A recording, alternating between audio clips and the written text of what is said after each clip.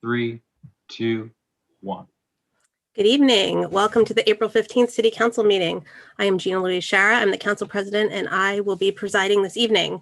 We'll begin as always with public comment. This meeting and all who participate on Zoom will be audio and video recorded. If you wish to make a public comment, please use the raise hand feature. To raise your hand, you click on participants in the horizontal menu bar at the bottom of your screen and a column will open up with participants of the meeting. The raise hand feature should be at the bottom of that column. If it is not there, then look again at that bottom menu bar under reactions and you may find it there. If you're having trouble, you can use the chat. That's the only feature for which we'll use the chat is for people having sort of technical problems. And if you're calling in by phone, you can raise your hand by hitting *9. I'll unmute each raised hand one by one and ask if you'd like to make a comment. When you begin, please state your name and your city or town for the public record. To ensure everyone has an equal opportunity to speak, the council asks you limit your comments to 3 minutes. After 3 minutes, I'll ask you to please finish your sentence, not your paragraph, but your sentence, please. We have a very long agenda, and we ask that if possible, you use less than 3 minutes. Don't feel like you need to use all 3 minutes. If someone has said something you agree with, you can say ditto or just that you agree. According to our rules, we do not respond during public comment as it is your time to speak. So while your comment should be directed to us, you'll understand when we don't respond to you. And you may speak on any topic. It doesn't need to be an item on the agenda. And I ask that all but the council turn off your video until called upon, as comments are directed to the council and only the person recognized has the floor. We'll do our best to act quickly if someone is acting in a way that is inappropriate, deploying profanity or slurs, or displaying something outside of what we'd expect in council chambers, and I'll remove anyone that needs to be removed from the meeting. If you don't wish to make a comment, you can always watch on Channel 15 or by streaming through Northampton Open Media's various platforms, including YouTube. The recording of this meeting will be available on the Northampton Open Media's Government Video Archive channel on YouTube, and I thank them, as always, for that public service. I'll remind people we're always happy to receive comments by email, which are equally part of the public record. So please email us at citycouncil@northamptonma.gov. And we will start with Jackie Balance. Oh, thank you. I'm Jackie Balance. I'm your gadfly from Florence. I got to tell you that I don't want to be here. I had other plans for my retirement besides fighting climate change, and public speaking gives me anxiety. With that preface, I want to thank the city officials who have engaged with me recently in a conversation about that new gas station planned for King Street. We know that gas stations themselves emit greenhouse gases. You can smell the vapors when you pump your gas, and those vapors are only part of the emissions that a gas station itself produces. Every councilor was sent a copy of a January article from the Environmental Law Institute called Governing the Gasoline Spigot. The Institute concludes that state and local governments should halt construction of new gas stations and begin phasing out existing ones. One Northampton official told me that it is most imperative to reduce the fossil fuel demand. And of course, that's true, but it does not justify adding to the fossil fuel infrastructure on King Street, which is already perfectly adequate for our city's needs. Really, has anyone ever heard someone say that we need more gas stations on King Street? With a rapid increase in electric vehicles that's predicted, a new gas station may not even break even before it's obsolete. And we'd be doing Big Y a big favor to rescind their flammable storage license. I was told by someone else from the city that the newer petrol storage tanks aren't as bad as the old ones, and somehow that is not comforting. To paraphrase Councillor Dwight, once those tanks are in the ground, they're going to be there for a long time. And I would add that one day the new tanks will be the old ones, another fossil fuel contamination site that we have to clean up. Why create the mess in the first place? Let's consider an ounce of prevention. Fossil fuels are the cause of the very same climate emergency you are voting on tonight. If there is any way you're ever able to vote on that license again with full information this time, you can help set our city on a path to the rapid transformation that is essential to steer us away from climate catastrophe. I hope it's not too late. As you already know, we are not facing a fossil fuel issue, a fossil fuel problem, or a fossil fuel challenge. Our house is on fire. It is an emergency. Let's declare it so and then act as if we mean it, please, and thank you.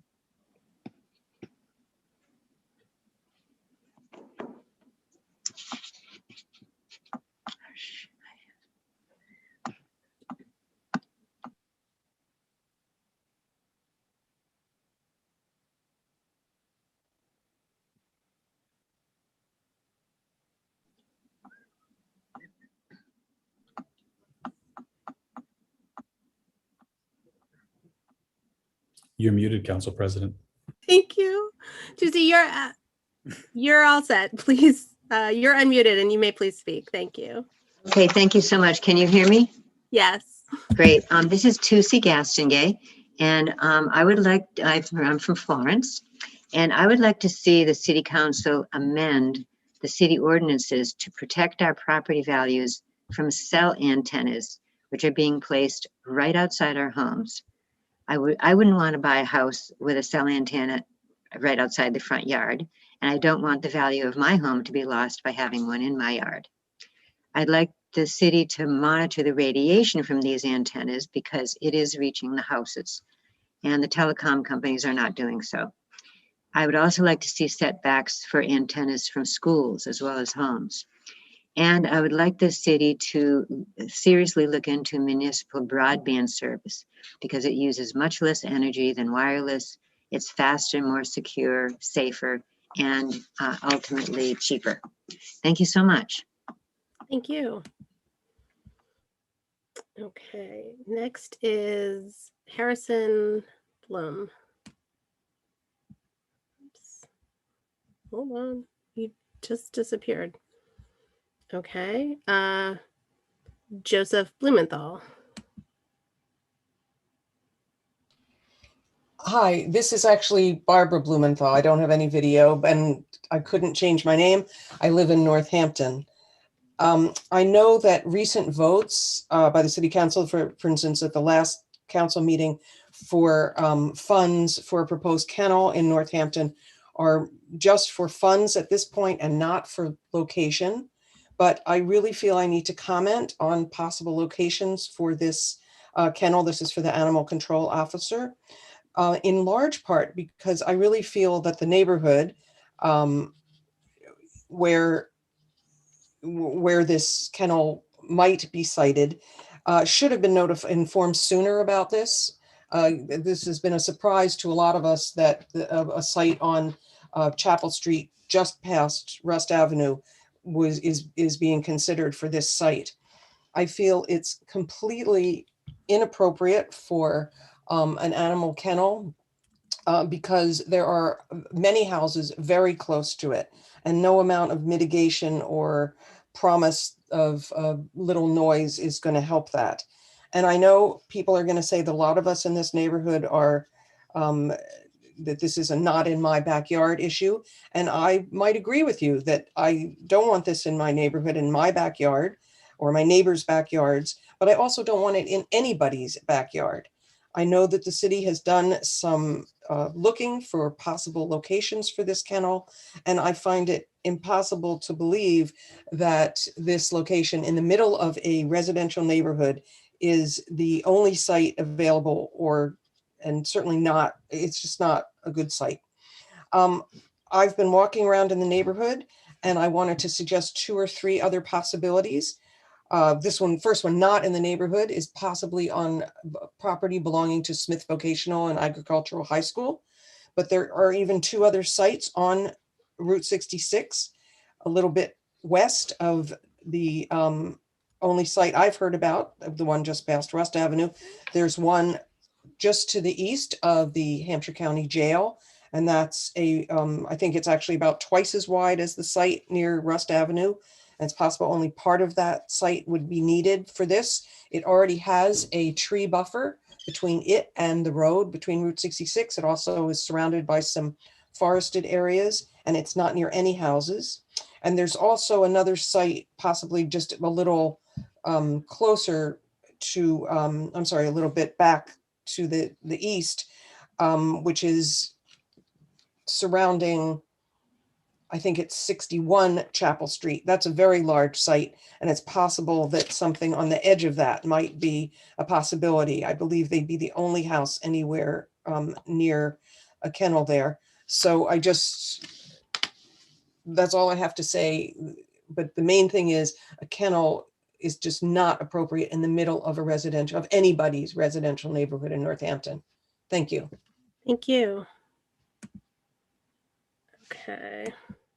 Let's go back to Harrison. Let's give this a go. Harrison. Okay. Yes. Thank you. And good evening. You can hear me, I assume? Yes.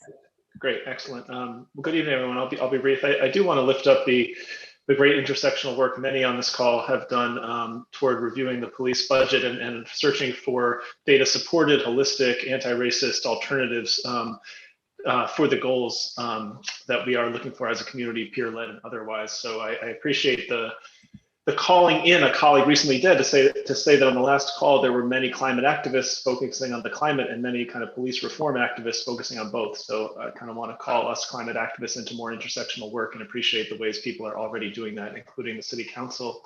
I'll just echo what Jackie said and use that as an opportunity to look at what might be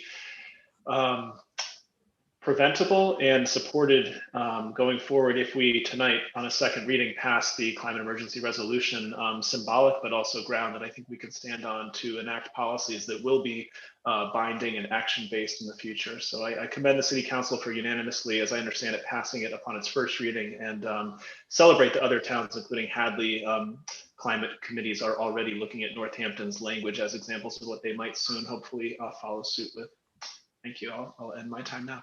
Thank you. Okay, next is Jesse Hassinger. Thank you. Welcome. First of all, I want to thank Harrison for pointing out something that I think is absolutely fabulous. I really appreciate you saying what you just did. Secondly, I would like to really urge everyone on council here to tell the mayor that he needs to implement the recommendations of the Policing Review Commission to develop the Department of Community Care.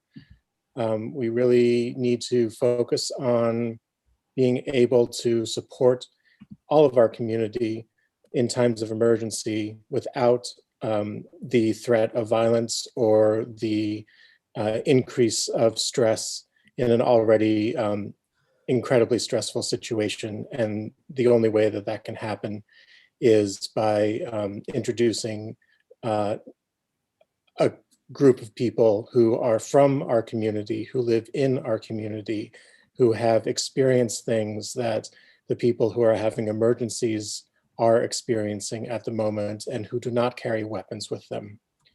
To wrap up, Roger Allen, Adam Toledo, Dante Wright, the next person could be from our community if we do not move forward and really make a change. Thank you. And next is Jose Adastra.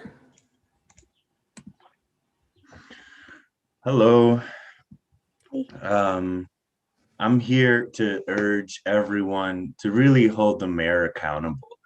To all the organizers, and to really observe this situation realistically. The police have been killing Black and brown people for hundreds of years. They just killed another 20-year-old father, and they just killed a 13-year-old in Chicago. So, you know, I think the mere mention of more studies or committees or assessments is appalling. We've waited a year already. You know how awkward it is for the organizers to live in a town where the police know you're organizing against them and you have to interact with them on a pretty regular basis. Sometimes I have to interact with the police. They pull me over. They really don't like me. They dragged me out of my car one night on my way home. even though, and I got stuck on my way out and I was yelling that I was stuck and they were dragging me out anyways, the Northampton police, okay, at night for a suspended license, okay? And I was reaching for my phone and a white officer opened the door and dragged me out before I knew what I was doing, okay? And that's me, father of 3 here in your town that pays taxes, that's been begging you for an alternative. It could easily be me that they kill. When I got taken out of the car, a third officer came up and whipped out his baton. And I said, what are you gonna do with that, rookie? Okay, these people, do you think the Northampton police are any better than the Chicago police or the Minneapolis police? And do you think that you're immune to the aftermath of the police killings of Black and brown people? Do you think that it won't happen here? That there won't be protests here? Wake up. Either you'll be recorded in history as racist if you don't help us, or it's just going to be the same as every other city, okay? Minneapolis, Chicago, everywhere, Portland, it's going to be the same everywhere. And for what? Because you want to keep alive a legacy of racism? You don't have to do that. You don't have to do that. Step out of this decorum that you find yourself in and provide us with an alternative. You should do it immediately. We studied it for a year. And before that, you know that we had enough evidence. Okay, why are you making us Google it for you? If all the evidence is out there that when you take the police out, our lives are saved. Okay, they're even dragging people with car seats in their cars out of their cars. Okay, so why don't you wake up? You're not safe. Nobody is safe here. Okay, and maybe it is going to be me. Maybe it's going to be Jose Adastra that the Northampton police kill. I know I'm not going to stop fucking around with them. All right, that's time.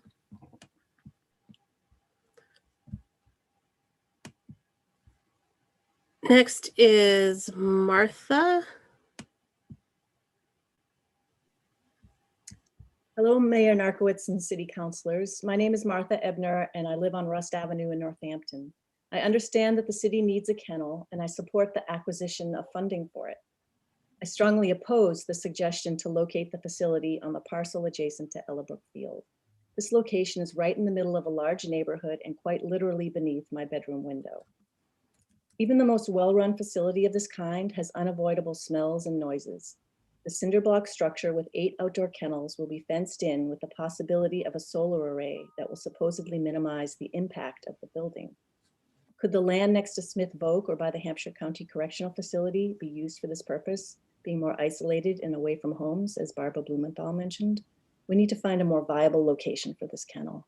This parcel adjacent to Ellabrook Field is an exquisite piece of Northampton property, one enjoyed for the recreation by all city residents and is not meant for a facility such as this.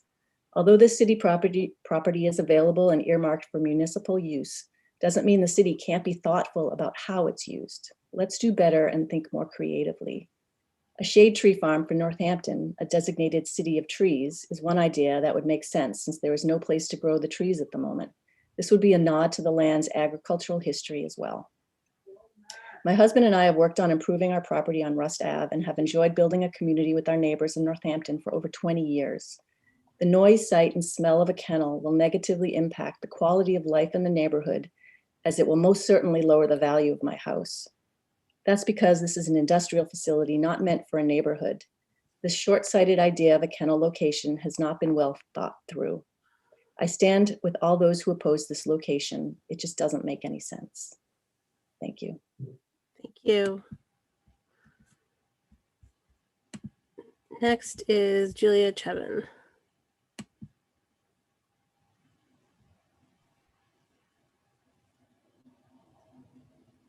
Great, thank you. Hi.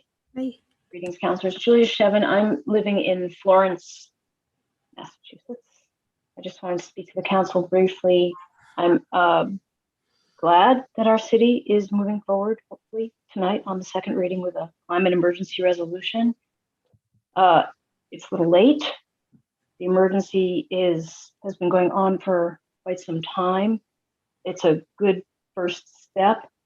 What I would encourage our council to do, and I'm sure they will in the future, is to look at every policy that is enacted, not only in the way that Harrison talked about earlier in terms of a lens of intersectional work, but a lens of what does this policy mean to the climate? What does this policy mean to our health? What does this policy mean in terms of anti-racism work?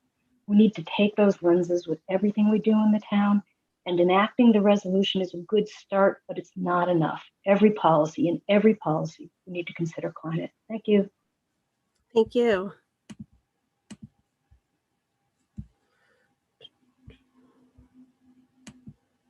Okay, next is Ryan Wadsworth.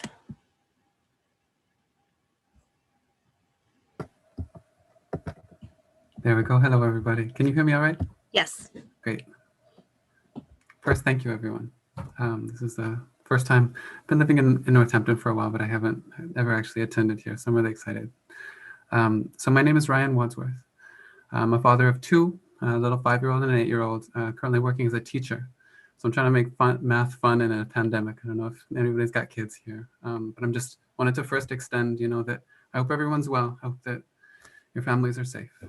So I'm calling to urge Mayor Narkowitz to add the proposed Department of Community Care to the budget. We need solutions for community safety that are accountable to the people in the community who are most impacted by policing. So I mentioned that I'm a father. And so that's just like Dante Wright, the 20-year-old that Mr. Adastra just mentioned. And, being a parent, I think just like being an elected official, makes me reflect about my legacy. Makes me think that like in 20 years, having a conversation with my children who now understand the world a lot more, I want to be able to say that, back in the 20s, during those waves of Black Lives Matter organizing, during all of the, house being on fire, as some of, the climate activist folks who were connecting our issues have said, that I want to be able to look them in the eye and say that I stood on the right side of history.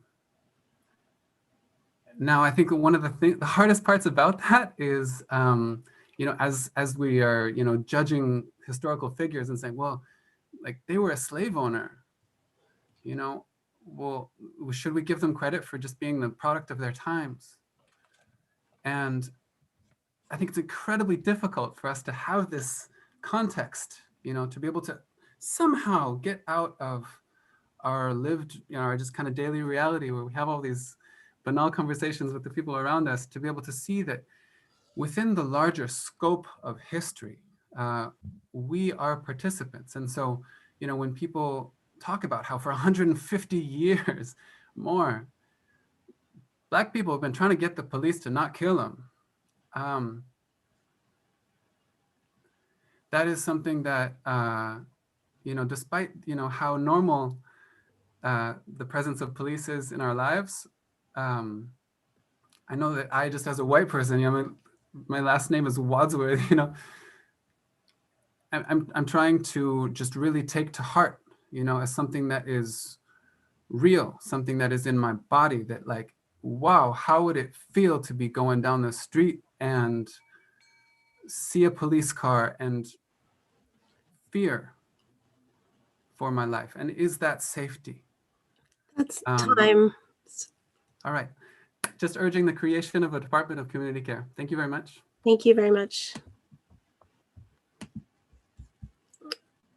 Okay, Megan.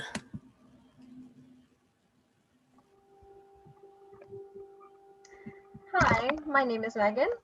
I used to work at ServiceNet in Northampton and worked in the field of mental health for a long time, and personally witnessed the brutality of the police in Northampton towards our clients living with severe mental illness and who just needed different types of resources, and police was not one of them.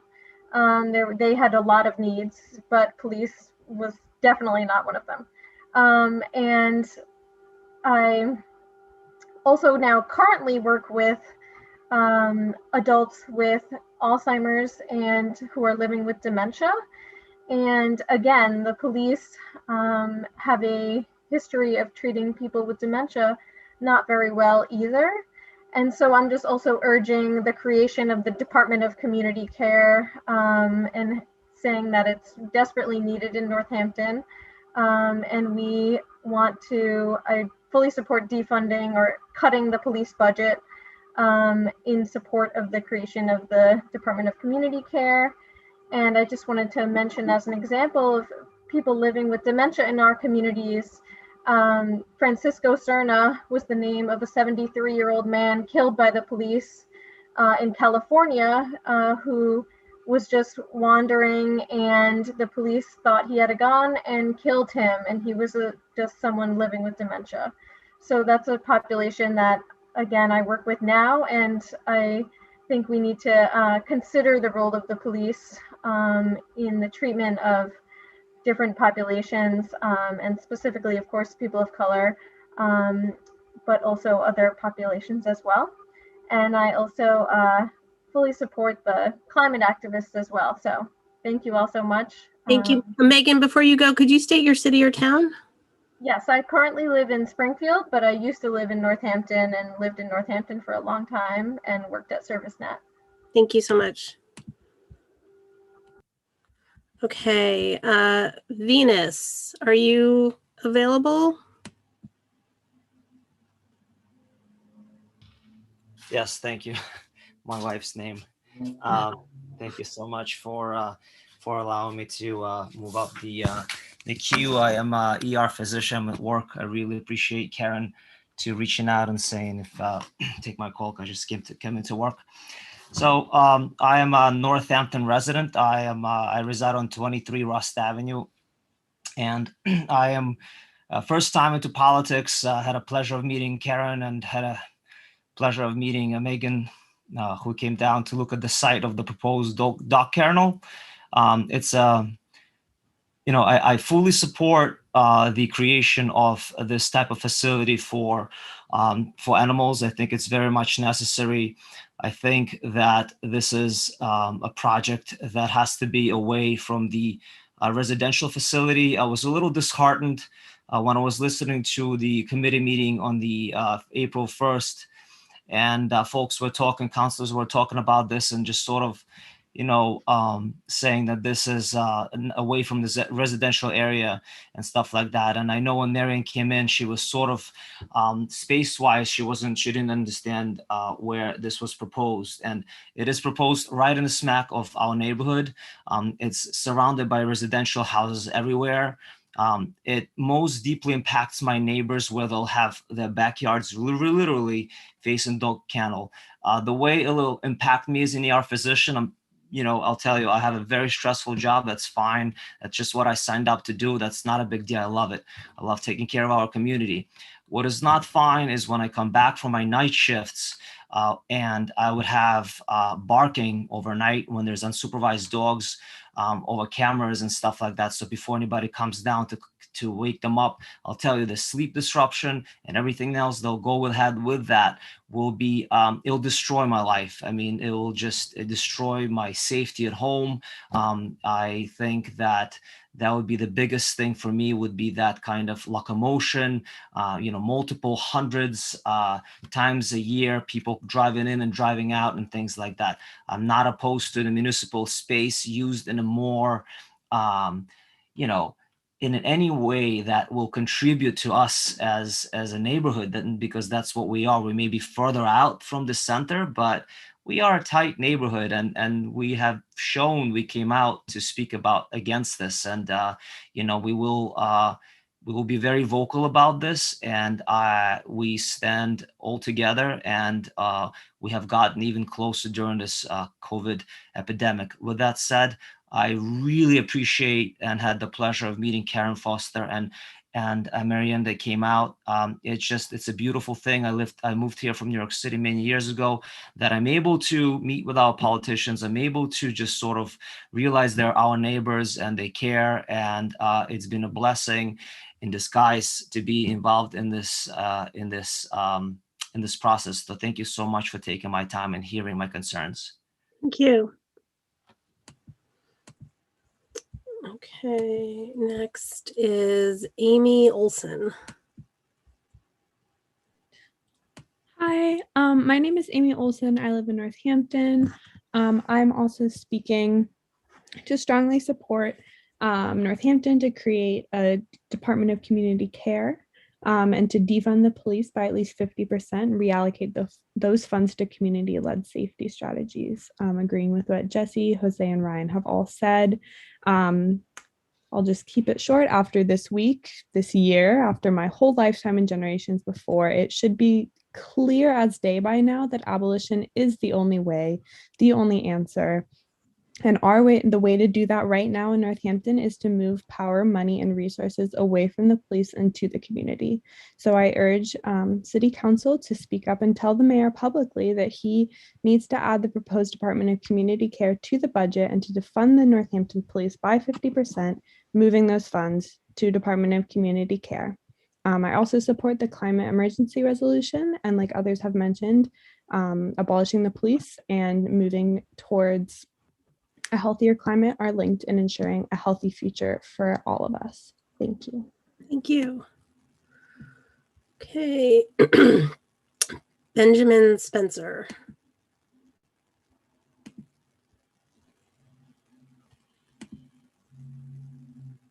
Yeah. You should be unmuted.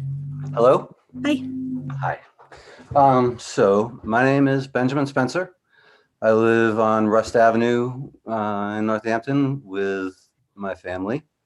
Found out about this proposed location for a kennel not even a week ago. So it's been kind of an exciting week. I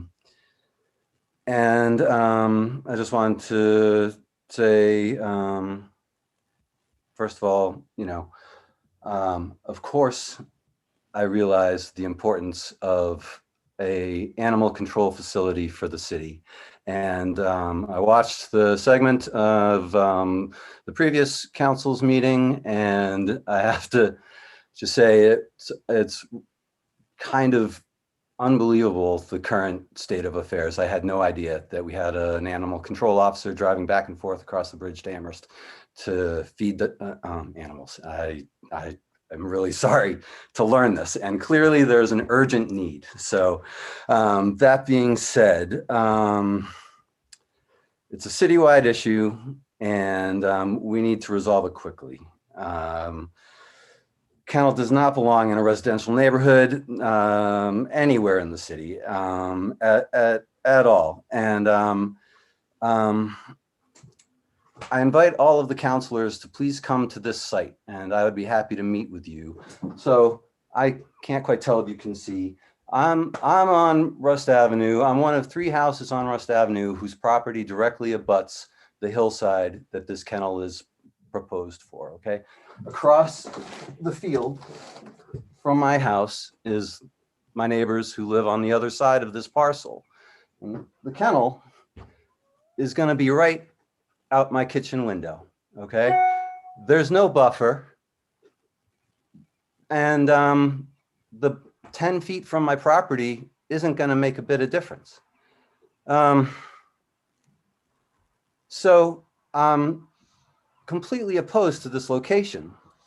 And it is honestly, it's an insult to the neighborhood for this to even have been considered, and to have seen what I saw from the meeting last week. So I need to be reassured by the mayor and the council that the meetings that are promised with the neighborhood happen well before any sort of commitment to this parcel. I don't want to be invited to weigh in on what color the cinder blocks are going to be. I would ask that our city councilor continually updates the neighborhood, making sure that abutters to projects like this know about it as much as possible in advance. I understand she didn't even know that this was going to be on the meeting agenda until just prior to the last meeting. So I understand, there's challenges, but we need to do a better job of letting people know. I only found out about this by happenstance. Karen can talk to you about that. And I want to be perfectly clear with the mayor and the city council that this location is absolutely unacceptable. There is no possible way you can put a kennel here. I'm open to other municipal use, but we got to be smarter than this. So thank you and good night. Thank you.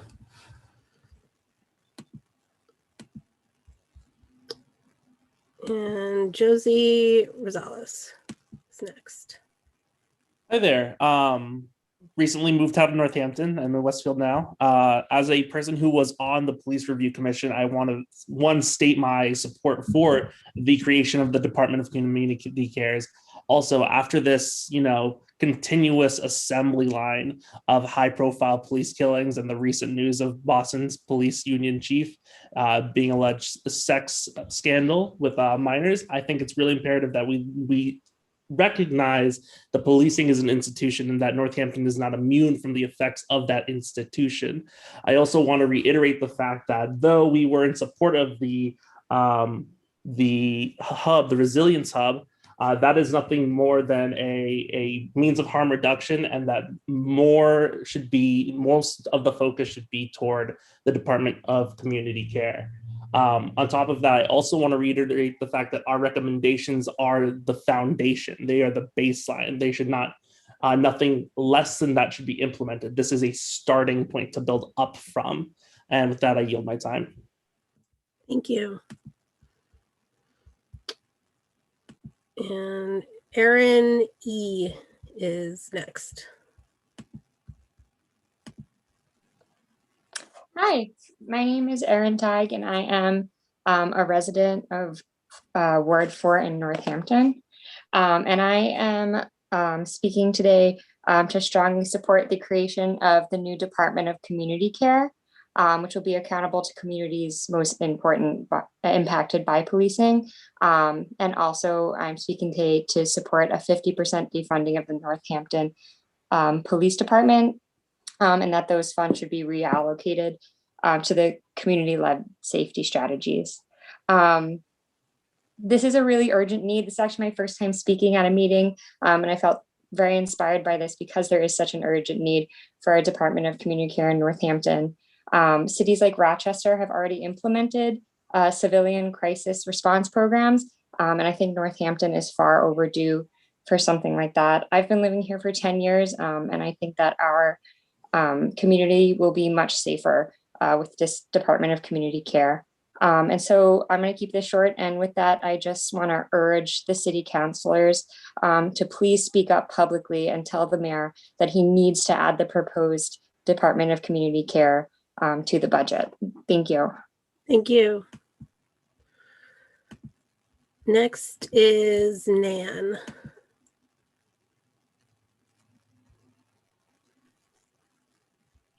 Hi, my name is Nancy Smith, and I live on Chapel Street in Northampton. My pronouns are she and her. I'm commenting tonight in objection to the proposed plan to build a city kennel in the middle of a residential neighborhood located on Chapel Street adjacent to Rust Ave and Ellabrook Field.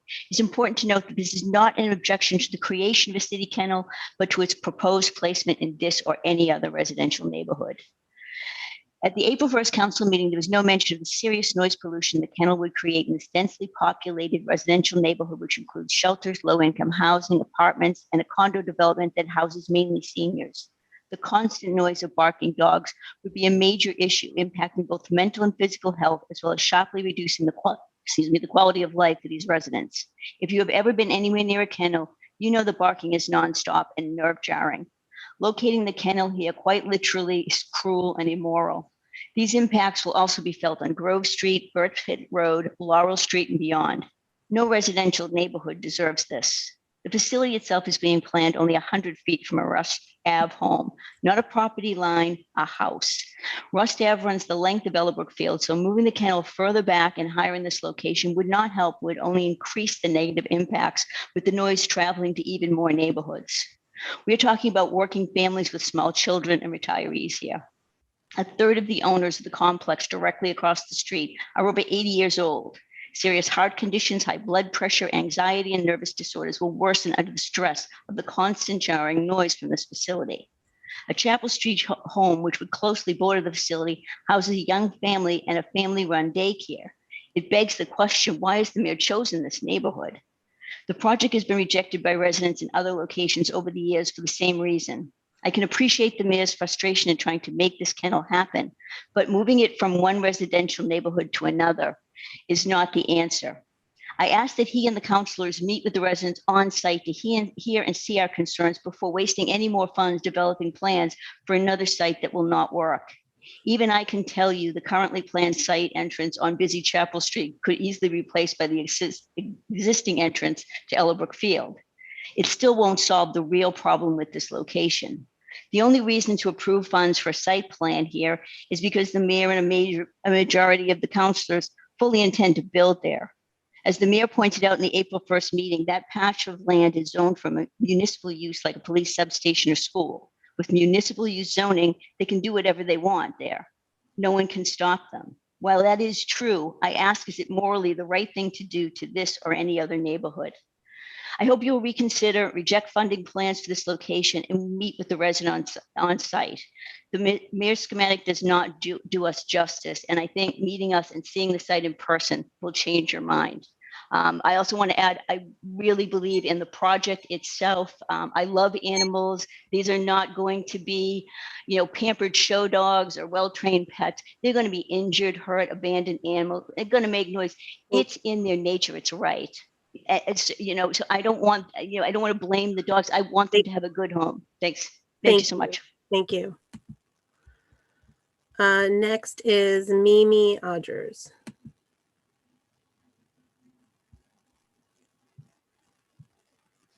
Hi, Mimi Odgers. I live in Ward 6 in Northampton. I hope you all are doing well tonight. I'm going to speak on several issues. So first, I do want to say that I support the resolution to declare a climate emergency. I think that it's just, as somebody else mentioned, it has to be considered in everything that we do going forward. And so I'm very much in favor of that. In thinking about commenting tonight, I thought to myself, well, what does Northampton value? What do we pride ourselves for? And our budget reflects our values. I know I've heard this sentiment multiple times when there's been the Prop 2.5 overrides, when they go on the ballot and then there's a big push for them. It's a large part as to why they always pass, because the argument would emphasize voting for an increase in taxes reflected the value that Northampton places on what is important for our city. And I do believe that our budget reflects our values, and that is why I'm asking all city councilors to speak up and insist that the mayor add a proposed Department of Community Care to the budget. This issue is of the utmost importance, and we do not have time to wait. People in marginalized communities have been waiting. People are always told, just wait, just wait. We can't wait anymore. And we in Northampton need to stand up and do what's right.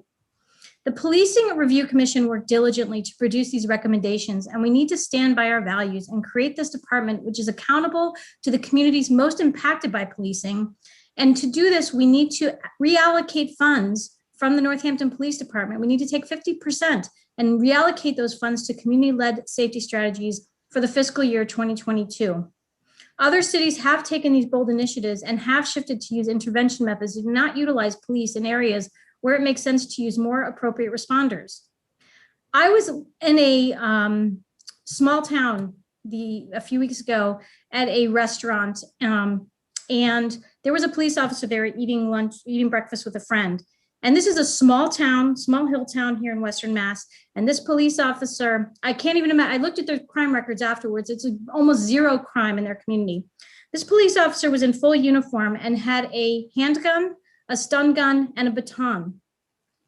And even just sitting there, I kept looking at that police officer in that uniform and thinking to myself, if I was having an anxiety attack, or if I was in some sort of distress that was not really, would I feel safe if a person with all of that armored gear showed up? I would not. And I'm a person who's never been in a situation where I felt in fear of police officers, but I have a different view of them now. When they can pull a gun and shoot a person and kill a 20-year-old young man and say, oops, I thought it was my stun gun. I have fear, because you know what? Just because they're not coming for people like me now doesn't mean they won't be coming for me later. And that, while it's not a fair thing to say, it's just that we all need to realize we need to stop this. The militarization of our police has to stop. So I ask you, what do we value? And I urge you to value a Department of Community Care and to defund the police department by 50%. I also want to speak about time. Okay, well, I'm just in favor also of not putting the proposed animal facility in a residential area. It's not my residential area, but I believe that we need to be very respectful of the fact of where we place areas impactful to people's lives. Thank you. Corinne Olson is having trouble raising their hand, so I'm going to go. You should be unmuted now. Thank you so much. You're welcome. So I'm Corinne Olson. I live in Florence, and I am speaking to urgently support the creation of the Department of Community Care. Having a cop respond to certain community calls, including a mental health crisis, is similar to going to your accountant to reset your arm. Police are trained to act quickly. This leads to many assumptions, often the assumption of intent to do harm, and not taking into the consideration the possibility of mental health issues or cognitive delays. In most mental health crisis calls, it is more common for the patient to be hurt or killed than the cop.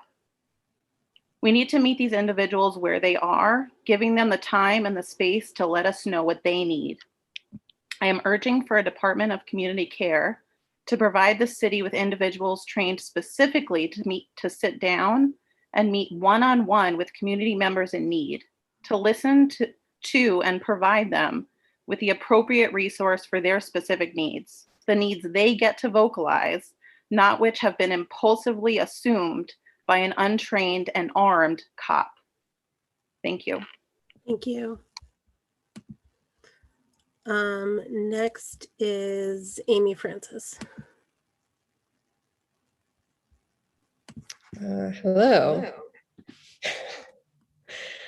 Hi. Okay. So, Amy Francis, Ward 4. I am a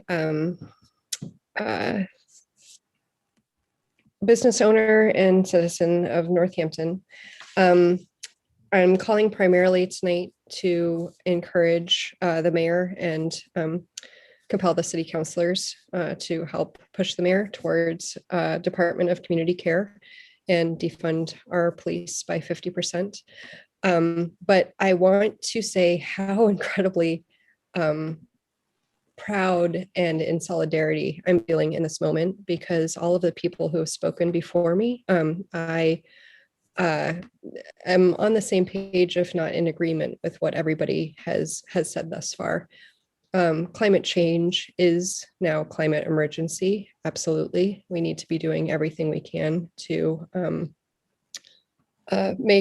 make things happen for the betterment of our lives and of those future generations that hopefully will come after us, as well as the intersection of climate emergency with racial justice, social justice, food justice, all of these things that matter to our community and in our daily lives. So I just want to reiterate that, and also encourage the councilors and the mayor, if they haven't happened to see this yet. I really found that the video of Trevor Noah from The Daily Show that he put out today, talking about where are the good apples. I encourage you to watch that short 4.5-minute video, because where are the good apples in our Northampton Police Department? Why am I not seeing on their social media and in other ways them standing up and saying, absolutely not here, not in our community, not in our country?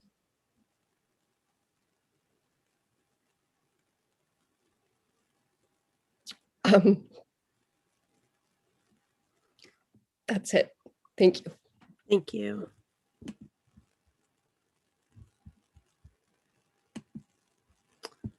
Next, Ilya, I hope I got that correct. Thanks. Yes, it's Ilya. Nice to see everybody. This is a first for me. Mayor Narkowitz, City Council, thanks for giving me the opportunity to speak this evening. My name is Ilya Karatsareos. I'm a new homeowner on Rust Avenue in Northampton, directly abutting the proposed site for the animal control facility. Before I get into that issue, though, I just would like to say I'm fully supportive of the establishment of a Department of Community Care. I'm a professor of psychological and brain sciences, so I'm really acutely aware of the special training needed to assist people in distress. We need to be spending money on this. That's all I have to say on that point. Speaking on a more neighborhood issue, I'm not going to repeat all the same excellent points my wonderful neighbors on Rust Ave and Chapel Street have already made. I'm just going to distill my argument for why this animal shelter facility is not suited for the site. First and foremost, the site's in the middle of a residential neighborhood. It's not on the outskirts. It's not in some big field in the middle of nowhere. It's literally in the middle of our neighborhood. It's not suitable for any residential neighborhood in the city. So this is not an issue of pushing it from one place to the next. It needs to find a different kind of home. In all other cases in the surrounding municipalities, similar facilities are located at sewage treatment plants, as in the case of Amherst and Belchertown, recycling or garbage dumps, as is in the case in Franklin County, or industrial sites or next to the airport, as in Springfield and Westfield. There are a multitude of reasons such municipal sites are located in these areas, including their impacts on surrounding homes, the ability of existing infrastructure, and co-location with other municipal facilities to reduce costs and decrease the environmental impact. And as I said, I echo the sentiments already made that there have to be more suitable locations. My second argument is one of finances. I'm not sure I subscribe to the financial necessity of spending nearly $1 million on this facility, though I agree that a facility definitely needs to exist. I believe that potentially co-locating it with another municipal, county, or state facility, or an abandoned site that may already have some usable infrastructure would both allow saving of money and reducing environmental impact instead of building it on an open green space in the middle of a residential neighborhood.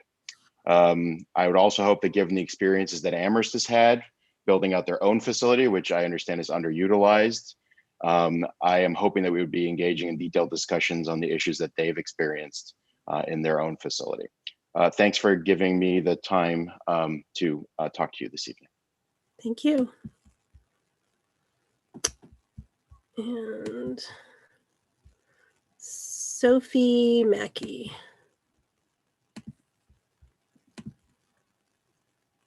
Hi, my name is Sophie Mackey, and I live in Ward 3 of Northampton. I'm here today to offer my strong support of the establishment of a Department of Community Care. And I really hope that all of the city councilors will voice their support and in any way try to support the mayor in making sure that the Department of Community Care is included in his budget.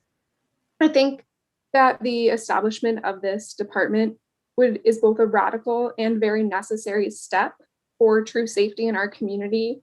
And I think this department needs to be accountable to those who are most impacted by the racist project of policing. I have been really excited to learn about communities that have also created departments to provide the necessary reimagining of safety. And I think there's a lot that we can learn from them.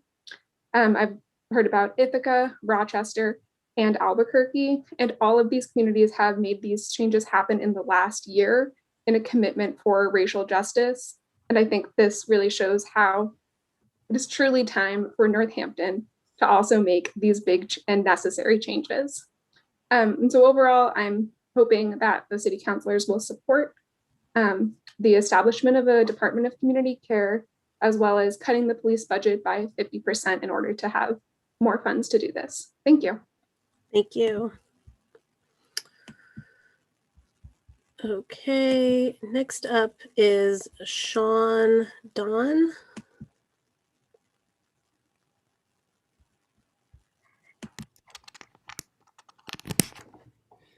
Hi, thank you. My name is Sean Donovan. I live in Northampton in Ward 3, and I am here at City Council in particular to very much endorse, like other people, the city adopting a Department of Community Care, and I'm hoping that city councilors have heard enough today and in past meetings to strongly support the mayor to write that into this upcoming year's budget to start out with. And yeah, I know a lot of people have spoke to this already, Sophie, Josie, others, so I'm not going to belabor the point, but I will say I've been either a resident or I've worked in Northampton for about 15 years, and some of my work has been supporting folks who experience extreme emotional distress. And I've heard countless stories of how police have made those encounters worse, that have added trauma to people's experiences. And I know from accounts in this city and just all over the country how much that really puts extra stress on Black folks and people of color, and particularly people that are disabled and have psychiatric labels. So I really would hope that this Northampton, in this city that has a lot of signs, proclaiming Black Lives Matter, like, I think an even better monument to that would be to defund the police by 50%, who have shown themselves to be a hindrance to Black lives, and also just establish this Department of Community Care. And I also want to add one more piece, and then I will yield the rest of my time, that it would be really great if in the polling from the Reimagining Community Report, people on City Council and the mayor really talked about peer-led response and citizen-led response instead of co-responders with police, because that puts too much pressure on these other responders to de-escalate the police. So if we could have support that doesn't include police responding to so many of these instances where we don't need armed police in the situation, that would be great. Thank you so much for your time. Thank you.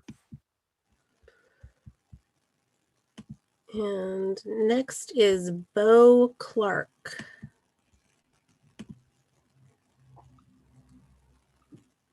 Hi, my name is Bo Clark, and I'm a resident of Hadley, but I was born and raised in Northampton and work in Northampton.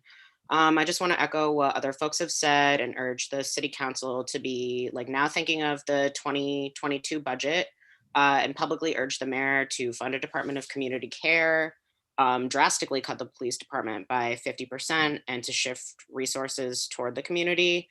I really hope that you all take into account the amount of work that the Policing Review Commission was asked to do over the last 7 months and really fully take their recommendations to heart. Again, as a starting point, as one of the commissioners has said, I believe our budget is a moral document and we should be following suit of other cities to direct resources away from our police department.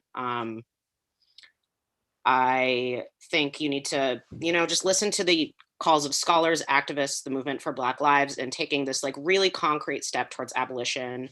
Now is the time to do this. We have the opportunity. If Northampton is a progressive place, I would think that you would want to be part of this journey and joining together and making these concrete steps. I don't personally think that anything is unique about the Northampton Police Department. I think they're spending their time harassing residents.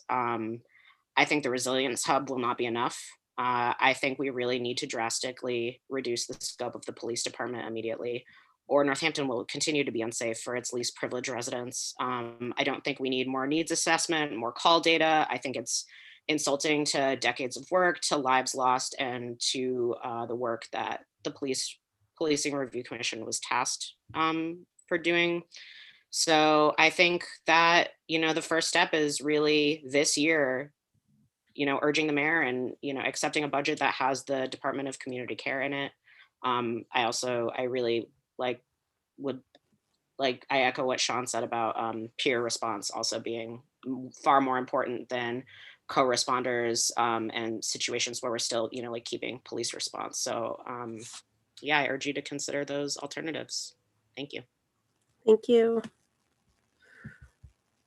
Okay, next is Mac G. Hi, my name is Mac Godinez. I live in Ward 2 of Northampton. I'm calling to ask the mayor to cut the budget for the Northampton Police Department by 50% and immediately implement a Department of Community Care as advised by the Northampton Policing Review Commission. And that was implemented in the summer of last year. This is an urgent matter, as everybody else has been speaking on, which is at the top of their recommendations, because it's so urgent, and one which would be not only disrespectful, but also really dangerous and reckless to delay. I can say that from my experiences living in town, I even just recently I saw an instance in which there were these two folks, they were fighting, and there was just, a tense situation between them, and the police ended up being called and were just really harassing the young Black man that was on one side of the fight, and like yelling, and it was just a very aggressive environment.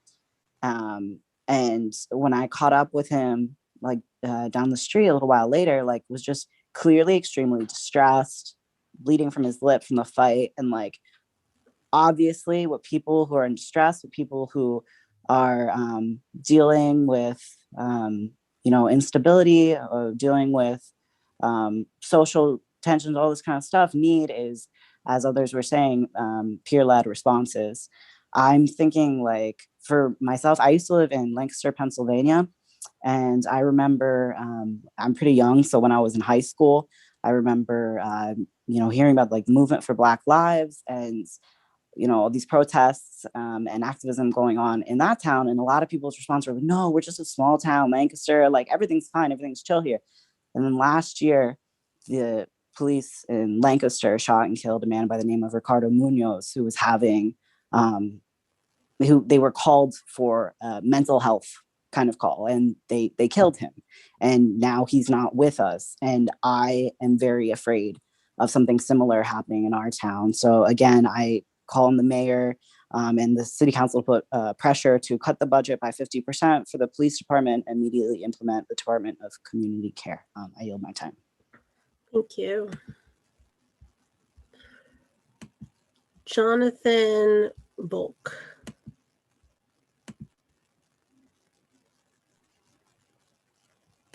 Hi, my name is Jonathan Volk. I am a resident of Ward 2. And so my comments are addressed to the mayor this evening. Recent public comments from you on the Northampton Policing Commission Reviews report seem to suggest that you are not yet willing to make any budgetary recommendations for the creation of a new Department of Community Care that would reimagine public safety and drastically reduce our community's reliance on policing in all of its many violent, racist forms. At the last city council meeting, you said, quote, "I don't know that you can create a department in 45 days for July 1st. That would defy all municipal and every other law of gravity." Framing the recommendations of the Policing Commission report as a defiance of the law of gravity is another way for you to say that reimagining public safety without cops is as impossible as water going up and smoke falling. But I want to ask, is it impossible to imagine our lives without constant militarized police presence? Impossible to imagine community members like Jose not being wrenched out of their cars and threatened with batons? Impossible to imagine being stopped for a broken taillight by someone who doesn't have a gun? Impossible to imagine that Dante Wright would still be alive if not for the police? Impossible to imagine that Adam Toledo would still be alive if not for the police? A budget like the one you'll be proposing in less than 45 days is actually a pretty miserably realistic document. It gives you the chance to show your community what is actually possible and the means with which you and the city council can make it possible. But there is another law of the universe at work here besides gravity, and I think it's a moral one: inertia. Moral inertia. A moral inertia that is profoundly disappointing.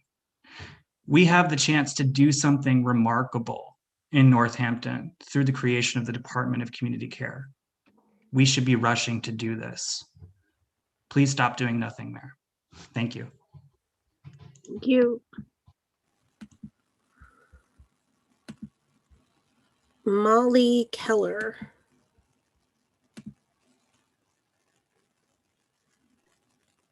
Hi, sorry, I'm plugging my computer in. Would like to speak in support of forming the Department of Community Care and of defunding the Northampton Police by 50%. Even if there hasn't been a high-profile police killing in Northampton, doesn't mean that there isn't rampant abuse and police misconduct in Northampton's police force. For example, just some that I am familiar with, like Officers Borowski and Andrew Cole have both arrested people for giving them the middle finger. And Andrew Cole is known, like he had a restraining order approved against him, and police in general have much higher rates of domestic abuse than the average population, of abusing their partners than the average population. And I don't think those should be the people that are supposedly going to protect you if you're in a domestic abuse situation, because if these people are like more likely to be domestic abusers than your average person, why should I believe that if I'm in danger, they're not going to side with my abuser and going to believe my abuser? And you know, so for that reason, I think it's so important to not have these people who are just trained to enact violence be the people that are supposedly protecting us. And yeah, that's all. And I don't live in Northampton. I live in Amherst, but I'm a Smith student. So I'm in Northampton like 4 days a week. Okay, that's all. Thank you. And Ashwin Ravi Kumar is next.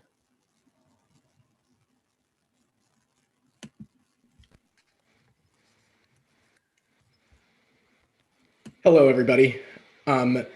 So first of all, I would love to once again take a moment to celebrate the amazing work of the Policing Review Commission in putting out this report with such fantastic recommendations. And mainly I'm here to, like many others, urge the City Council to really push the mayor and talk to the mayor and ask him and tell him that he needs to, in his budget, create and fund a Department of Community Care.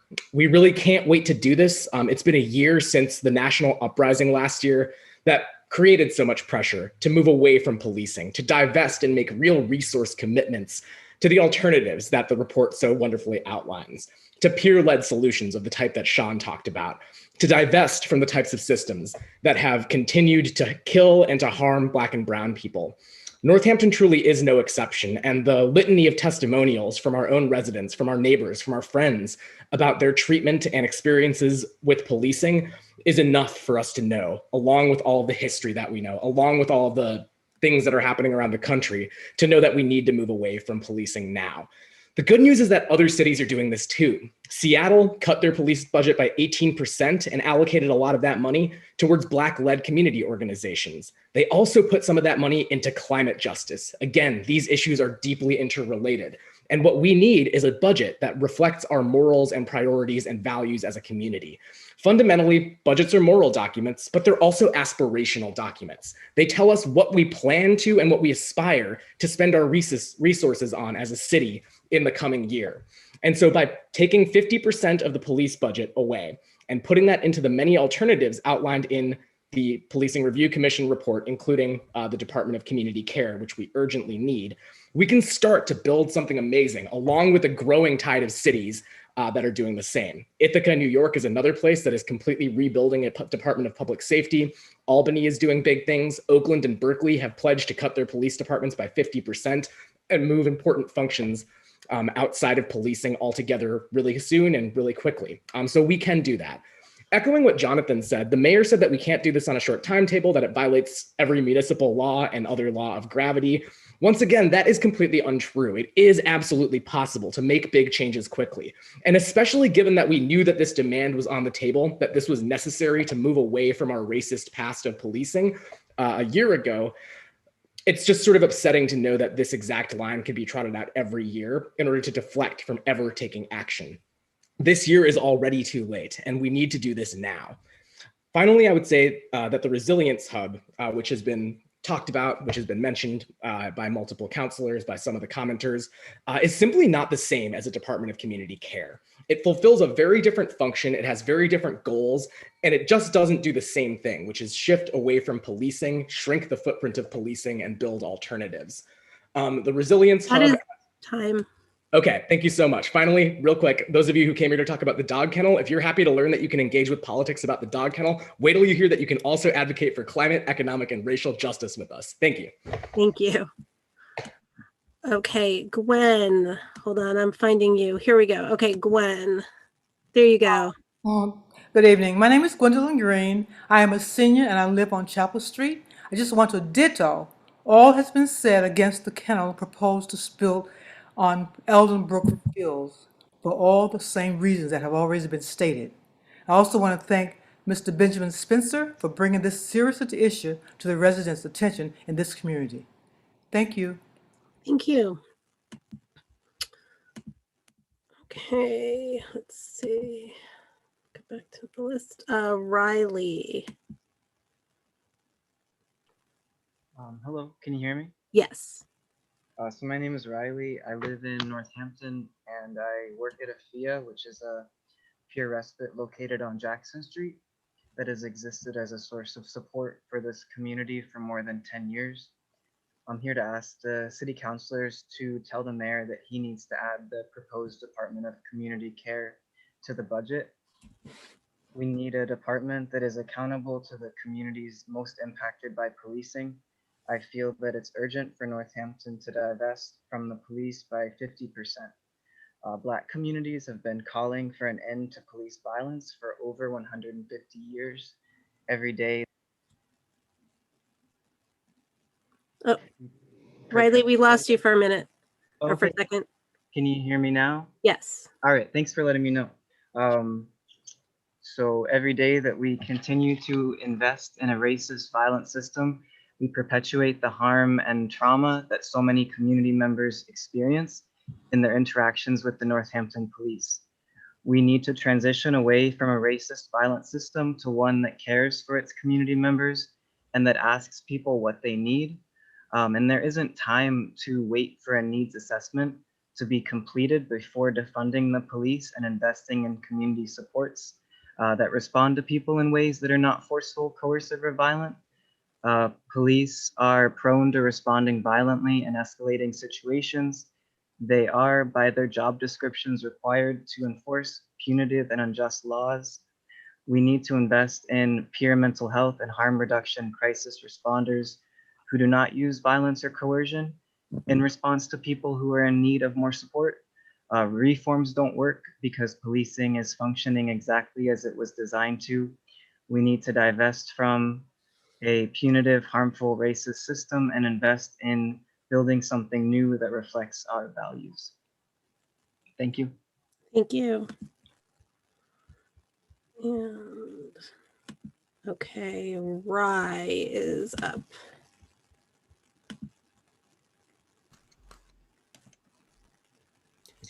Hello, my name is Rye, and I live in Ward 3 of Northampton. I always forget that part, so I started with it this time. Also, sorry it's so dark right now. I'd like to speak in support of the creation of a new Department of Community Care right away, this budget cycle. I think a lot of people have already spoken to why this is possible, and this is imperative. And you know, I know I'm repeating people, but I have people I care about a ton in our town that are threatened, harmed, afraid of the police in our town. And I really, really do not want to see our town invest in these systems of racism and of harm again. I really don't, and I would love, and I believe in our legislator to move this money away from these harmful systems, create new departments, invest in the work of the Policing Review Commission, who did really amazing, diligent work. I think our community has an amazing opportunity, and also speak out in support of the climate resolution for all the reasons everyone spoke of. Thank you, and that's all for tonight. Thank you. And next is Danielle Amadeo. Hi all, Danielle Amadeo, Ward 3 here. Thanks city councilors and Mr. Mayor for being here and listening. I'd like to affirm and amplify all of the previous calls for city council to work with the mayor to divest from policing by 50% and use those funds to create a Department of Community Care and use those funds to support our community's needs right now. I am the chair of the Northampton Arts Council, and this past Tuesday, after many months of concentrated conversation amongst our board, of grappling, of listening to one another, learning from one another, our board voted to sign on to NAN's demands. calling on you, the city council, and you, Mr. Mayor, to make this work. If you care about Black and brown people, if you care about people of color in Northampton, not only feeling safe, but being safe, which I know you do, you say you do, it's time to stop with the cop-outs. It's time to stop with the excuses and get it done. If I can work with a team of people who are coming from all kinds of diverse backgrounds, all kinds of different opinions on this, to endorse these demands, then y'all can do it. I believe in you. I know it's hard. I know it's not easy, but this is why you were elected. You can do it. So I'm asking you to get it done. We're all on here asking you to get it done.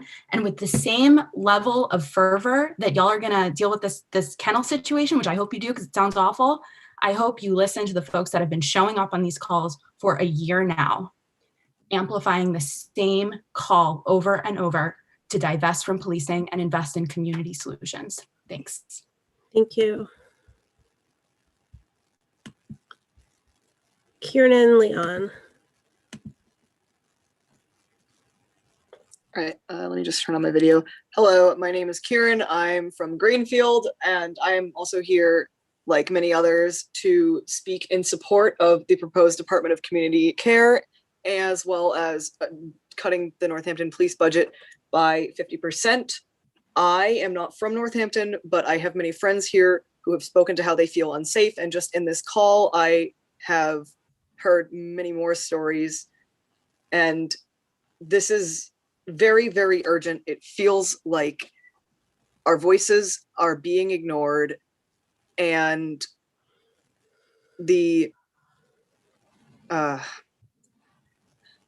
people, like the last person said, have been coming to these calls for a year and yet no change has happened. And I would also just like to point out, as many other people have said, that this is not something that is completely unheard of. Many other cities such as Albuquerque, Rochester, and Ithaca have done this. There is numerous research out there to show why defunding the police is correct action to take to make the city safer for everyone, and why investing these funds into community care is something that should be done. I would also like to point out that Northampton, as someone who does not live there, has a long history and is viewed by many other people in Massachusetts as a center of social justice and progressiveness, and a city that is not afraid to do new things to make social reform. And this isn't unlike any other instances of that in the past. So I urge you, the city councilors, to urge the mayor, and I urge the mayor himself to seriously consider taking action on this. Thank you. Thank you. And let's see, Yaping.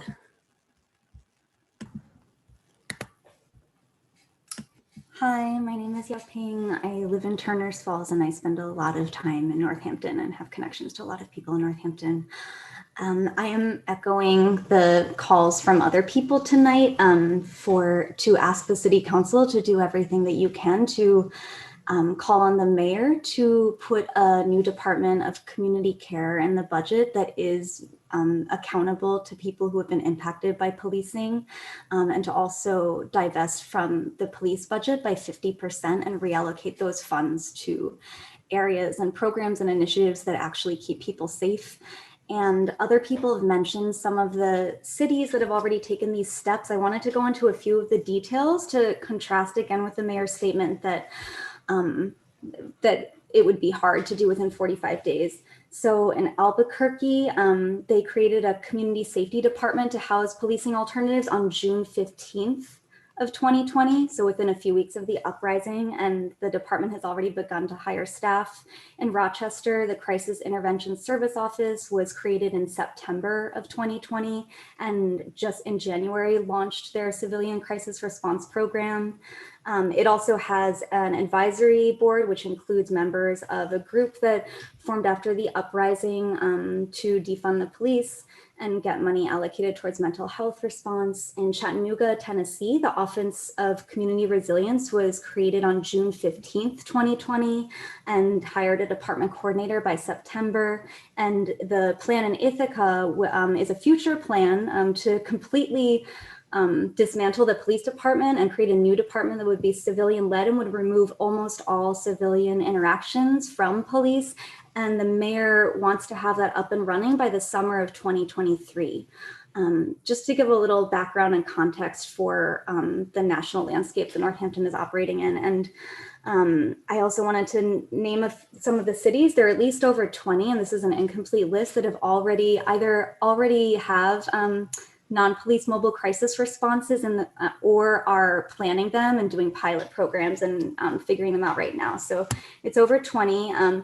Denver, Olympia, Washington, Eugene, Oregon, Minneapolis, Ithaca, New York City, Albuquerque, Berkeley, Dallas, Raleigh, Hartford, Houston, Oakland, Portland, Sacramento, San Diego, San Francisco, Chattanooga, Rochester, Los Angeles, Aurora, Colorado, Chicago, and Toronto.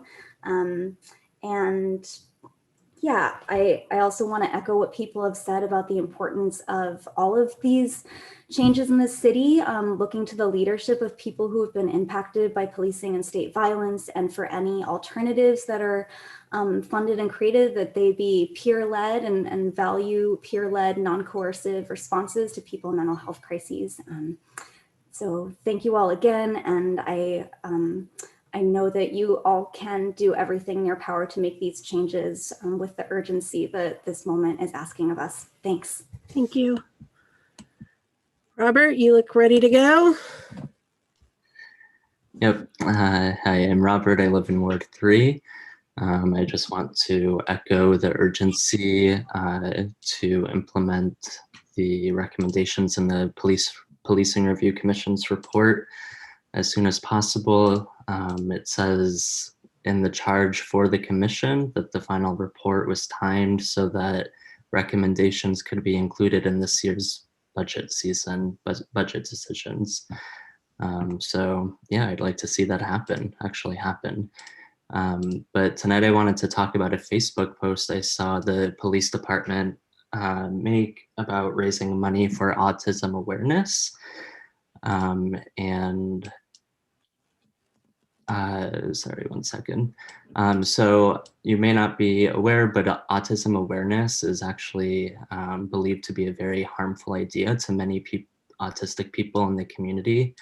It promotes the idea that autism is a disease that needs to be stamped out rather than a different way of being in a world that wasn't designed for autistic people. In other words, a neurodivergence. It's currently Autism Awareness Month, which is a huge fundraising month for an organization called Autism Speaks. You might be familiar with their Light It Up Blue fundraising campaign. You can see on the patches that the Northampton Police are now wearing a blue puzzle piece that links it with this effort. And Autism Speaks is a multi-million-dollar organization that has been disavowed by over 60 disability and autism rights groups in the United States and nationally, primarily for promoting, again, the idea of autism as a disease, and because only 1% of their budget actually goes towards providing family services.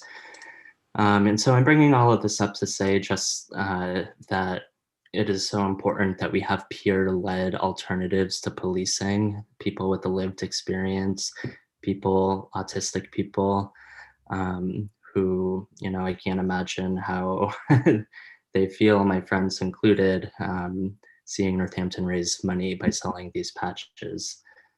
So yeah, I just want to support the call for the Department of Community Care to be peer-led. Thank you. Thank you. Okay. Booker Bush is next. Did that work? There you go. Yeah, that worked. So I thought I was going to go behind some other people. I'm Booker Bush. I live in Ward 7. I'm a proud elector of Rachel Maori, who I'm really pleased is our counselor. I am a member of the Northampton Policing Commission. And clearly I'm in support of having our recommended safety program community care program occur. One thing I'm concerned about is I feel a lot of warmth and support of all of the members of the city council for many of the things that we would like to have happen, and switching mental health response and many other activities. Though I'm concerned that there's a real feeling that the Resiliency Hub could solve and become the Department of Community Safety. And I want to make public my feeling that that doesn't work. Although we could put a lot of the things that what we've recommended within the Resiliency Hub, which I think is essential, and it's a really good thing. But it does not necessarily defund the police. It does not switch or change the policing footprint.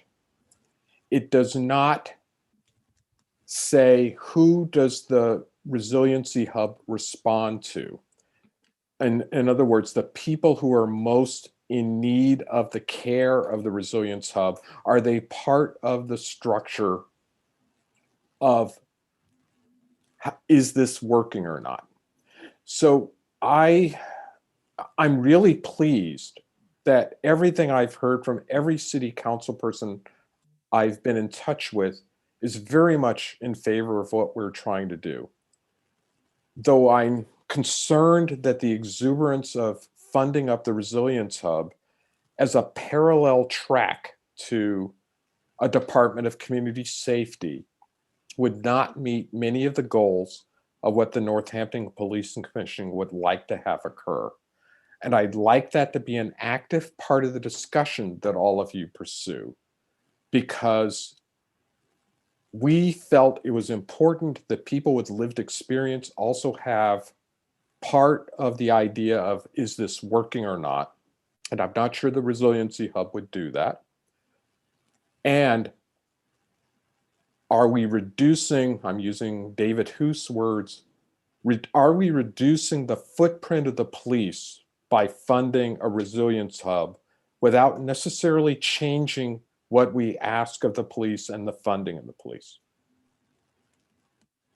Oh. Oops. Booker, were you done? Hold on, you've got muted.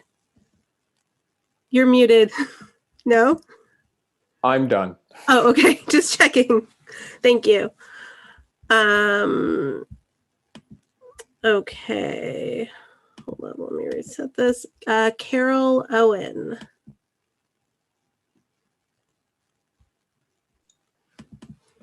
Hello, thank you. I'm Carol Owen. I live in Ward 6. I'm the proud constituent of Councillor Marian Labarge, and I have lived in Northampton for, it's hard to believe, but 40 years of my life, more than half of my life. Others have spoken very eloquently to the need for putting into the budget the money from whatever sources to fund the beginnings of a Department of Community Care.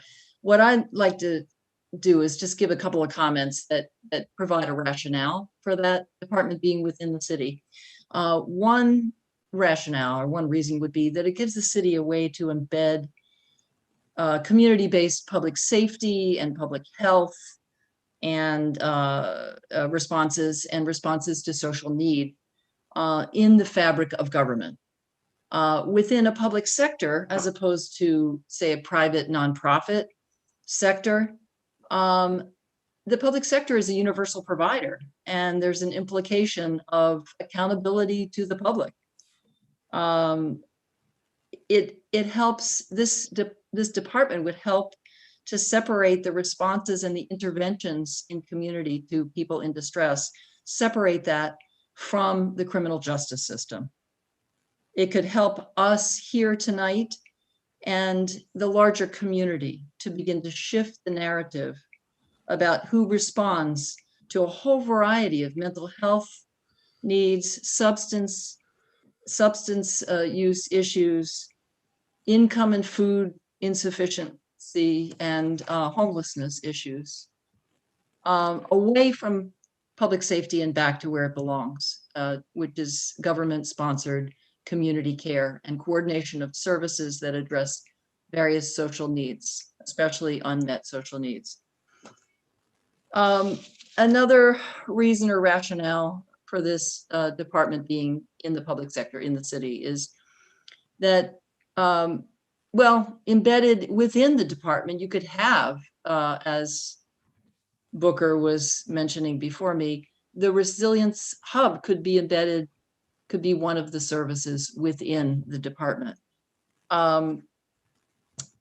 Crucial to all of this is, I'm echoing what others have said, it's the civilian non-armed response to community distress or distress in the community that's going to be key. And the oversight committee and advisory committee that would regularly evaluate the services and coordination that's being provided out of this department should be heavily represented by people.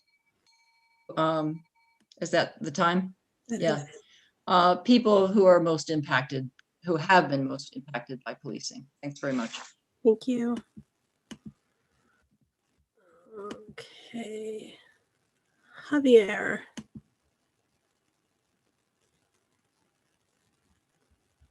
Oh, can you unmute? There you go. I just did. Can you hear me? Yes. Thank you so much. My name is Javier Luengo. I'm a staff member of the American Civil Liberties Union of Massachusetts. I'm in charge of all the campaigns, municipal and statewide in Western Mass from the ACLU.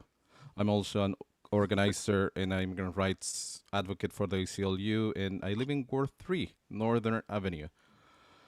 I wrote a lot of stuff and a lot evolved because somebody was stealing my talking points, so I was jumping from one talking point to the next one. So this is gonna be probably not coherent, but the Department of Community Care has to be an independent department. And I'm going to talk about what I have heard, and that it doesn't align with the narrative that the commission stated. The Department of Community Care, it's an independent department. It's not a department under, for example, the police department, and that's essential. The Northampton Police Review Commission, even in the report, identify a specific situation and say, yes, those are tasks that the cops can do. And all of the rest that we were talking about in the report is non-armed response. Sadly, the reporting by the Daily Harper Gazette and other news outlets has been really poor on this, and the statements coming from the police department has been a little misleading. We're calling for peer-led response, non-armed response. And I want to be really clear with this. And I just realized, for example, that myself, I was the co-chair of the Alternative to Policing subcommittee of the Northampton Police Review Commission. Booker Bush was the co-chair with me of that commission. Councilman Jarrett was a member of that commission. Carol Owen was, so my entire subcommittee is in this meeting. We said for hundreds of hours, listening testimonies, evaluating different systems, understanding different systems. The recommendation is clear. The creation of a new department, fully funded, fully functional in 2 years. An independent department that is accountable to those that it serves. And that's essential. That's a point that is not, we cannot change that. Has to be accountable for those who serve. As a co-chair of the Alternatives subcommittee, was really difficult to get people to give testimony about their experiences with service providers because they were fearful they will lose the service that they were getting. The Resilience Hub will be a great idea. But the problem is that if you plan to run the Resilience Hub with existing service providers without an accountability system, you're just perpetuating a pervasive system. Thank you so much. Thank you, Javier. Okay. Lemmy. Hi, I'm Lemmy Coffin. I live in Ward 1. I just want to take a minute and read the Northampton Police Review Commission creation of it that was drafted by Councilor Chiara and the mayor.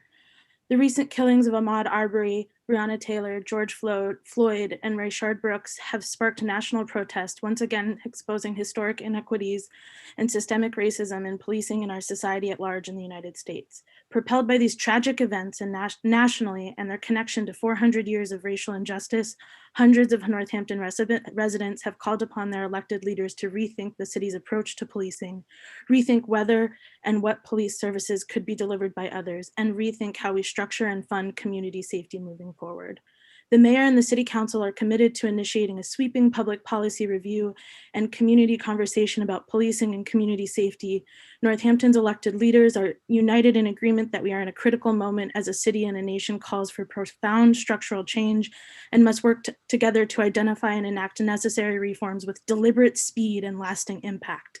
To achieve that goal, the mayor and the city council are jointly convening a special resident commission to study these complex issues and recommend reforms to the current organizational and oversight structures, municipal funding allocations, and policies and ordinances that together can transform how the city delivers policing services while ensuring community safety equitably and justly for all.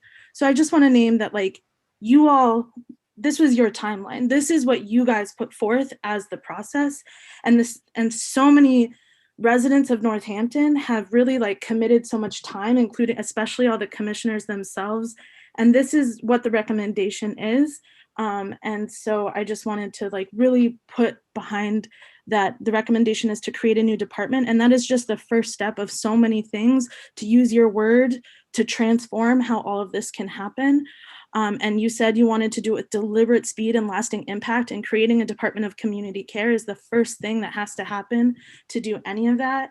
So I just really want to urge that. And I want to take a second to now read the panhandling, the mayor's group on panhandling. So origin stories matter, and the origin stories of the Department of Community Care versus the origin story of the Resilience Hub matters. The working group on panhandling started when the mayor faced backlash for removing benches downtown. The working group started because people didn't want to see homeless people downtown. That's where the Resilience Hub origin story lies. The origin story of the Department of Community Care lies in this commission that you all created. And so I just think those origin stories matter.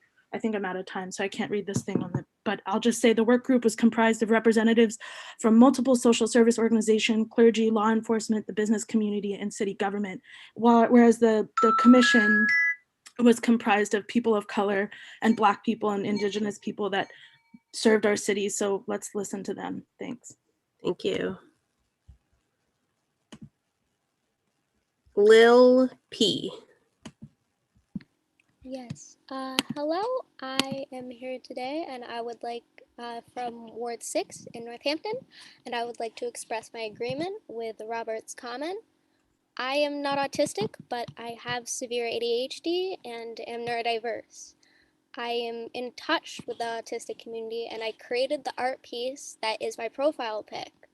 All the names on it, underlined in color, are people with autism and/or ADHD who have been abused by police, many of them killed, and many of them also people of color. The blue puzzle piece symbol the Northampton Police are using was created by Autism Speaks, which is a hate group. It's well known within the autistic community. As such, the Northampton Police wearing that symbol of hate shows neurodiverse people like me that the police haven't sincerely contacted and listened to the autistic community. It's a show for able people. Clearly, they don't care about us. Police stigmatize us. They alienate us. They brutalize us. And they kill us. And they wear symbols of a group trying to cure autism and villainize autism. It's disgusting. We need a Department of Community Care and peer-led support and people who actually care about us neurodiverse people and want to care for us and have responsibility to us and listen to our voices. That needs to take action, and not from authority figures who have traumatized neurodiverse people like me that do nothing for us but kill us. Thank you. Okay, I don't see any other hands, but I'm just gonna scroll through and look and make sure there's no one physically raising their hand or trying to get my attention.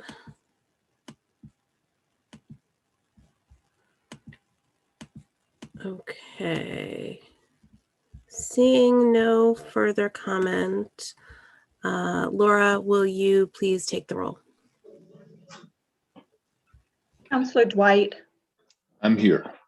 Counselor Foster, Here. Counselor Jarrett, Here. Counselor Labarge, Here.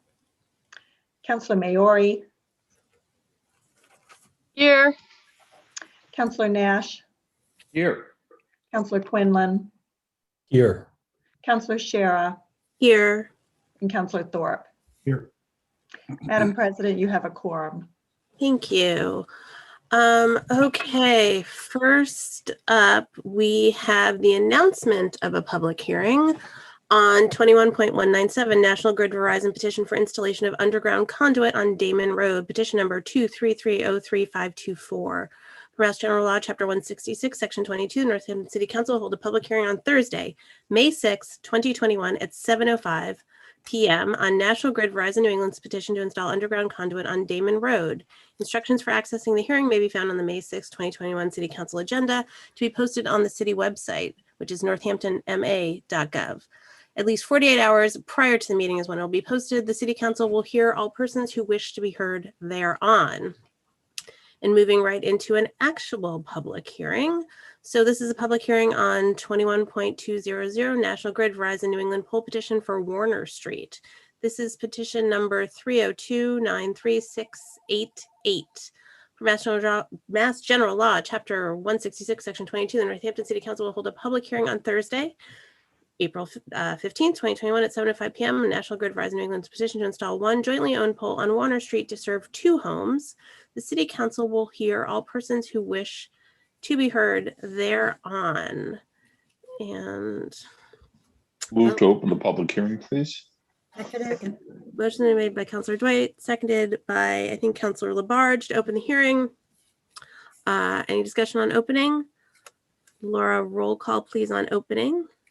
Counselor Dwight, Yes. Counselor Foster, Yes. Counselor Jarrett, Yes. Counselor Labarge, Yes. Counselor Maori, Yes. Counselor Nash, Yes. Counselor Quinlan, Yes. Counselor Shara, Yes. and Counselor Thorpe. Yes. Okay, the hearing is now open, and I see that Lisa Jasinski is here from National Grid. So Lisa, you should be able to unmute. I think I am. Okay, great. Welcome. Thank you very much. So Lisa Jasinski with National Grid. We're just looking for permission to set a pole on Warner Street to bring electric power to 2 new homes. Okay. Laura, is there a map or anything we can bring up just for anyone who's curious? What's the plan in the application? 1 second. Okay. Okay, so while Laura is doing that, I'm going to see, are there any other proponents or people who want to speak to this petition? So this is a public hearing. Anyone can speak to it, but only on this item. And the best way to let me know if you'd like to speak to it would be to use the raise hand feature, which again is either at the bottom of your screen under reactions, or if you click on participants and open up that column down at the bottom of participants. Here is that map. And now that the map is up, I can't see any people, but that's not your fault. Okay, I'm not seeing any raised hands. Oh, I'm sorry, Rue Walther, hold on. There you are. I just, Rue Walther, 16 Warner Street, I abut that property. I just need clarification, which you might have said, but I'm having trouble hearing because I'm using my phone. Is it a pole or is it a cell? One of those cell towers people were talking about earlier. It's a utility pole. Just a utility pole. Okay, great. Correct. I just got a little nervous when I heard people talking about cell towers on property. So I want to check. Thank you. Okay, thank you. Anyone else who wants to speak to, or anyone opposing or wanting to speak against? Councilor Dwight. It's appropriate to note that the DPW Felix Harvey, the engineer, has signed off on this without any conditions. Yes, absolutely. Okay, I don't see anybody else who wishes to speak to this unless there are any counselors who wish to. So, oh, sorry, Councilor Maori. Yeah, I just I'm curious about the utility poles. I was talking to someone who's moving into one of the new units, and they had some concerns about the poles blocking some of their windows because the space is tight between the houses. I assume that's something you account for when you come up with where you're going to place the poles. Yes, ideally, what I had wanted to do was center that pole exactly between the two houses. There's a little space between them, but there's water lines that are going in there, and the pole has to be 5 feet from the water line. They gave me a few inches because so when I had to move it, I asked not to move it quite 5 feet, just shy of 5 feet, so that it wasn't in front of a picture window of one of the homes. It's it lines up like with the edge of the house. It's not a lot of space to work with, but that's right. That's where it is. Okay, thank you, Lisa. Sure. Okay, any other questions or comments? I don't see any, so would someone like to close the hearing? Move to close the public hearing. Second. Motion's been made by Councilor Quinlan, seconded by Councilor Dwight. The hearing, any discussion on closing? Seeing none, roll call please on closing. Councillor Foster, Yes. Councillor Jarrett, Yes. Councillor Labarge, Councilor Labarge, you're muted. You're still muted, Councilor Labarge. Oh. Yes. Councillor Maori, Yes. Councillor Nash, Yes. Councillor Quinlan, Yes. Councillor Shara, Yes. Councillor Thorpe, Yes. and Councillor Dwight. Yes. Okay, the hearing has now been closed. And Laura, are we going to take a vote now? That's right?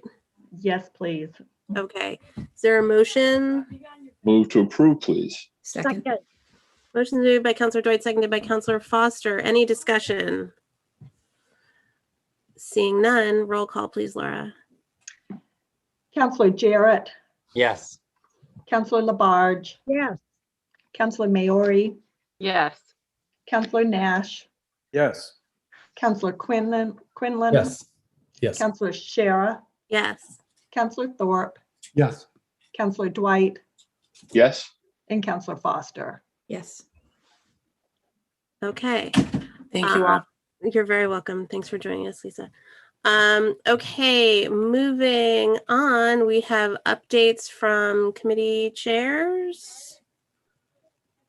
I'm looking for Councilor Nash. Thank you, Council President. Community Resources will be meeting on April 26th. As you know, we'll be taking up the zero lot line ordinance that's been reviewed our way. We will also be considering, we're hearing from folks in Burlington, Mass, about an ordinance that they've worked on that has to do with setbacks around cell phone towers. And I'd like to have recognized Councilor Foster here, who probably has a little more information. I'm sorry, Councilor Nash, the folks from Burlington can't make it that night due to a conflicting meeting. So But we still we may have their talk ordinance. about it and consider the, you know, the language that they're working on, but so it will be up for discussion. Okay, thank you. Moving into 1-minute announcements. Councillor Quinlan, then Councillor Labarge and Councillor Foster. Thank you very much. Since we had passed a resolution on the topic, I wanted to just call out to the council. We advocated for funding for a new Holyoke Soldiers Home. And today in the State House, the House of Representatives unanimously, 160-0, passed a $400 million bond bill to fund a new Soldiers Home in Holyoke. The bill is on to the Senate with great momentum. Thank you. Thank you for sharing that. Okay, Councilor Labarge. Yes, I just want to acknowledge the Department of Public Works, and that is Cindy Quinn. I have to say a good shout out to Cindy Quinn. You can call her, you get responses back within 5 or 10 minutes. She works tirelessly. I have gotten so many compliments from so many residents, not just the Ward 6, other people that I have talked with.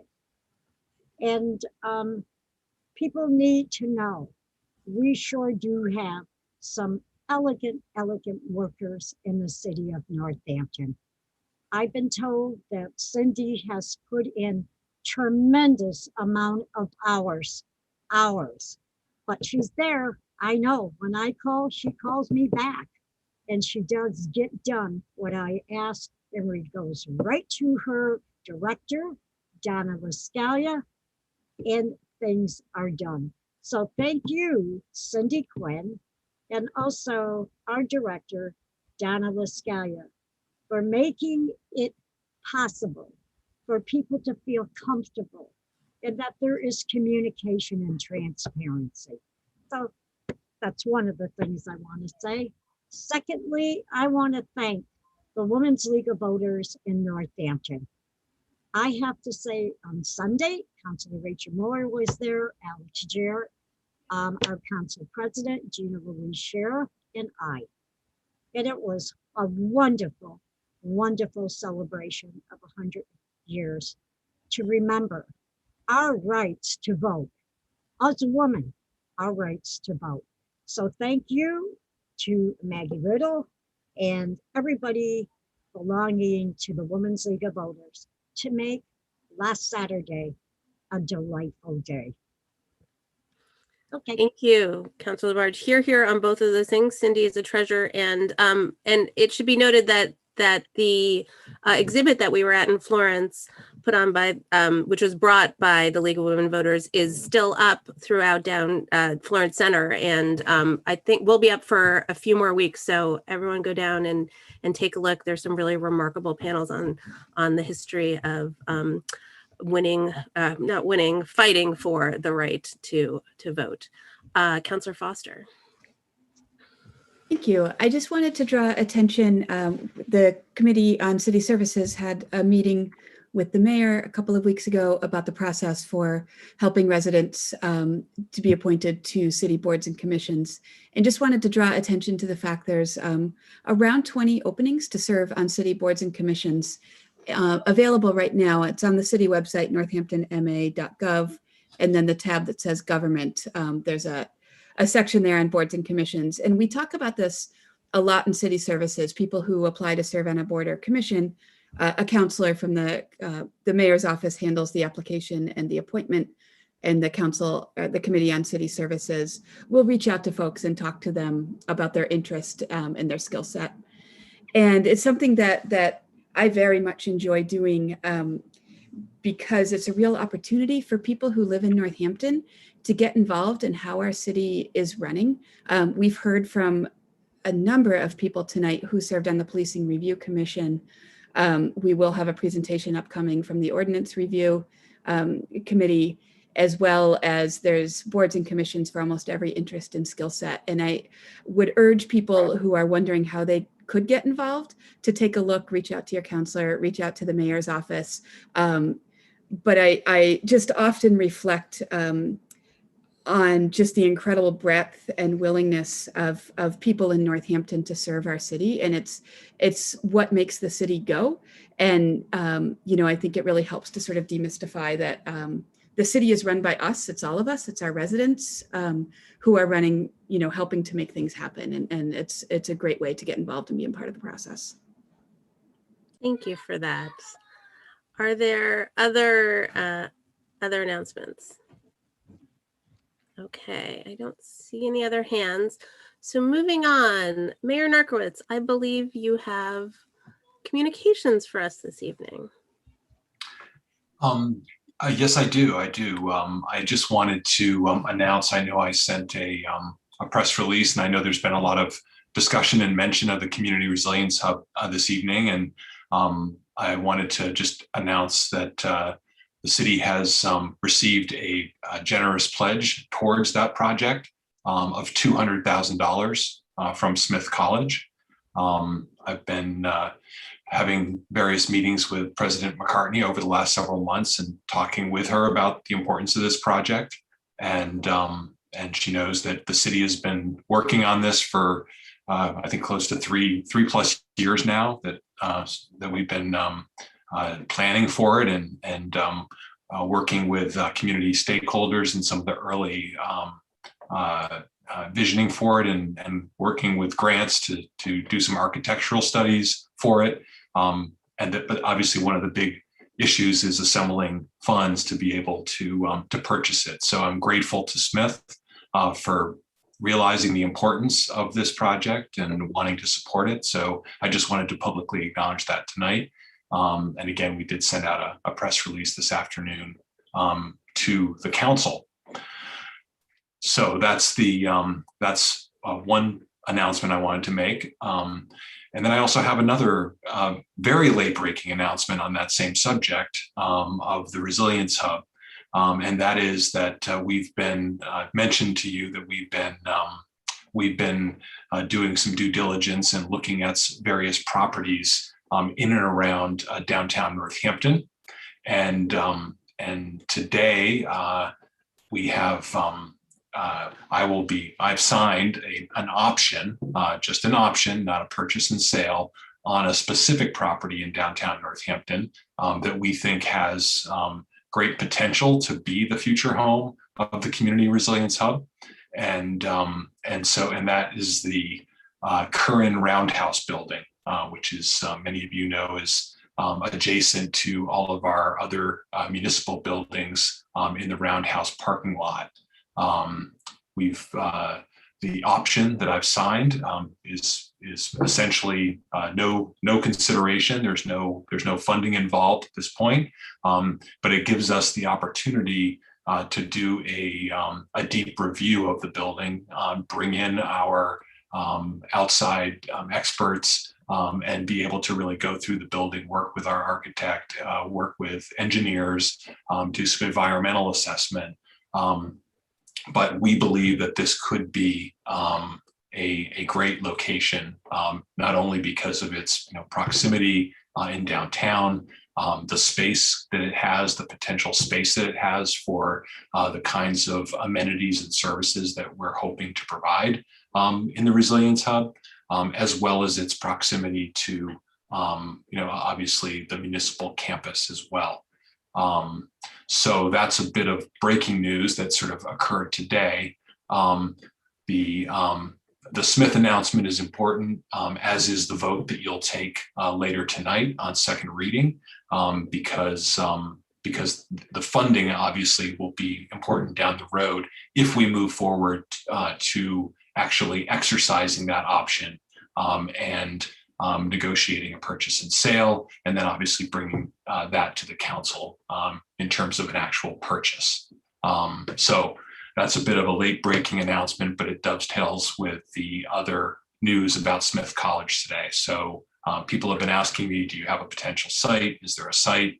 And so I did want to say that that is a site that we now have reached a tentative agreement, and we'll be doing some due diligence over the next 120 days to see if that may in fact be the eventual home for this Community Resilience Hub. Thank you. That is excellent news.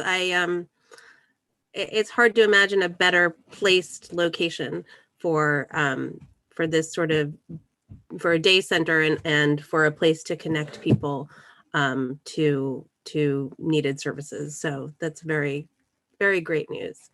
As I said, we'll be doing more due diligence. And obviously, eventually, I would come back to the council if we reach the point where there would be an actual purchase, because we would need to. Obviously, the council must approve all purchases and leases of land. But this is an important step forward in giving us the ability. Basically, it says that the owner will not. Agrees not to sell the property in the next 120 days, and allows us the opportunity to do some due diligence that we have grant funding to do, and gives us that option between now and the next 120 days to actually, purchase the facility. So just want to be clear about that. That understood. Thank you. Councilor Nash. Yeah, Mayor, this is great news. Quick question, which building precisely? Because there's the office building that has the name Roundhouse Building, Yeah. and then there's also the former gas facility that was converted to office space. I should have been more precise. It's 244 Main Street. It's the round building, the Roundhouse building itself, not where the bus terminal is located, not Roundhouse Plaza as it's sometimes referred to, but the actual Roundhouse.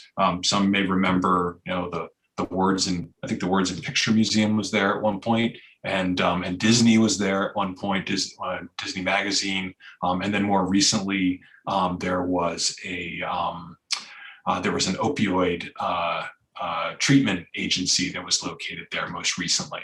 But it's the round former containment building as part of the gas plant, as well as the adjacent building next to it. And from Pulaski Park, there's a sort of a gantry walkway that connects to Pulaski Park as well. So we're excited about it. We think it has great potential. And again, the funding that I'm hopeful you'll take a second reading on tonight, together with CDBG and then with this important gift from Smith, we think will be what we would need if we reach the point to actually make a purchase. So, and I guess I just also wanted to say as well, just to reiterate that, I know I've heard a lot tonight earlier about this project, and I just want to be clear that this is a project we've been working on for prior to the police reform effort, and we view it as a separate and distinct project. We don't view it as part of policing reform. I was grateful and heartened that it was called out in the policing reform study, but I in no way am conflating it with or saying that it's a substitute for the recommendations that are in the police commission review commission's report. So I did want to be clear about that, because I got a sense tonight that I'm excited. We're obviously making significant steps forward. I'm committing significant resources and funding to the project. But I consider it as a separate and distinct project from the work that we're doing around police reform. So I just wanted to kind of say that publicly for folks to hear and to understand. And I don't intend, for it to be a department of the city, and certainly not a department of the city that would subsume any Department of Community Care, as some folks have expressed concerns about. So there you have it. Thank you. I concur with that. One quick question. So and maybe this is part of the assessment you're going to be making in the next 120 days, but I assume that it's felt that that building has enough square footage and could be configured in a way that matches sort of what's laid out in the Resilience Hub report for the needs and how the space would work for the different things that the hub wants to accomplish. Yeah. So we've had a chance to have our architect look at the building and look at blueprints for the building and so we have done some initial as part of these conversations. So we do believe that it does have some of the elements and the size and the capacity, and have already thought about areas where lockers and access to showers and washing machines and other spaces could be put throughout the building. But again, that's think of it as like a home, and you're purchasing a home.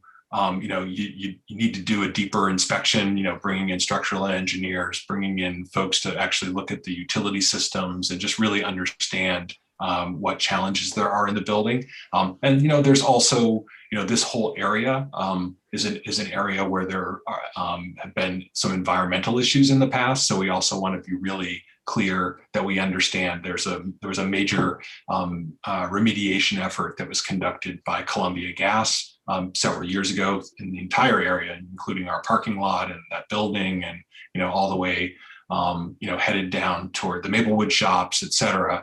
And so the significant portion of our due diligence is going to be around the environmental issues, and making sure that any provisions that are put in place in accordance with DEP requirements fit with the needs of the building. So that we buy a building that actually that we can use it for the purposes we intend it to be used for. So those are the kinds of things. So we do think we only have been looking at buildings that meet the criteria in terms of square footage. There's an elevator in the building, so there's accessibility. There may need to be some additional ramps and other things in certain areas, but it does have an elevator, so there is accessibility in that regard. So that is, that's where we are, and I'll obviously be keeping the council apprised, and most importantly, I'll be keeping you apprised if we reach the point where we move forward with a potential purchase and seeking the council's authorization on that. Okay, great. Thank you. All right. Moving on, we're going to move into resolutions, and we're at 21.231, a resolution declaring a climate emergency. This is on second reading. And move approval, please. Second. Motion's been made by Councillor Dwight, seconded by Councillor Jarrett. Is there any discussion on second reading? Nope. I'm trying to keep track of all of you. People keep popping on and off. Okay, Councillor Foster. I appreciated the public comments and support, and I just wanted to offer one clarification, that this resolution is to use very clear language to declare a climate emergency, but I wanted to acknowledge and give credit to the work of past councils, particularly a couple of years ago, that used this language in a resolution in support of the Green New Deal. So I just wanted to make sure it was known that Northampton has taken this seriously and urgently for a long time. And this is one more step in ensuring that we're keeping this at the forefront. Thank you. Councillor Dwight. And to emphasize on that actually the original language in support of the Green New Deal, and as is included in this, and actually a commitment already made by the community is that one of the driving review structures in every ordinance hereon in is to refer to and acknowledge and then understand the impacts of the laws that we will be developing in the future, and policies all be informed by our commitment to a carbon neutral goal, but at the same time also acknowledging and recognizing that we are in a state of emergency, and that should be one of the impetus, that should be an impetus for all the conversations that we have and in every discussion.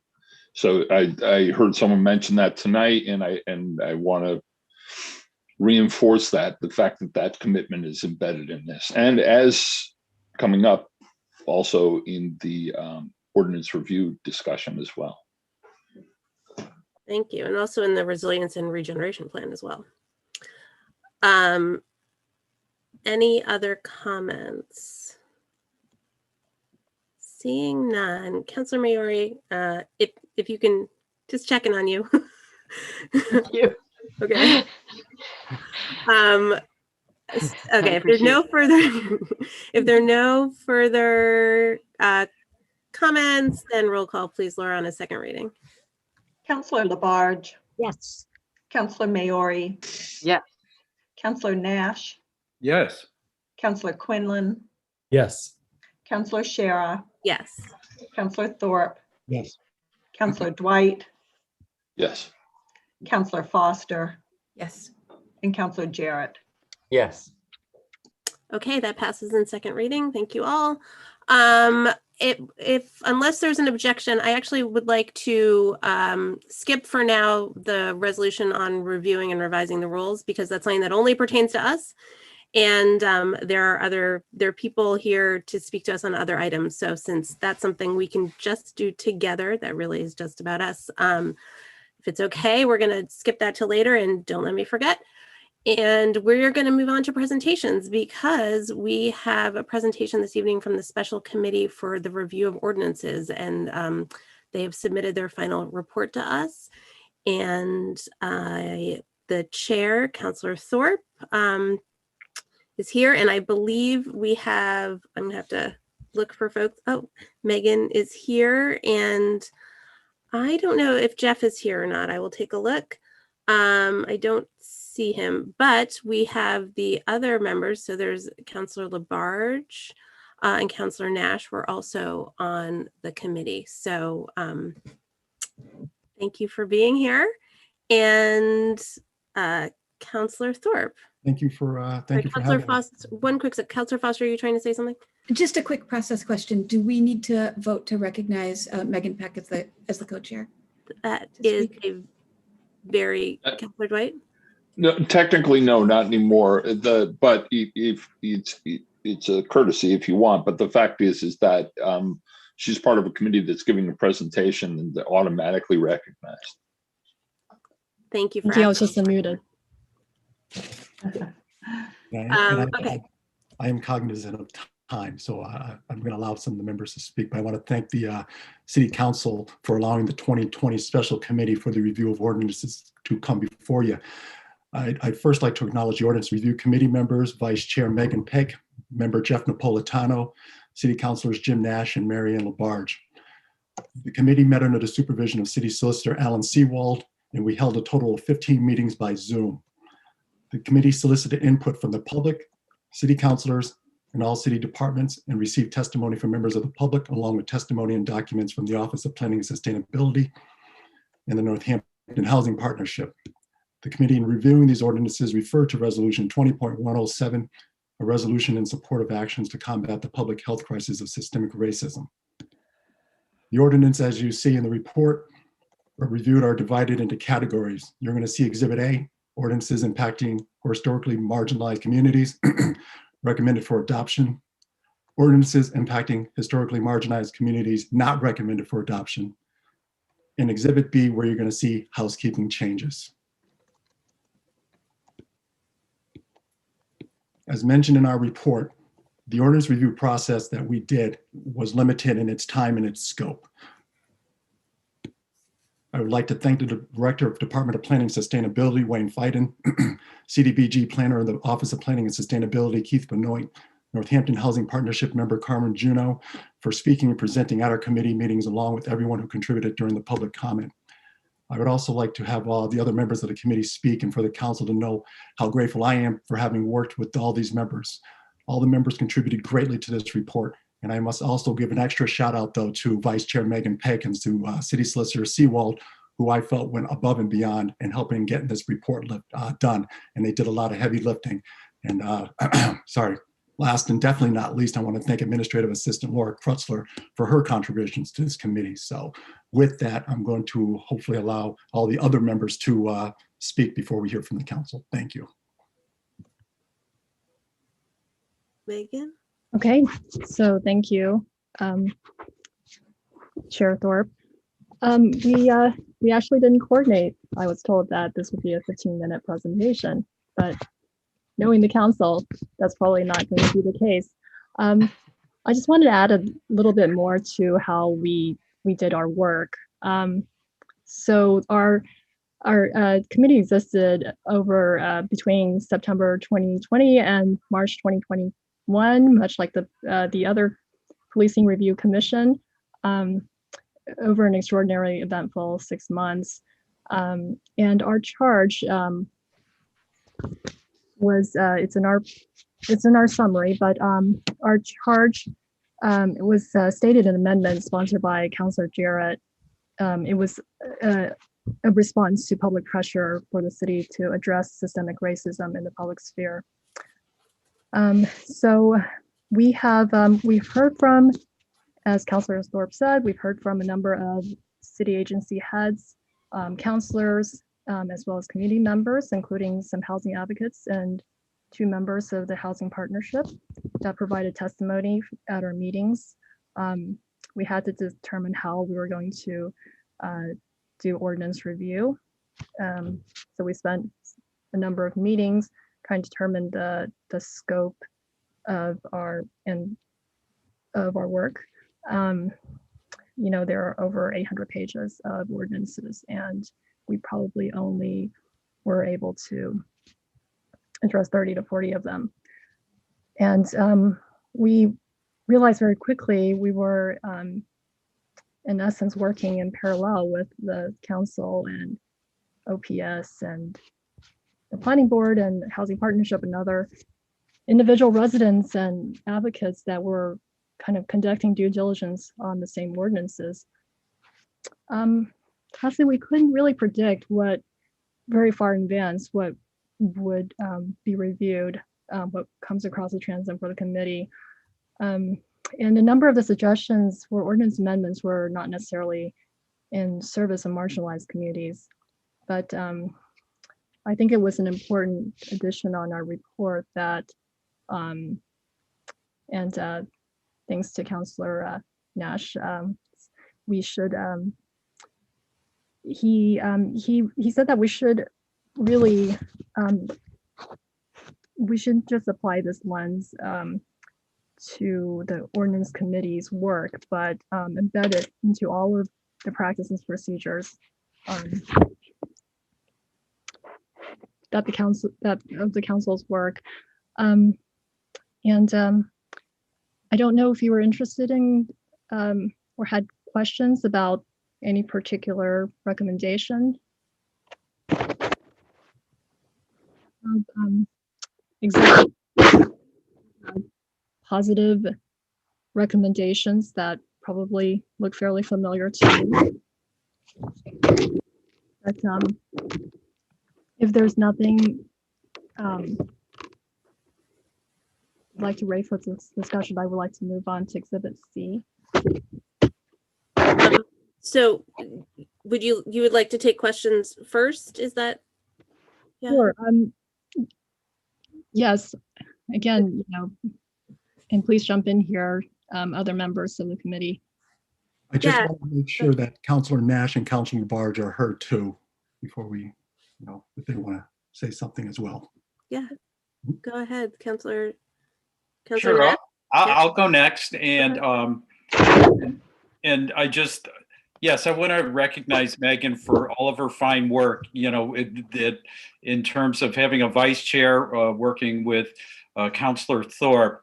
You know, the two of us very much kept us accountable and on task, and that we had very thorough and detailed discussions.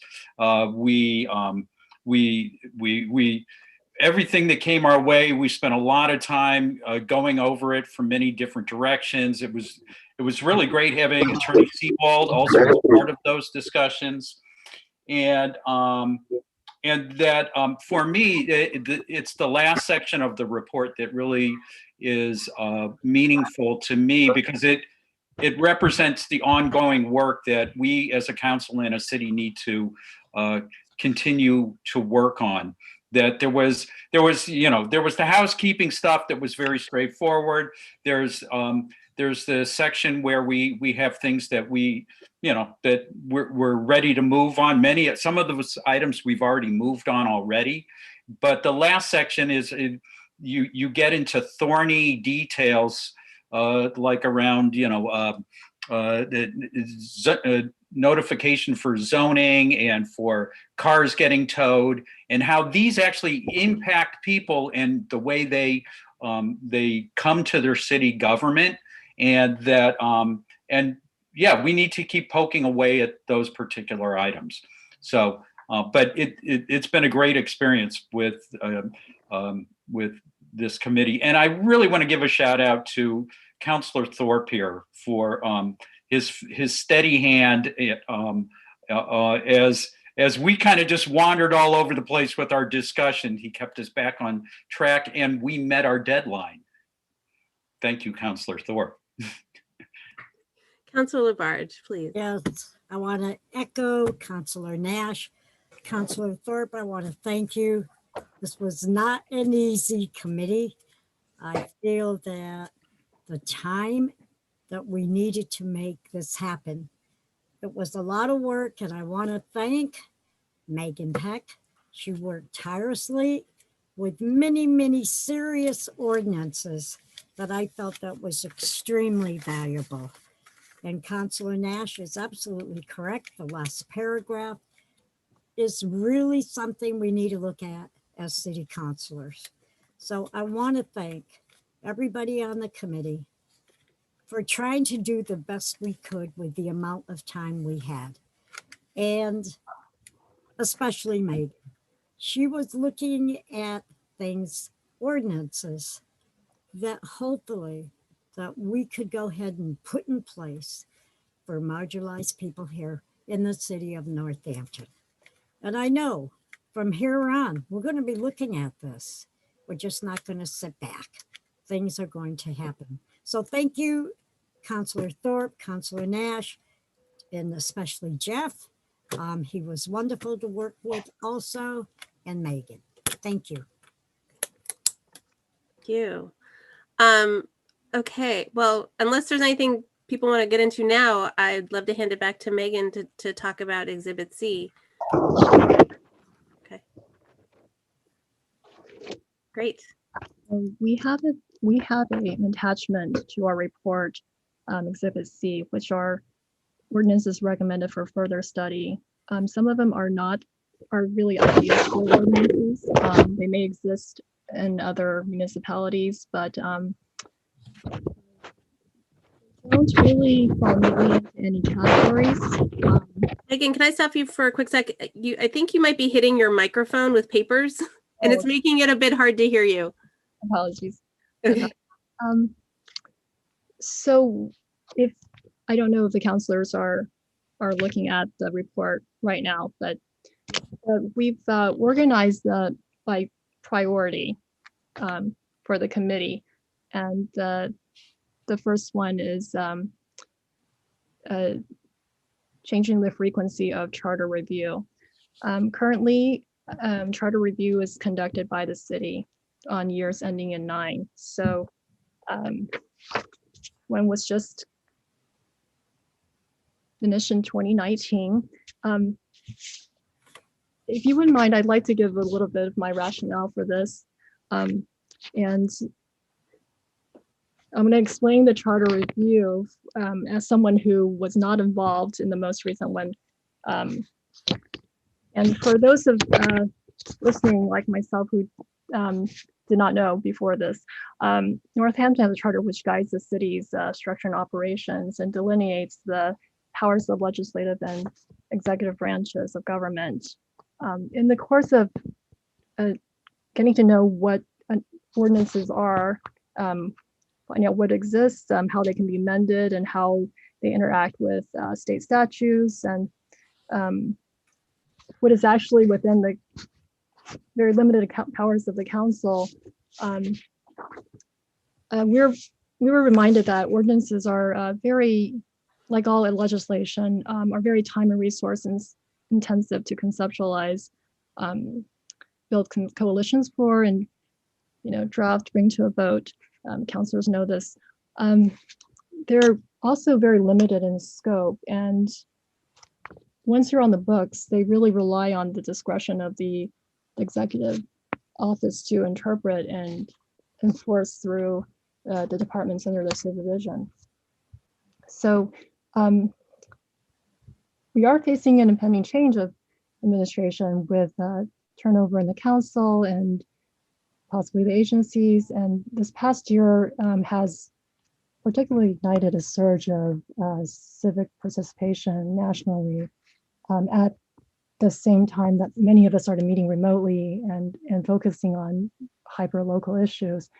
There's renewed interest in the enormous powers vested in the executive office, which we've seen play out in detrimental ways on state and federal levels. This charter review is an opportunity for the city residents in partnership with electeds to reassess the checks and balances and levers of influence and power in our local government. Really would like to find more ways to promote transparency and inclusivity, collaboration in solving the social problems of our residents. And one more thing, one of the first topics for further study in the 2019 charter report, which was not pursued by that particular commission, was diversification of city government. And I feel like that would be a great, maybe essential starting point for the next review commission.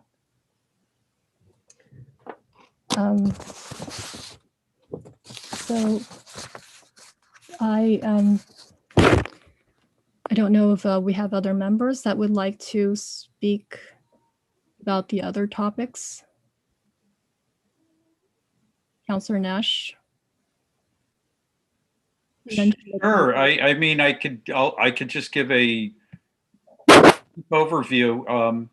So yes, these are organized by, we rank them by importance. Number 2 had to do with rental agency fees. That we looked at that. I also know that the Housing Partnership is looking at this as well. That they're actually exploring some sort of home rule petition around this particular thing, and they're working on that with Attorney Seawald. There's towing of vehicles that happens, during snow emergencies. We found that much of this plays out under the executive, and we had an opportunity to meet with the planning board to talk about how the zoning actually interacts with some of these, with cars getting towed. And there was a number of ideas that were proposed from that discussion. You see those bulleted there. General sign regulations, which was brought to us by Councilor Jarrett. And that's something that's been kicking around for the last few years, having to do with lawn signs and the advertising for political and non-political things, using, putting signs on your lawn. That's being looked at. Number 5 was had to do with zoning notification. That's something that I was looking into, and that Councilor Sharon and I were both looking into that. The recommendation under this particular one is that the executive explore ways to better reach out to residents rather than codifying this in ordinance. The reason being that if we codified it in ordinance, it would be very problematic.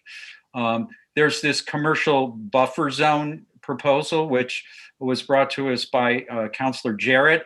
Councilor Jarrett and I are still working with the city solicitor to figure out what exactly our zoning is determining as a residential zone that is protected by this ordinance, the noise ordinance. And so that's continuing, that's being worked on. And unobstructed lane of travel, that was an item brought to us by Fred Zimnock, and it had to do with Phillips Place and the discrepancy between what is an official travel lane and what you got ticketed for if you, if you obstructed a travel lane of to 15 feet, you got a ticket, but that wasn't matching up with what an actual travel lane was. And that in this particular case, we're hoping that the DPW can look into this and kind of line things up between the regulation around keeping travel lanes open and having it align with what our actual travel lanes are. So that's my brief summary. Thank you. Oh, I'm sorry. Go ahead. I would just like to, if I may, just a few more minutes. Councilman Nash referred to item number 3, the towing and snow emergencies. Correct. That was really, for me, that was really one of the more memorable meetings. When the resident came to us and presented about how she was impacted by her car getting towed during the snow emergencies. It was really, it opened up a really lively discussion about how clearly renters are disproportionately impacted, especially the ones that do not have designated parking spaces. Illustrated that fines and fees are very regressive and not scaled to their income. Highlighted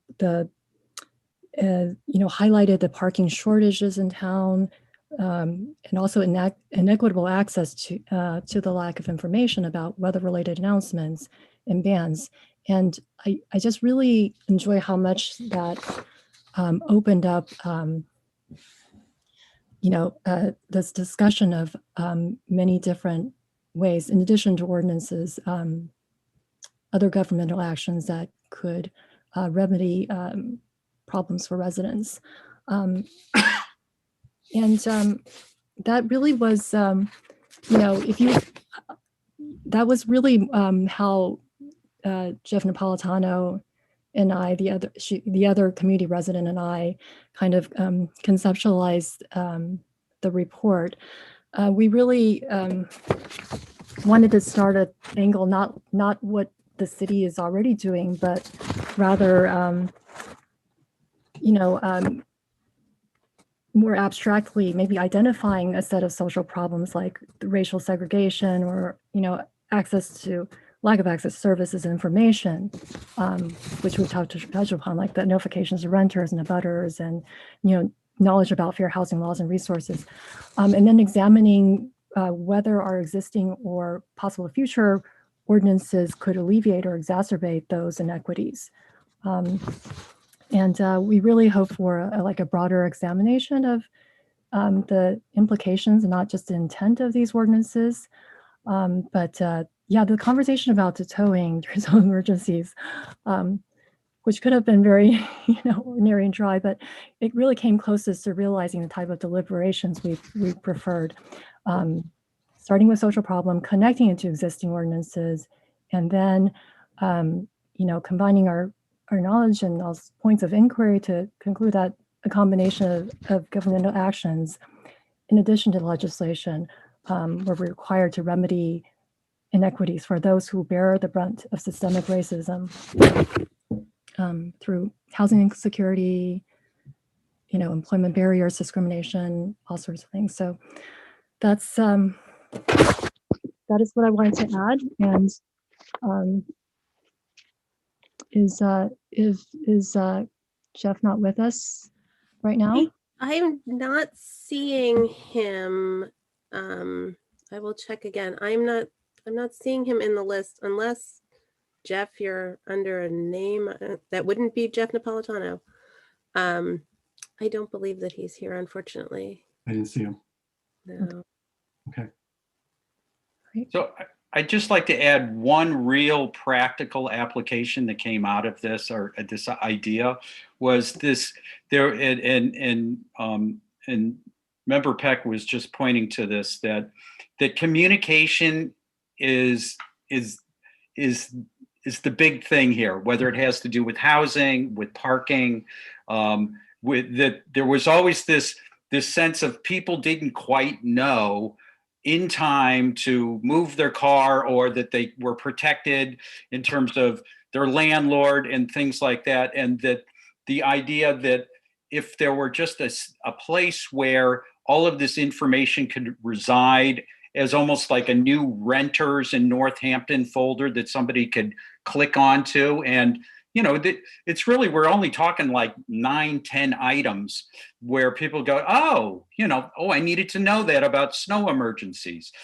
This is helpful to know that I'm protected as a renter, and here's people I can talk to who can help me out.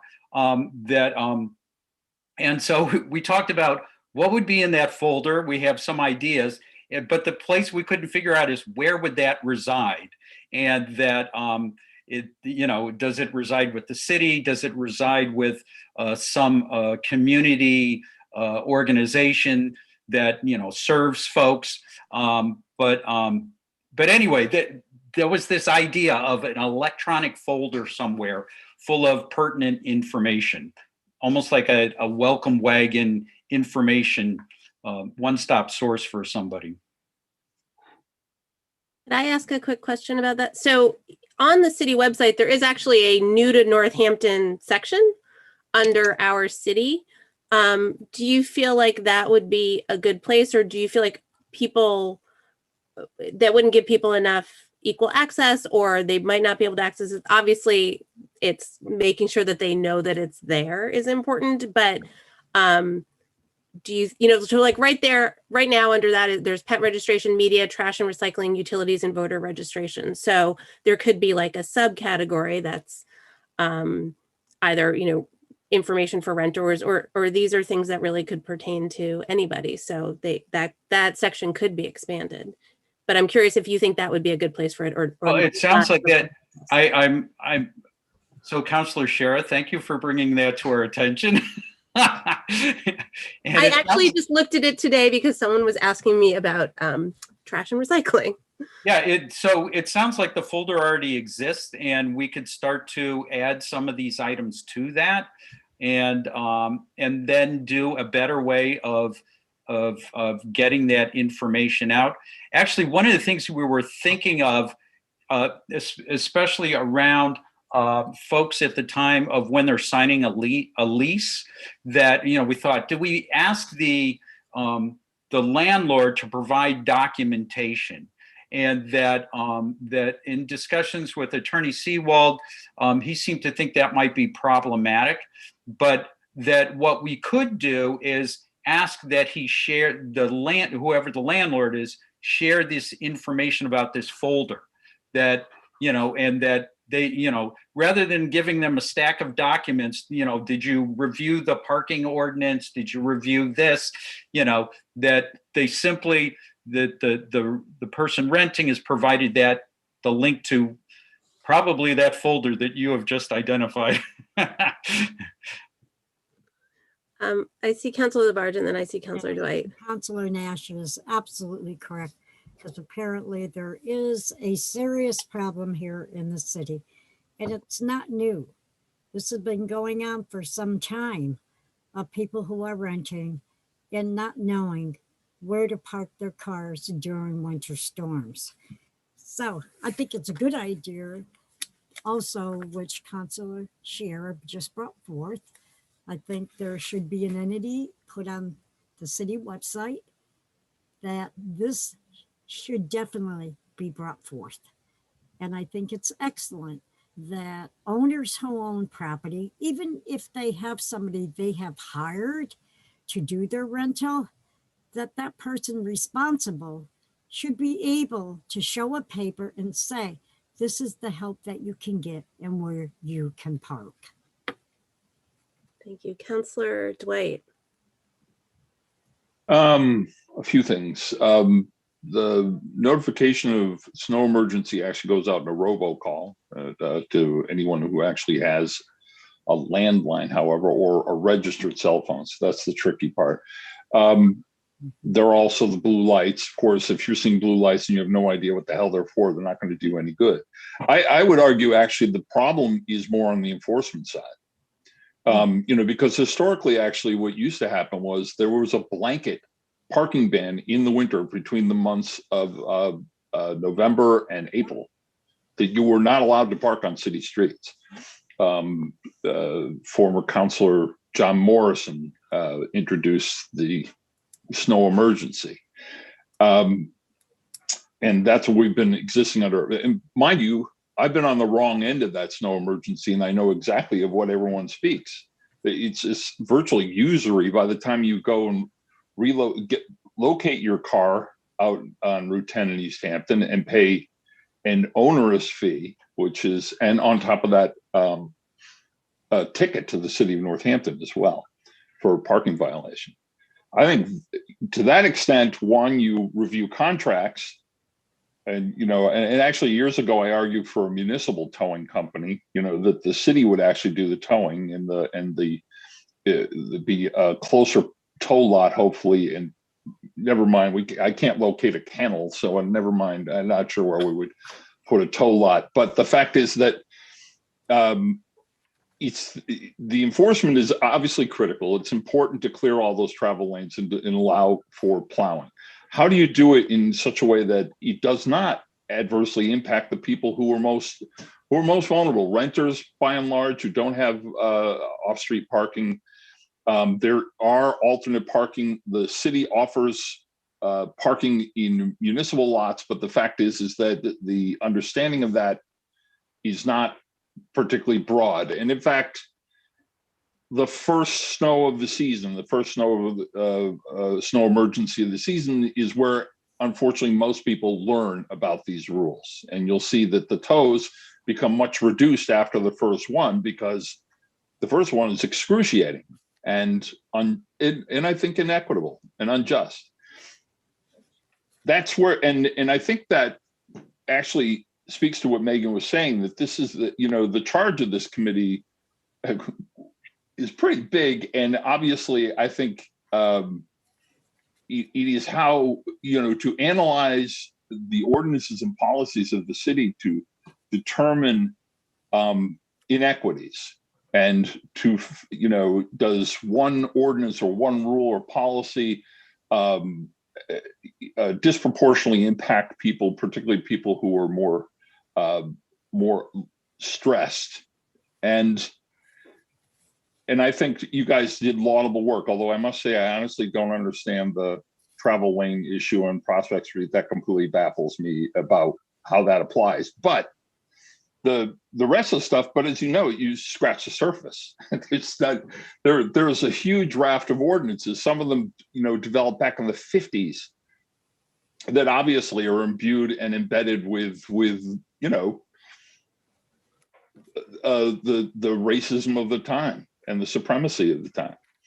And to have this committee try and review and analyze all those laws would be insane, to suggest that you have the period of time that was prescribed. So, I mean, I, for one, think an ongoing reviewing committee with these, looking back on all the existing ordinances, see how they can be amended and modified and changed or eliminated, would be the best way to proceed.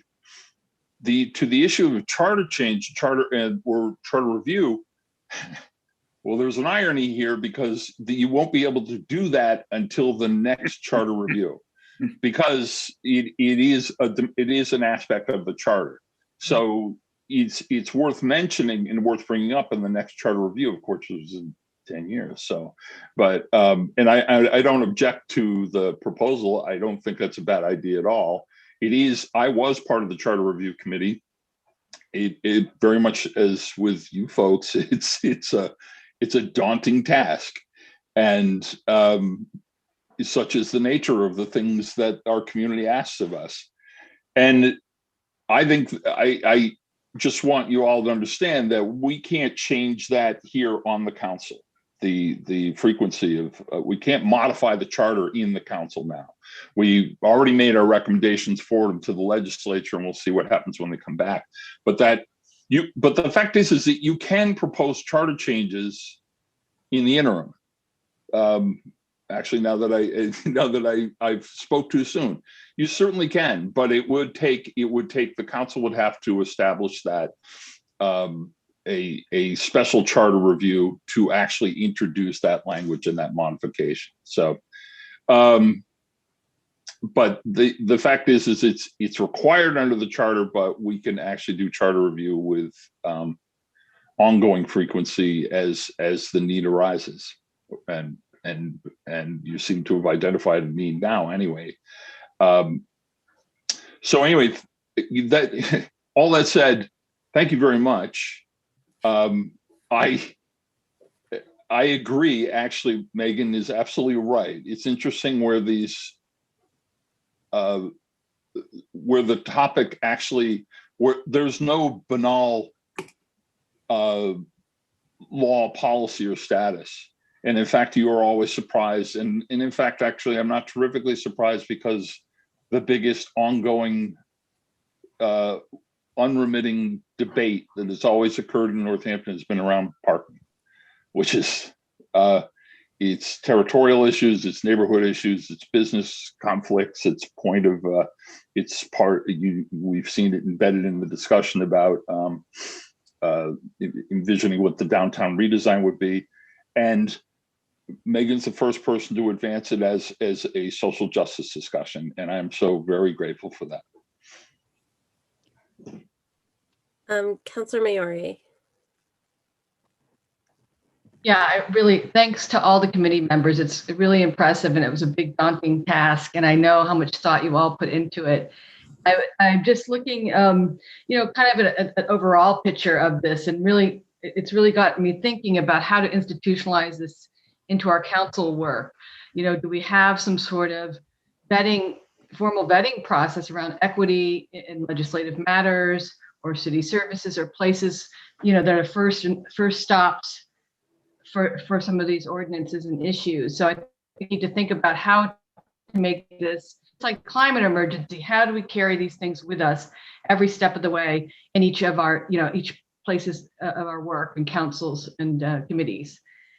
And I just, it seems like a big task to kind of take equity and try to kind of look at these ordinances while keeping all that in mind. And I wonder, I would like this to be an ongoing process, but I wonder to the members, what do you see for the next time? Like what could have gone better or been clearer for you, or made it easier to distill kind of the equity lens while looking at these ordinances? I'll answer that. I guess it's a process question. Like what in the process would you kind of see that could go differently or better in terms of distilling the equity question? I really thank the rest of the committee for being so positive and being so complimentary of our working dynamics. And I have to say, honestly, it has not been entirely a smooth road. And we've had our share of disputes over the guardrails for our work. And I guess I would I wonder about the approach that our and it's easier to talk because I don't think he's here. The city solicitor who under whose supervision the 5 voting members worked, he took a very interventionalist approach to our work. He actually really discouraged us from veering away from talking about things in the legislative under the legislative purview, and at points, he really question the linkage between ordinance review and our discussions of systemic racism. So I feel like there's, it was a little bit of a rocky start in that our charge was created out of a council resolution, but the supervising attorney was more wanted to abide by what was written in the ordinance, so which had no mention of systemic racism. But back to what Councillor Dwight had said, I wanted to point out that I had originally proposed maybe changes to the ordinance that created our ordinance review committee, and Attorney Seawald said in our penultimate meeting on the 23rd, he actually said if I were going to recommend reviewing a document, it might be the charter, because the charter reflects more than the ordinances, because the ability for the council to pass ordinances is limited. And so I'm sensing there's some kind of, there might be some, we may need a little more clarity on whether or not charter review is possible before the next 10 years. If Attorney Seawald deemed it a proper recommendation for our topics of further study in this report. So maybe we should have recognized Attorney Seawald sooner, who was not officially part of the committee, but did assist and is here. So Attorney Seawald. Good evening. I'd like to just put some context into my my attempts to supervise this committee. I have to disagree to a certain extent with Member Peck. I was not dissuading the committee from applying these social impacts and impacts on historically marginalized members of our community. I was trying to focus the committee on ordinances, and ordinances are, under our charter, somewhat limited, and much of the authority is vested with the executive. As I sat here listening tonight, I heard much discussion about what should be on the website. That's not ordinance. That's what the executive decides. The executive controls the website, and I was trying to keep the committee focused on ordinances, and I fully supported their attempts to look at ordinances such as parking or whatever other ordinances were on the books or might be on the books, but I had to constrain the committee to focus on ordinances. And there were and we're all concerned about the impact of all kinds of policies on marginalized communities, but this wasn't about all kinds of policies. It was about ordinances, and that's and I think that there was a lot of education around what is an ordinance and what the limits of the council's authority to pass ordinances and to control the day-to-day operations of government. And so I didn't try to be unduly restrictive on the committee, and I don't believe that I was. Councilor Labarge, you've been waiting. Yes, I want to echo what Attorney Alan Seawald just stated right from the beginning. When you're brand new on committees or boards or whatever, in doing something seriously in the charter committee, you're looking about many, many days, many hours, and a lot of hard work. And this committee also had a lot of work to do. And I think our attorney, Alan Seawald, if he felt that no, we are the legislative board, only the executive can do that, I think that's a lot of help for new residents coming in and participating with our committees and learning. And yes, we're going to agree on, disagree on the stuff, and hopefully that we could move it in a different direction. But I think he guided us to the best that we could. And it's a learning experience, and you don't learn it overnight. So I have to say, I've learned also again from Alan what we can do in the legislative part of it versus the executive part of it. So I want to thank him for that. And I would have loved to do the things that we talked about, Megan, believe me. But hopefully we'll be able to do and move on to look at what we talked about. And we've been told, no, we cannot do that. We have to look at the ordinances that we're dealing with.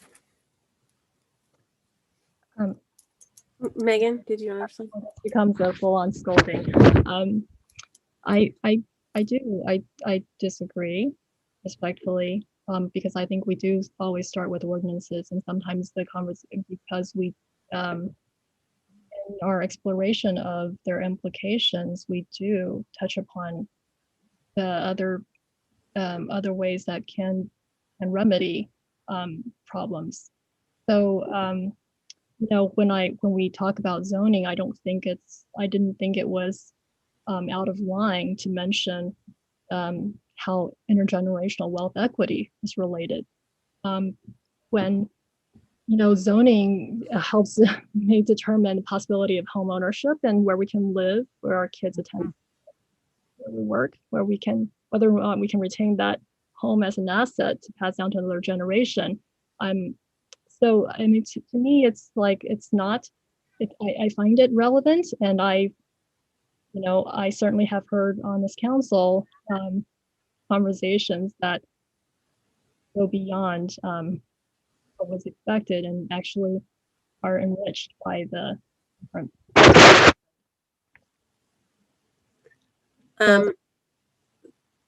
Sorry, I thought you were done. Go ahead.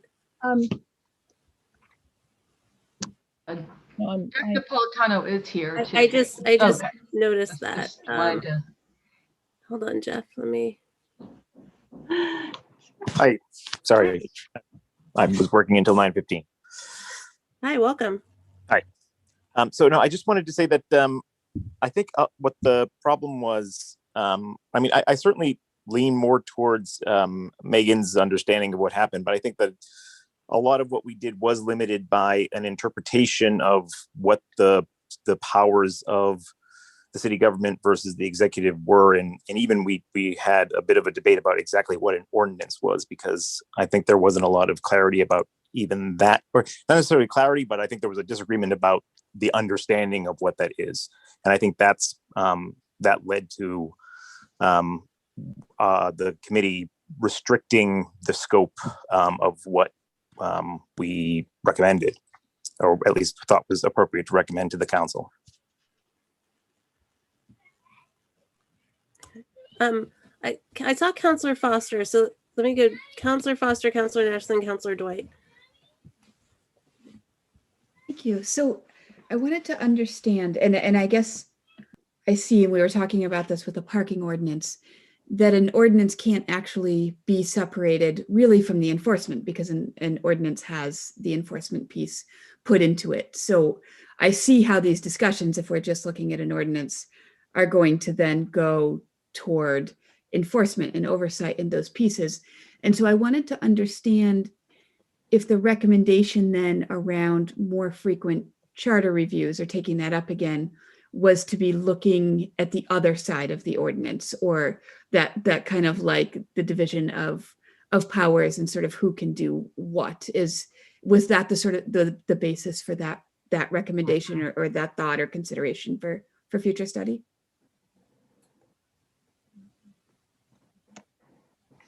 Yes. Did you? Yes. And again, it was actually a conversation that started with possible changes to the ordinance that created the periodic review of ordinances committee, that turned into one about the charter review frequency. So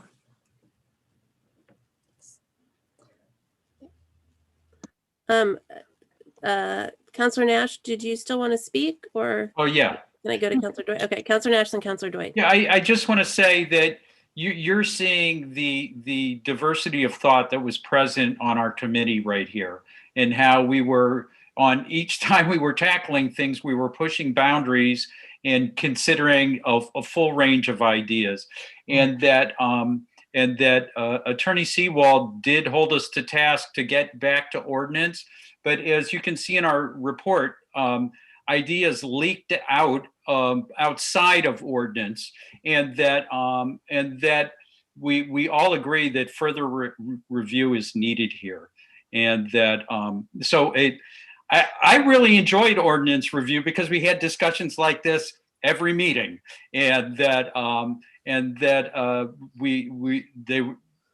they were sometimes challenging, but they were also on point of us meeting, targeting, systematic racism and people who've been historically marginalized.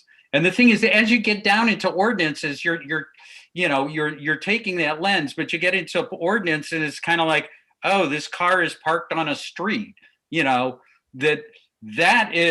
that's the event that's actually impacting somebody, that's reflecting up the ladder where the institutional racism actually is. So anyway, I really enjoyed the experience, and I always appreciated Member Peck's pushing the boundaries on all of this. It was very, I found it refreshing and educational. Thank you. Counselor Dwight. So as I understood, the charge and the impetus for the creation of this committee was to analyze the ordinances as they were crafted and see if they intentionally or otherwise had inequitable impacts and effects. And I think the committee held that charge, because you also obviously have to consider the ramifications associated with enforcement and the experiences on the ground as they occur. And this was sort of it was Councilor Jarrett's recommendation, was to review what has been done in the past before, as we move into as we go forward and we craft law, and we now give primary concern to issues of social justice, issues of environmental impact, and the like, as we craft our laws, and that we try to anticipate the ramifications.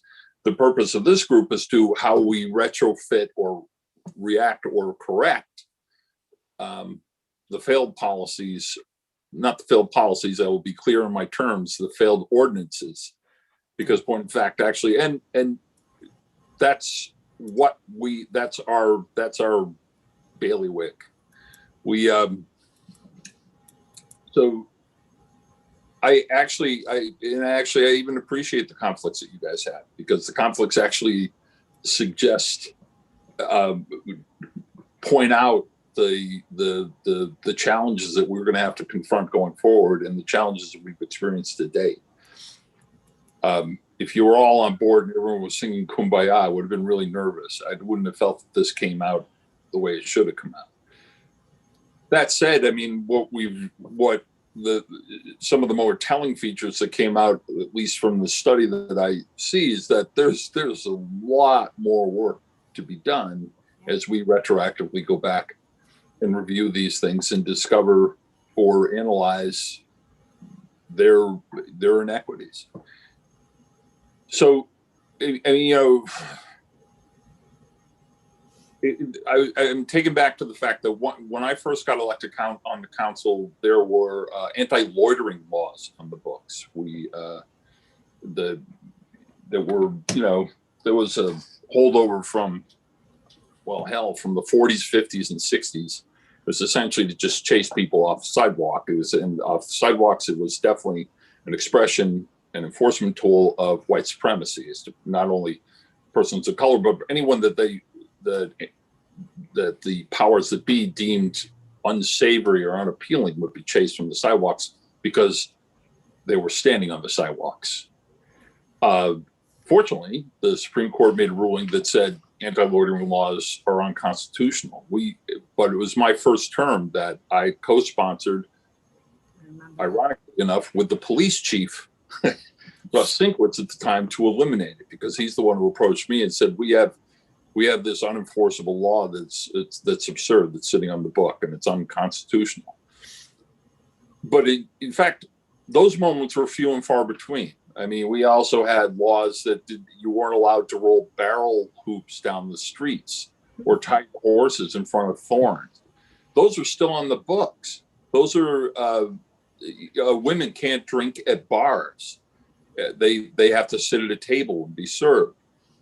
These are all antiquities and anachronisms, but those obviously aren't enforced now, but wouldn't hurt to call them. But the fact is that we were talking about something more granular. The concern here was something more granular.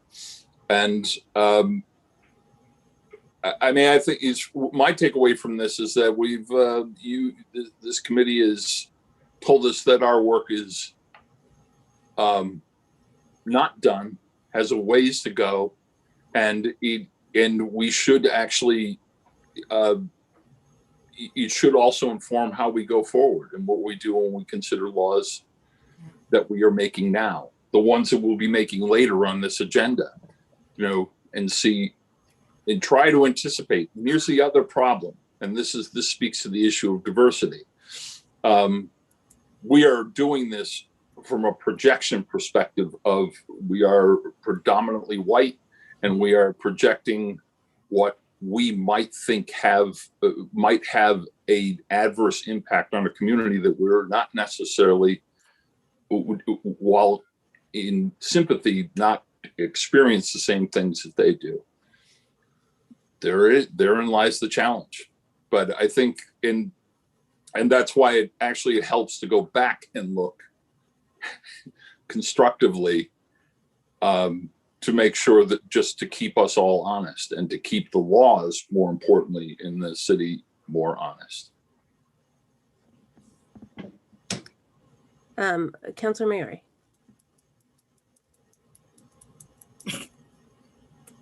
Yeah, I really like the further study section as well, and I can see it was very dynamic. I would say, I would like to see some structural changes, perhaps, in how we go about this next time. I don't think these kind of really great ideas should have to leak out. I think they should be centered, and I think there's a way in which people, get to a place of understanding equity in an ordinance that I don't know if it's that that from what I listened in on a few of the meetings, it's not that there's a misunderstanding about what an ordinance was. It was just about the process in which you look at equity, and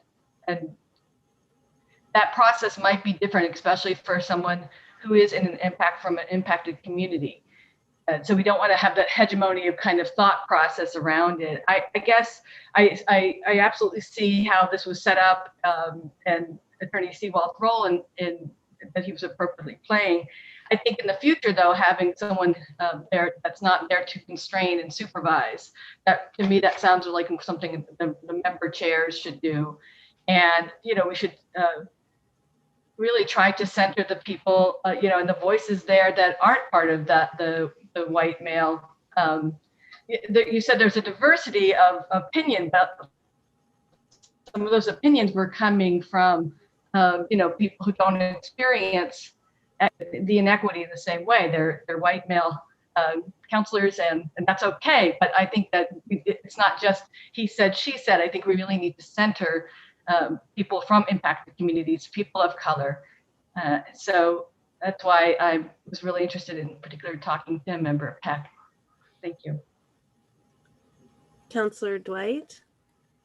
Just respond to that really briefly, that the important fact is if you're talking about modifying and altering laws and ordinances, that I think it's important that the solicitor or a solicitor be present. I mean, I think it's good to have a free-formed conversation about bigger issues and get as much input as you can. But when it comes to the point where you're discussing and describing the modification, alteration of a law, it's important to have the solicitor there to make sure what you're talking I about didn't is say she actually shouldn't allowed. be there. I didn't Okay. say she shouldn't be there. I just think he should play a different role. Okay. Okay. Oh, sorry. Megan, were you going to speak? Go ahead. Mindful of the time, we're past 10 o'clock, and I really do appreciate what you said, Councillor Dwight, Councillor Maori, and Councillor Foster. I want to just I just want to reiterate what Councillor Nash said, that our hope is that in all your processes and procedures, the government, you maintain this this lens of examining the sort of unintended disparate impacts of your work on the marginalized communities of Northampton. You know, the communities of color, the lower income, those who rent, the disabled. Let's just to name a few. But I appreciate this opportunity and the experience, and I've learned quite a bit about how our city government works, and I really hope that others, other community residents who are not interested in elected office will also have such opportunities. Thank you. Thank you. Thank you. And thank you in particular to you, Megan and Jeff, for participating in this. We're very, very grateful, and we know that this was it's a large task, but there was even more that we asked you to do, and so thank you for all the time that you put into it and for identifying that there's so much more work to be done. So thank you so much for all that you gave to this process. We're really very, very grateful. And thank you for the report. It's a really beautifully done report. I appreciated the methodology you used to try and find a way to, hone in on the ordinances that were most important to study first and foremost. Because as you noted, there's so much there that I think you all found a way to really kind of get to some of the more important equity issues. So thank you very much for that. All right. Any further discussion on this? Councillor Foster. Thank you. And more of a minor point or a point for us to consider moving forward. It's I think it can be such a powerful structure to have committees that include elected officials and residents, and it really has this incredible opportunity to amplify the voices of residents and draw on how many incredibly thoughtful people there are in this community. But I'm noticing a similarity between the Policing Review Commission and here as well. And it came up in our city services meeting with Mayor Narkowitz a couple of weeks ago as well, that the language of these meetings and the language of these commissions, I mean, starting with Robert's rules to just sort of how it goes down, is something that can be really unfamiliar and can be intimidating if you're not somebody who has experience in that. And so even just that, the structure of how the committees are set up, or perhaps a note to be mindful as we incorporate or include residents on these joint committees, which I think is so incredibly important to do. But once you get familiar kind of with some of the language of how this works or some of the constraints and how that goes down, it can be easy to forget, or maybe sometimes there's a point to remember that this is a whole sort of language that has its own kind of white male exclusionary roots, even right there. And there's nothing wrong with that, but it can be an awareness for, for those who sort of speak the language to open it up and be mindful of where the roots are and how that can impact public participation in meetings. That is an excellent point, and not the least of which is navigating open meeting law, which we deal with, weekly and still struggle with. So for people who are new to this process, it's very hard. Councillor Dwight. So I actually have a direct question about one of the recommendations. It's number 7, the unobstructed lane of travel one. Could someone explain to me how this came up and what the social equity issues are and that are being addressed in this, please? Councillor Nash. Yeah, that particular one was more of a housekeeping issue that needed further discussion. That's why it ended up on that list. It wasn't necessarily a social equity issue. It was just that the regulations and the travel lane ordinances didn't match. So that's the establishment of this committee every, 5 years, that that you review the housekeeping stuff, and then we added the whole social equity piece on top of that. Okay. I was just going to agree and say that's yeah, it wasn't all about social inequities. It's also about just stuff that had to be taken care of. Okay, excellent, thank you. Solicitor Sewell, did I see your hand? Oh, sorry. I discussed this with the director of the DPW to see whether it was the 12-foot travel lane that was in the ordinance or the 15-foot travel lane that was in the penalty section. And she said, well, we can't really enforce either of them because so many streets, particularly in the older neighborhoods of Northampton, just wouldn't have that lane anyway. So we'd have to ban parking on those streets altogether. And so these are just issues that the council, if may want to grapple with. What are the policies around keeping open travel lanes, and do we want wide lanes or do we want parking? That's how it ended up on this list. Okay, any other questions or discussion while we still have the committee members? Very quickly, speaking of community members, I want to recognize my fellow Jeff Napolitano. We were the two members in the meeting who were not elected, who were not on the city payroll, and thank you, Councillor Foster, for acknowledging the additional level of work that's required for uncompensated volunteers, and thank you to Councillor Shara. It was and I really do hope that the city takes very seriously the recommendations of the special commissions that they form and spend this much time and this many resources to bring forth thoughtful recommendations. They're not costless, not to the residents of this commission who spent 15 meetings, sometimes, over 2 hours, countless hours in between in preparation. We've missed many dinners with our children, among other commitments that we have to community and family and to our full-time work. I just would like to thank the counselors who acknowledge the contributions of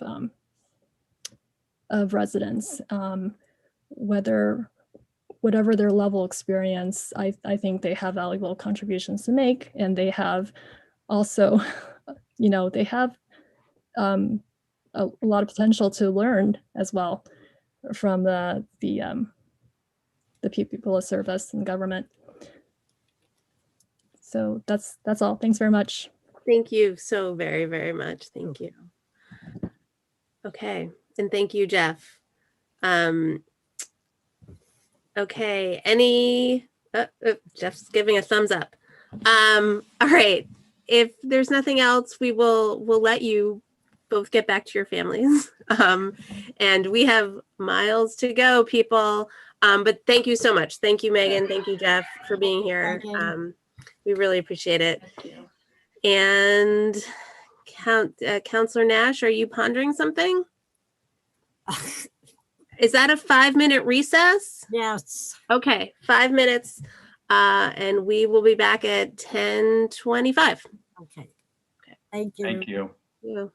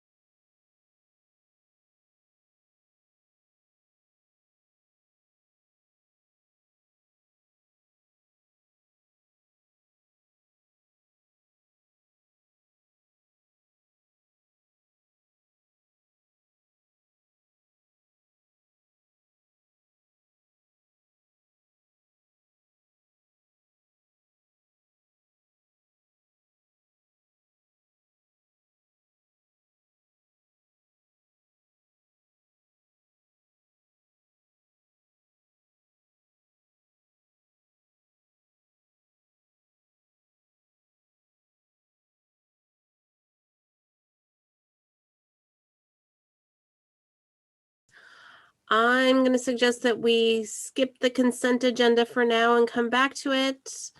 And let's please recess for finance. Laura, will you please call the roll? Counselor Labarge.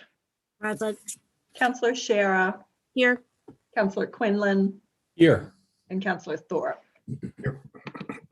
Okay. So we sort of got the minutes late, so I don't know if people had a chance to see them or not. We could put them on the next agenda unless someone wants to make a motion. Sorry, say again. Councilor Labarge, what'd you say? I said, I read them. Okay.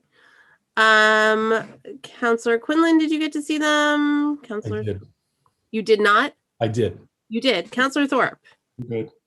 Okay, Move so to approve the minutes. Second it. motion made by Counselor Quinlan, seconded by Counselor Labarge. Any discussion on those minutes? Seeing none, roll call, please, Laura.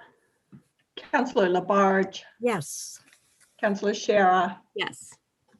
Counselor Quinlan. Yes. And Counselor Thorpe. Yes. Okay. First up, we have the third quarter financial report. I feel like we just did the second quarter one, but it's time for the third. And Director Wright is here. Can you, there you go. Good evening, everybody. You all received the third quarter financial report. I'll start with the revenues for the general fund. What I'd like to first say that while the revenues are definitely below where they normally would be if we weren't in the situation with COVID, they are on track and actually coming in slightly better than what we budgeted this year. So, so our revenues are coming in as expected. In some cases, a little better than we thought.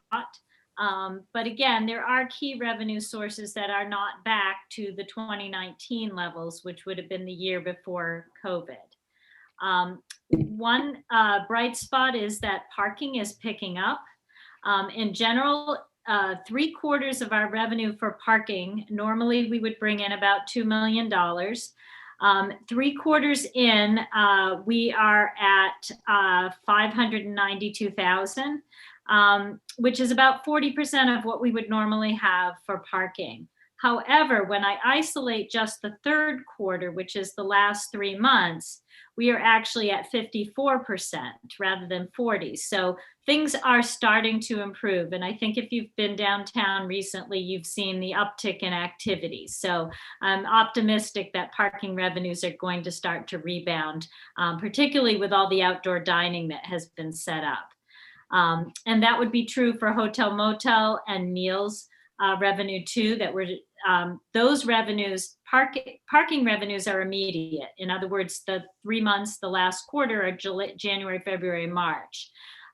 With hotel, motel, and meals, there's such a lag that the third quarter revenues are really for the months of November, December, and January.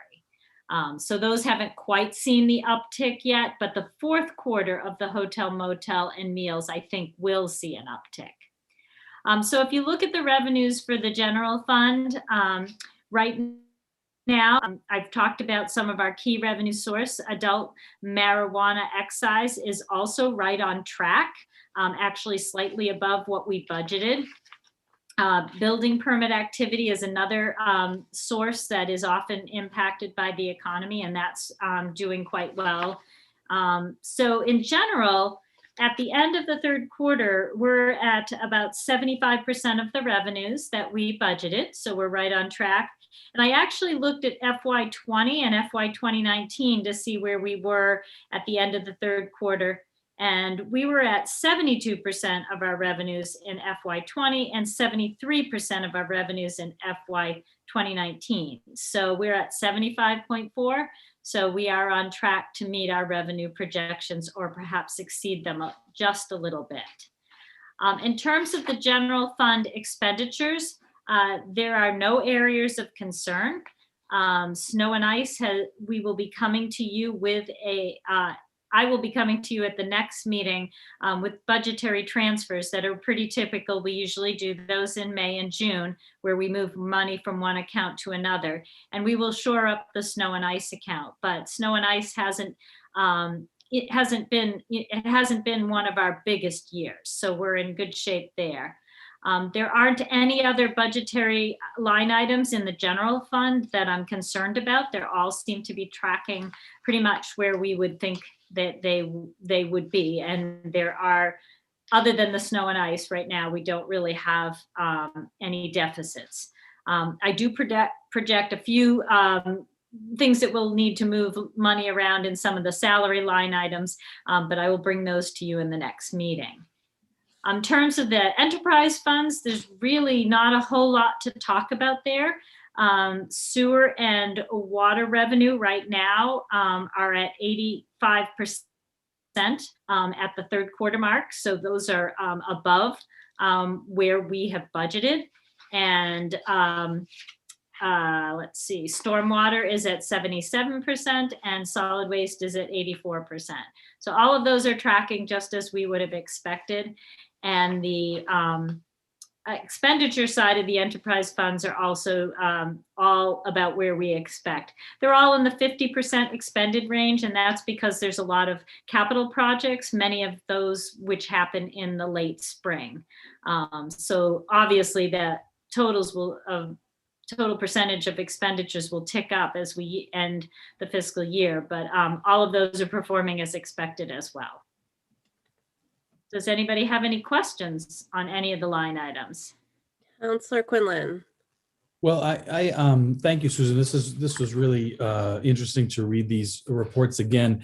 And I was wondering about the enterprise, specifically sewer and water, because we moved $600,000 out of the original estimated into the revised, yet they're really well over 75% at 3/4 of the way through the year. So I wonder about that 600,000. Would we move that out of there later to adjust that? As the enterprise funds come in, water seems to be tracking fairly well. Sewer is actually a little bit down. But in general, what will happen is the 600,000 that we put in was from retained earnings. So at the end of the year, it will close out again to retained earnings, get recertified, and then in the fall, when free cash and retained earnings are certified, you can move that money back into the stabilization funds. Okay, great.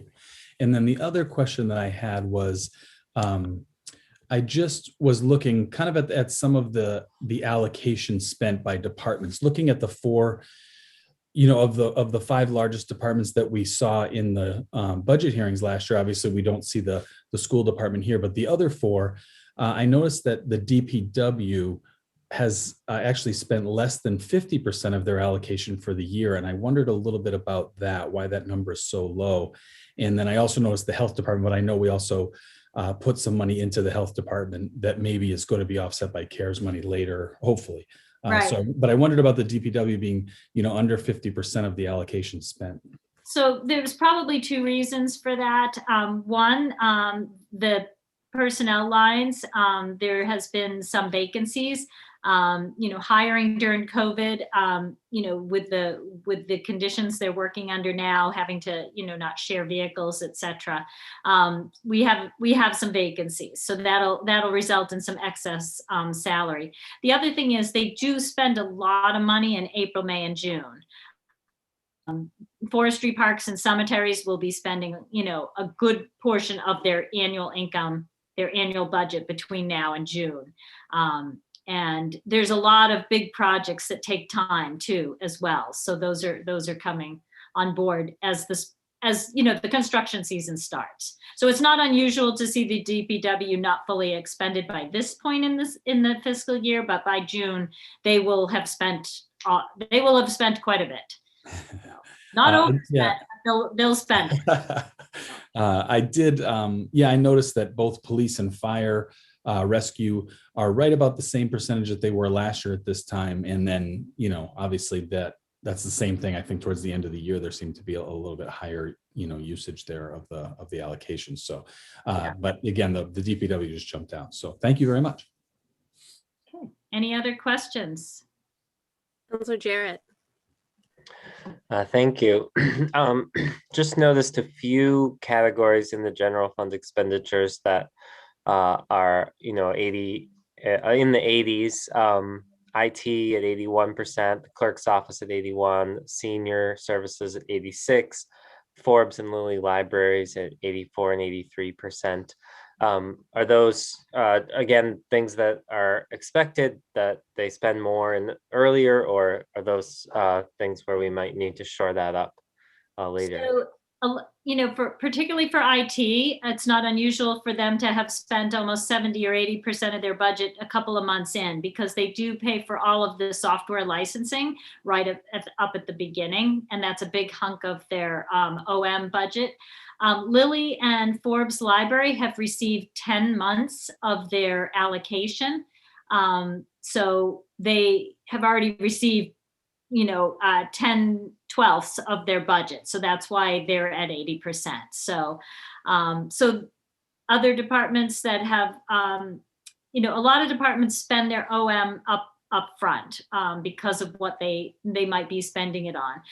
The clerk's office, of course, she's through the busiest part of her season, which was the election. So it's not, it makes sense that she would be at 80% probably in her OM and her PS, because a lot of the election workers have all been paid and there's no more expenses coming there. So it kind of depends on the line item and where it is. But I do track every payroll from January on.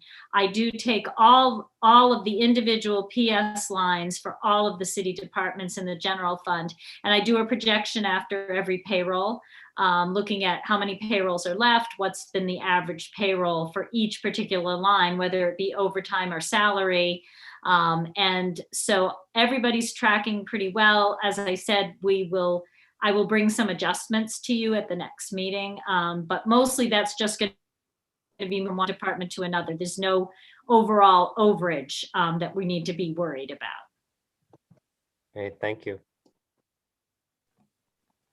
Okay, any other questions for Susan?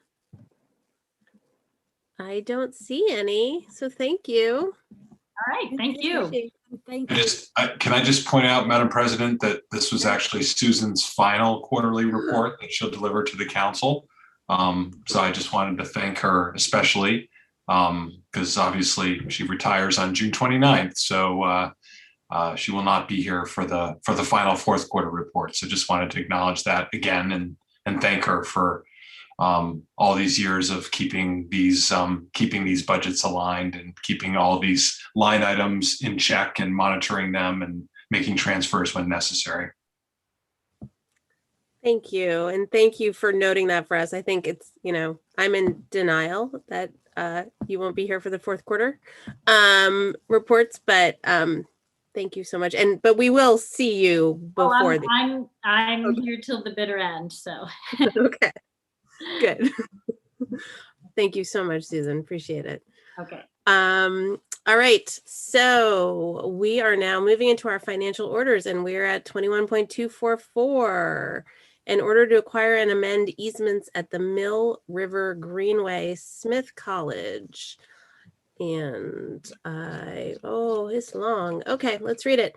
In the City Council, April 15, 2021, upon the recommendation of Mayor David J. Narkowitz, Conservation Commission Plan and Sustainability ordered that whereas the Open Space and Recreation Plan 2018 and 2025 recommends expanding public access along the Mill River as part of the Mill River Greenway, and the Climate Resilience and Regeneration Plan 2021 recommends moving to renewable energy and electrification of thermal loads. Whereas the trustees of Smith College granted the city an open space restriction and public way right-of-way easement recorded at Hampshire Registry of Deeds at Book 5900, page 26, 314-2000, and Book 5898, page 3939-2000.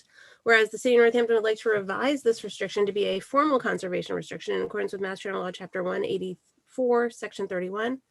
Whereas Smith College would reserve the right to use area within 200 feet of the gravel road shown on a plan entitled, quote, Boundary Survey of Land of the Commonwealth of Massachusetts, formerly the Northampton State Hospital, Northampton, Massachusetts, unquote, dated December 17, 1996, and recorded at Hampshire Registry of Deeds.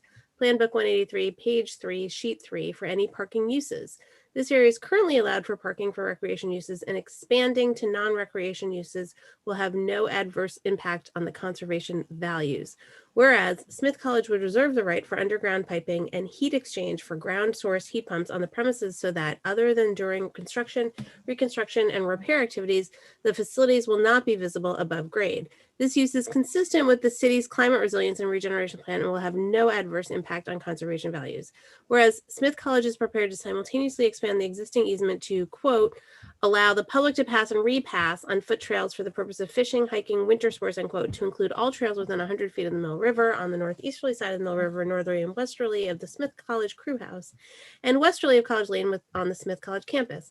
Whereas the amendments to the open space restriction requires approval of Massachusetts general law under Article 97 of the amendments to the state constitution, ordered that the mayor and the Conservation Commission is authorized to amend the existing open space restriction and public way right-of-way easement to expand the use of existing parking areas, allow underground piping for ground source heat pumps, and accept the new expanded easement. Further, the city requests and petitions that our legislative delegation file legislation substantially as follows.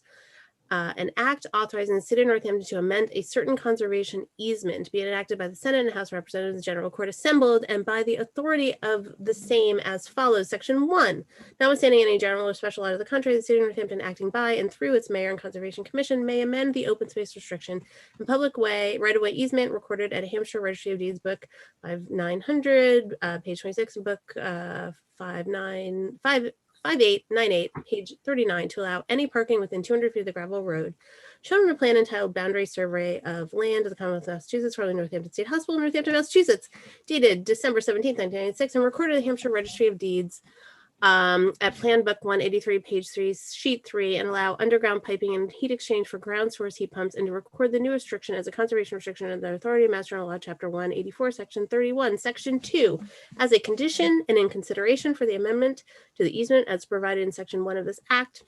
And at the same time as such release, the city of Northampton, acting by and through its Conservation Commission, shall accept an expanded public right-of-way easement to allow the public to pass and repass on foot trails for the purpose of fishing, hiking, winter sports on all trails within 100 feet of the Mill River on the northerly side of the river, northerly and westerly of Smith College Crew House, and westerly of College Lane on the Smith College campus, Northampton. Move a positive recommendation, please. Second. Motion is made by Councilor Quinlan, seconded by Councilor Labarge. And who's here? Is Wayne? There you are. Hello. Hi, how are you? Well, how about you? Good. So I'll do this quickly. It's a lot of words, but it basically does two things. I guess I should preface by saying Smith is being very generous with us, and we're very pleased. So what we'd be doing this is giving two rights to Smith. One is they want the ability to park in the gravel area, sort of on both sides of the fence, at the bottom of the hospital hill. As a practical matter, they're already doing it. The easement allows parking for recreation use. It doesn't allow it for non-recreation use. We haven't really enforced that. So it's mostly used by recreation users. But during snow emergencies, Smith students park down there. During construction projects, construction crews park down there. So we would, in essence, be blessing what they're already doing. So that's the first thing we'd be giving them. The second we'd be giving them is, if you read this, it's more clear. Smith is committed to being carbon neutral by 2030. They're still exploring how they get there. So this isn't definitely what they're going to use, but one approach they might do is a massive system of ground source heat pumps. So you all know we have ground source heat pumps at the senior center, but this is ground source heat pumps on a massive scale to heat and cool the entire campus. So we'd be allowing them to do it. It would certainly be a construction period, but once the construction period is done, it wouldn't be visible. It'd be pipes underground. So those are the two things we're giving them, and I think they're things we either do already or we'd actually like them to do in the case of heat pumps. What we get is two things. The easement they gave us that protects Hospital Hill, they gave us 10 years ago, is only a 30-year easement. I figure I'll be retired by then, so I don't really care, but we'd like it to be permanent. So Smith is agreeing to, instead of an easement running out in another 20 years, to indefinitely, so it would basically be protected forever. All Hospital Hill, all Parcel K, which goes all the way back to the Mill River, would be protected forever. And then in addition, this is sort of the facts on the ground already, but if you go from the Crew House all the way up to Ward Avenue, about 80% of that walk is on Smith College property. They have never tried to exclude the public from doing it, but this would, we know things change. And this would, they basically be committed forever for public access. Well, it sounds like a win-win-win. Any questions, comments? Okay, I don't see any. So seeing none, how about a roll call and a positive recommendation, please?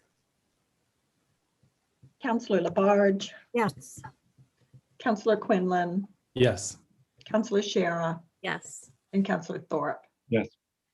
Great, that moves forward with a positive recommendation. Thank you so much, Wayne.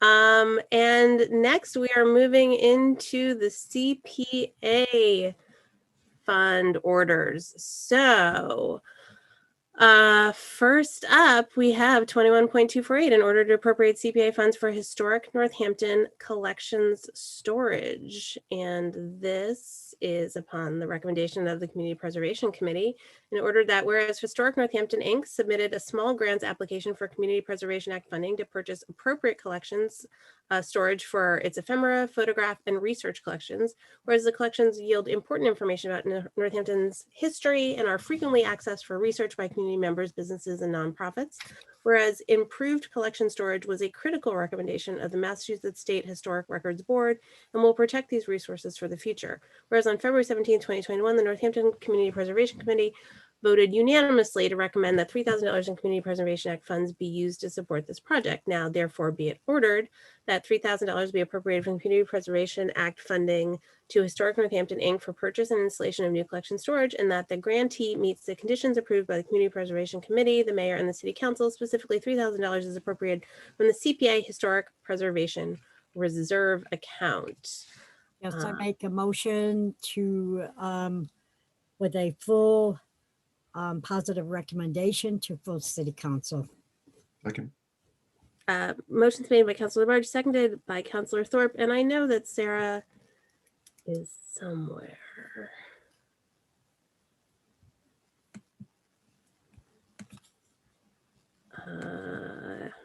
Sarah, where are you? It looks like she's at her house. Can you guys see Sarah? Oh, there's Sarah. Sorry, All you were right. on another page. Hi. All right, here I am. So quickly before I get to this particular order, I am staff to the Community Preservation Committee, and the CPC is responsible for making recommendations to the City Council for how CPA funds should be spent in the 4 CPA program areas, and those are community housing, historic preservation, and open space and recreation. And the CPC is comprised of 9 members in total. 5 of them are appointed from the boards and committees that represent CPA funding areas. So 1 position each from Rec Commission, Planning Board, Conscom, Historical Commission, and Housing Authority.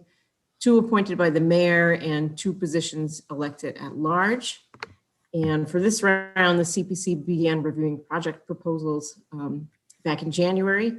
After extensive review that included applicant presentations, site visits that were both in person and virtual with some cool videos presented by some applicants, public comment sessions and deliberation, the CPC unanimously voted to recommend everything that's before you tonight that totals $338,750. And this historic Northampton collection storage item was recommended through the CPC's small grants program. And this is created just for discrete projects that have a $3,000 request or less. Historic Northampton's collections have grown over the years and expanded well beyond the museum's prior storage capabilities in the limited archives room that they've been using for a while. And this project will allow Historic Northampton to purchase new shelving, filing cabinets, and document boxes that will preserve the collections and also allow for better public access. Excellent, thank you. Any questions on this? Okay. I'm not seeing any on this one. So we already have this on the floor, right? Yes. So roll call, please, Laura, on a positive recommendation. Counselor Quinlan, Yes. Counselor Shara, Yes. Counselor Thorpe, Yes. and Counselor Labarge. Yes. Okay, that moves forward. And moving on to 21.249, in order to appropriate $120,000 in CPA funds toward habitat housing on Burt's Pit Road. Upon the recommendation of Community Preservation Committee, ordered that whereas Pioneer Valley Habitat for Humanity submitted an application for Community Preservation Act funding for the creation of 3 energy efficient affordable homes on Burt's Pit Road.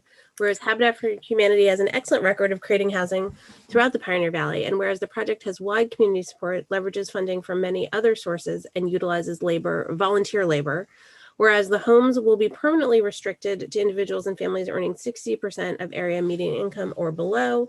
Whereas on April 7, 2021, the Northampton Community Preservation Committee voted unanimously to recommend that $120,000 in Community Preservation Act funds be used to support this project.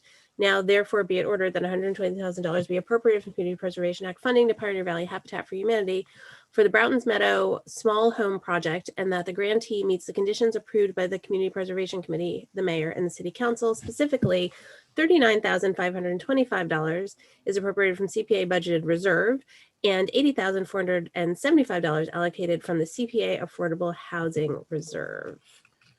Yes, I would like to make a motion with a positive recommendation to full city council.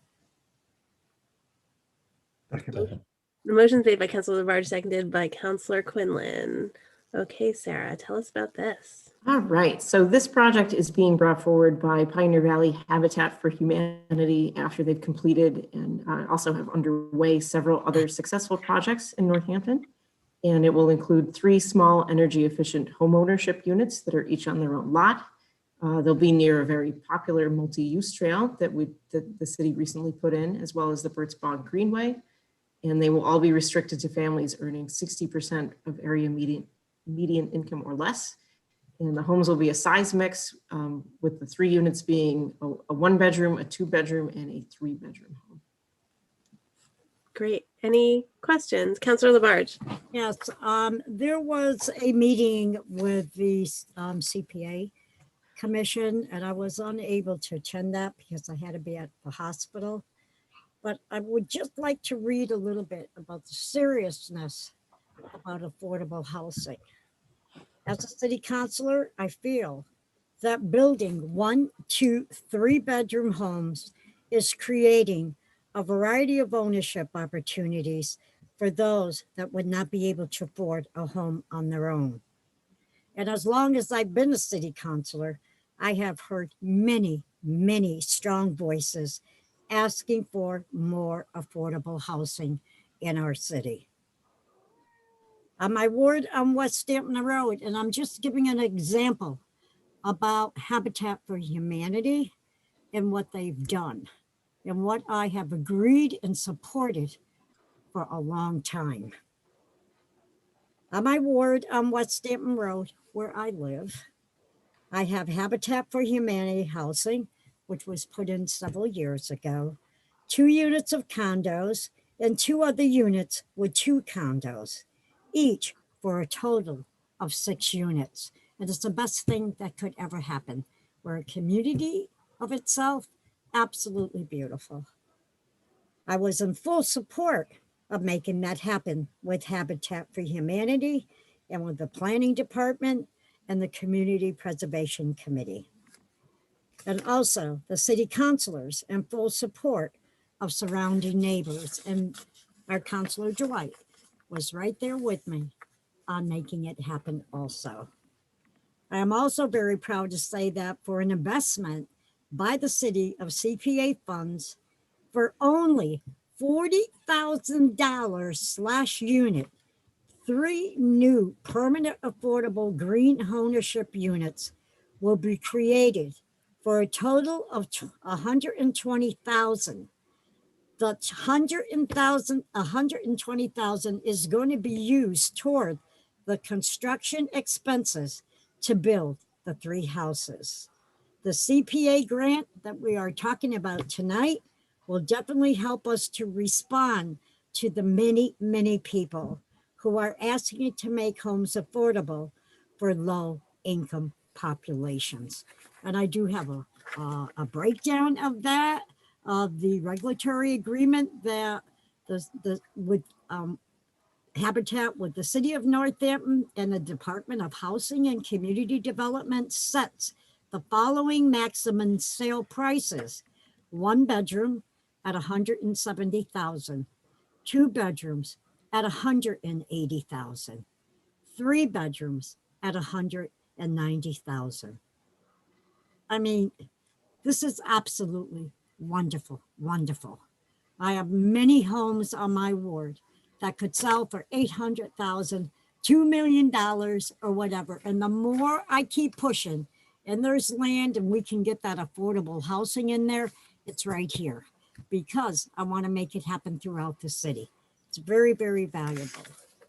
So I have to say that Pioneer Valley Habitat for Humanity always commits to putting deed restrictions on the homes built in this project so that the affordable housing dollars invested will not be lost and the home can remain affordable in perpetuity. In a city where the median home price was recently quoted as being $310,000, this is an important safeguard for having diverse and inclusive residential neighborhoods. Habitat and the City of Northampton have already signed a regulatory agreement committing these units to be permanent affordability, and that is extremely valuable. The Broughton's Meadow Homes plan to sell for $120,000 through $175,000, highlighting the smaller energy efficient homes are possible in Northampton at affordable prices. One good thing about building these Broughton Meadows homes is the location. Selected is access to existing walking trails, which I supported 100%, which if they have children, they'll be able to take the trails, go up through Sandy Hill, go up and take the trail and get themselves into Ryan Road School. We have an excellent plan here, and I support this. I support this 100%. Thank you. Thank you. I too am thrilled about these homes. Any other comments? Okay, seeing none, roll call please on a positive recommendation, Laura. Thank you. Ashara, Yes. Councillor Thorpe, Councillor Labarge, Yes. and Councillor Quinlan. Yes. Okay, that moves forward, and we're at 21.250 in order to appropriate $14,500 in CPA funds to Lilly Library Stair Repair Project.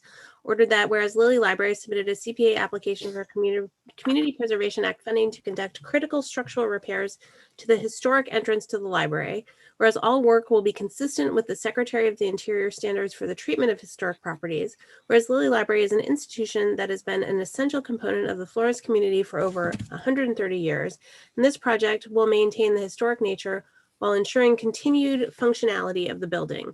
Whereas on April 7, 2021, the Northampton Community Preservation Committee voted unanimously to recommend that $14,500 in Community Preservation Act funds be used to support this project. Now, therefore, be it ordered that $14,500 be appropriated from Community Preservation Act funding to Lilly Library for the stair repair project, and that the grantee meets the conditions approved by the Community Preservation Committee, the Mayor, and the City Council. Specifically, $14,500 is appropriated from the CPA Historic Preservation Reserve. Move a positive recommendation, please. Seconded. Motion's made by Councillor Quinlan, seconded by Councillor Labarge. Sarah. All right, so Lilly Library in this instance presented a project that had a fairly small dollar amount, but will have a huge impact that the committee felt. So the stairs were the main entrance to the library until 2005, when it was renovated for the first time since its original construction in 1890.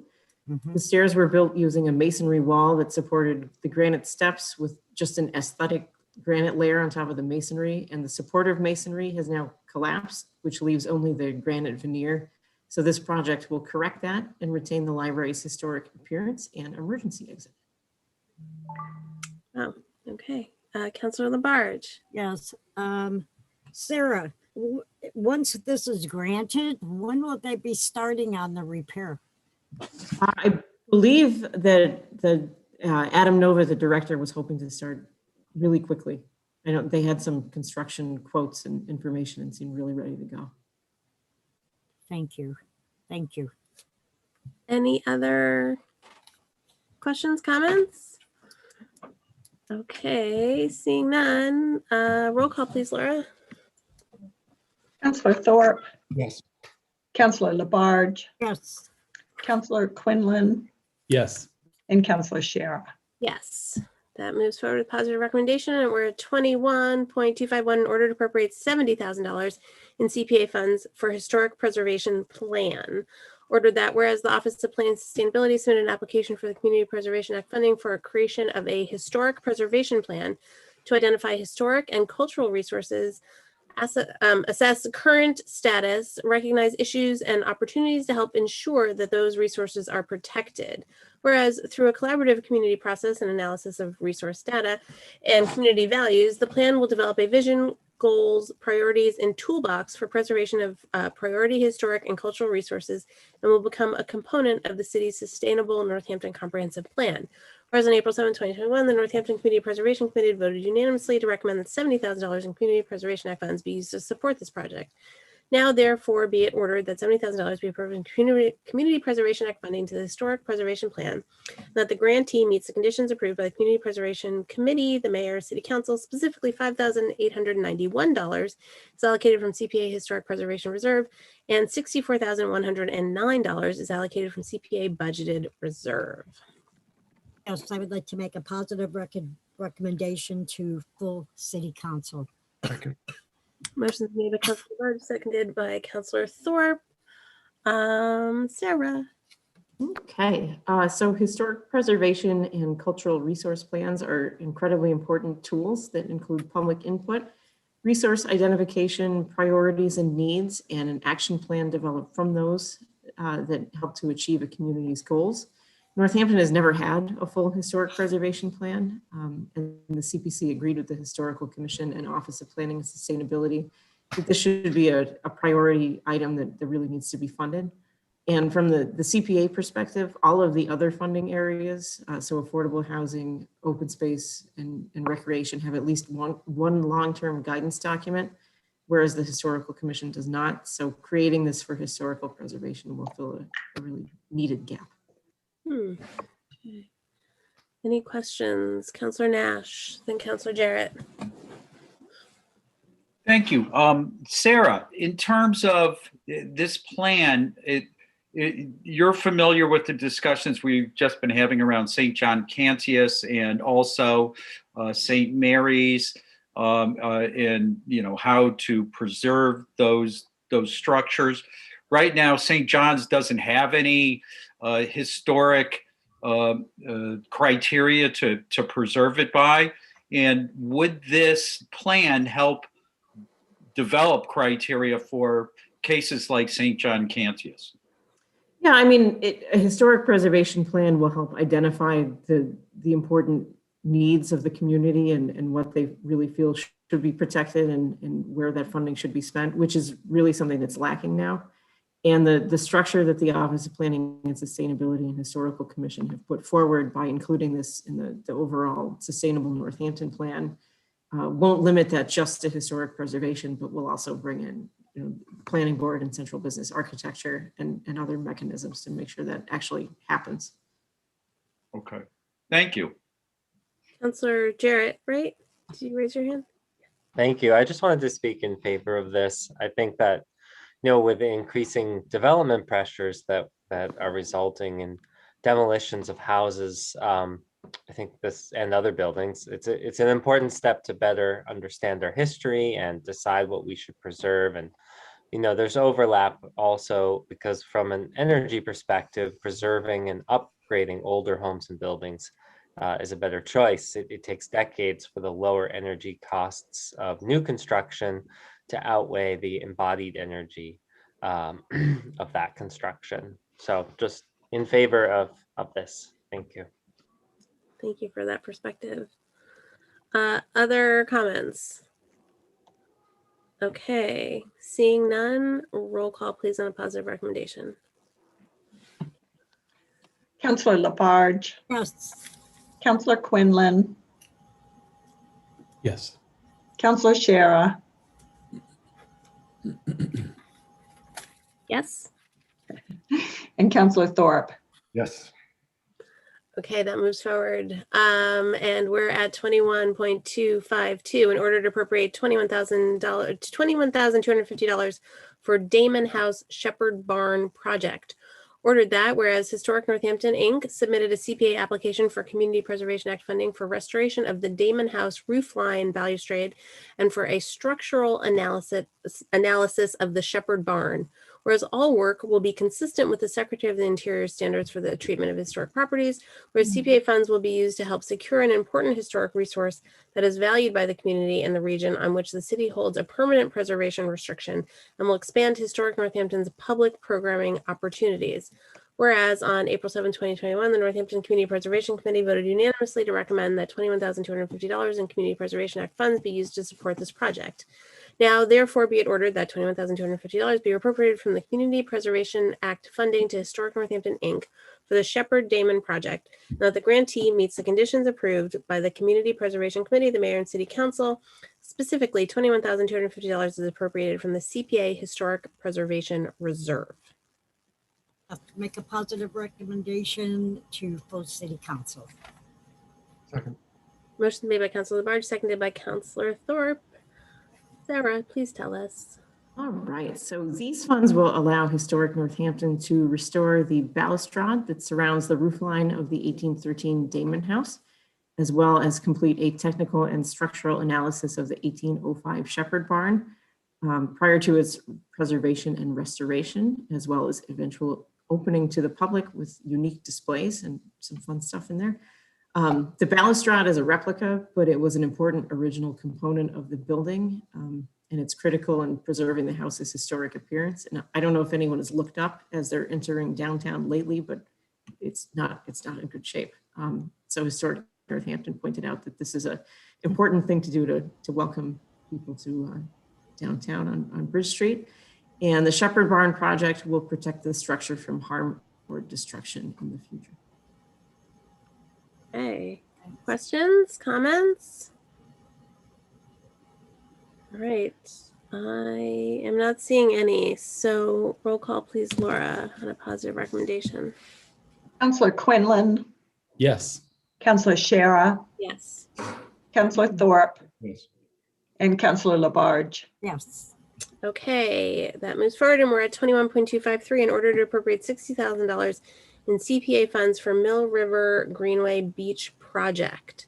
Ordered that whereas the Northampton Conservation Commission and the Office of Planning and Sustainability submitted a CPA application to acquire a 3.3 acre parcel along the Mill River in Leeds, abutting the existing Mill River Greenway, which includes recreational opportunities for all seasons. Whereas subject to the city's successfully negotiating a conservation restriction that which contains an adequate private party maintenance agreement. Laura, I think you're sharing the wrong screen. Sorry. It's okay. Whereas the project meets the goals of the Sustainable Northampton Plan, Northampton Community Preservation Plan, and Open Space Recreation and Multi-Use Trail Plan to protect open space and provide recreational opportunities. Whereas on April 7, 2021, the Northampton Community Preservation Committee voted unanimously to recommend that $60,000 in Community Preservation Act funds be used to support this project. Now, therefore, be it ordered that $60,000 be appropriated from Community Preservation Act funding to the Northampton Conservation Commission and Office of Planning and Sustainability for the Mill River Greenway Beach Acquisition Project. That the grantee meets the conditions approved by the Community Preservation Committee, the Mayor, and City Council. Specifically, $60,000 is appropriated from the CPA budgeted reserve. I make a positive recommendation to full city council. Okay. Where was that second? Councilor? Second. Okay, so motions made by Councilor Labarge, seconded by Councilor Quinlan. Please tell us about this one, Sarah. All right. So this project will allow the Conservation Commission to acquire a parcel of property that's along the Mill River in Leeds. It's next to both the Mass Central Rail Trail on the east of it and existing open spaces that are already part of the city-owned Mill River Greenway. It's known recently as the owner unknown parcel, since it's had no active ownership since at least the early 1900s, if not before that. An acquisition will create public access and allow for a thorough cleanup of both historic and recent trash, and allow the Conservation Commission to install signage, benches and trash receptacles and pad. A permanent conservation restriction, as with all CPA funded open space acquisitions, will also be placed on the property to ensure that it remains an open space and recreational resource in perpetuity. And this one in particular will include provisions to address trash disposal, cleanups, and stewardship moving forward. Well, this is good news. Councillor Maori.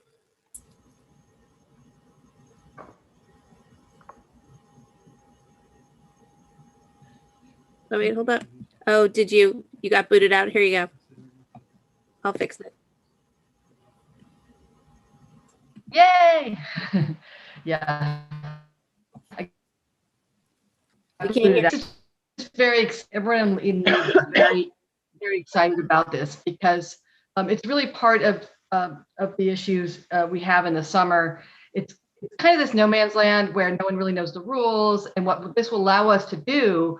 And thankfully, we have this wonderful Leeds Civic Association that's kind of committing to stewarding this as well.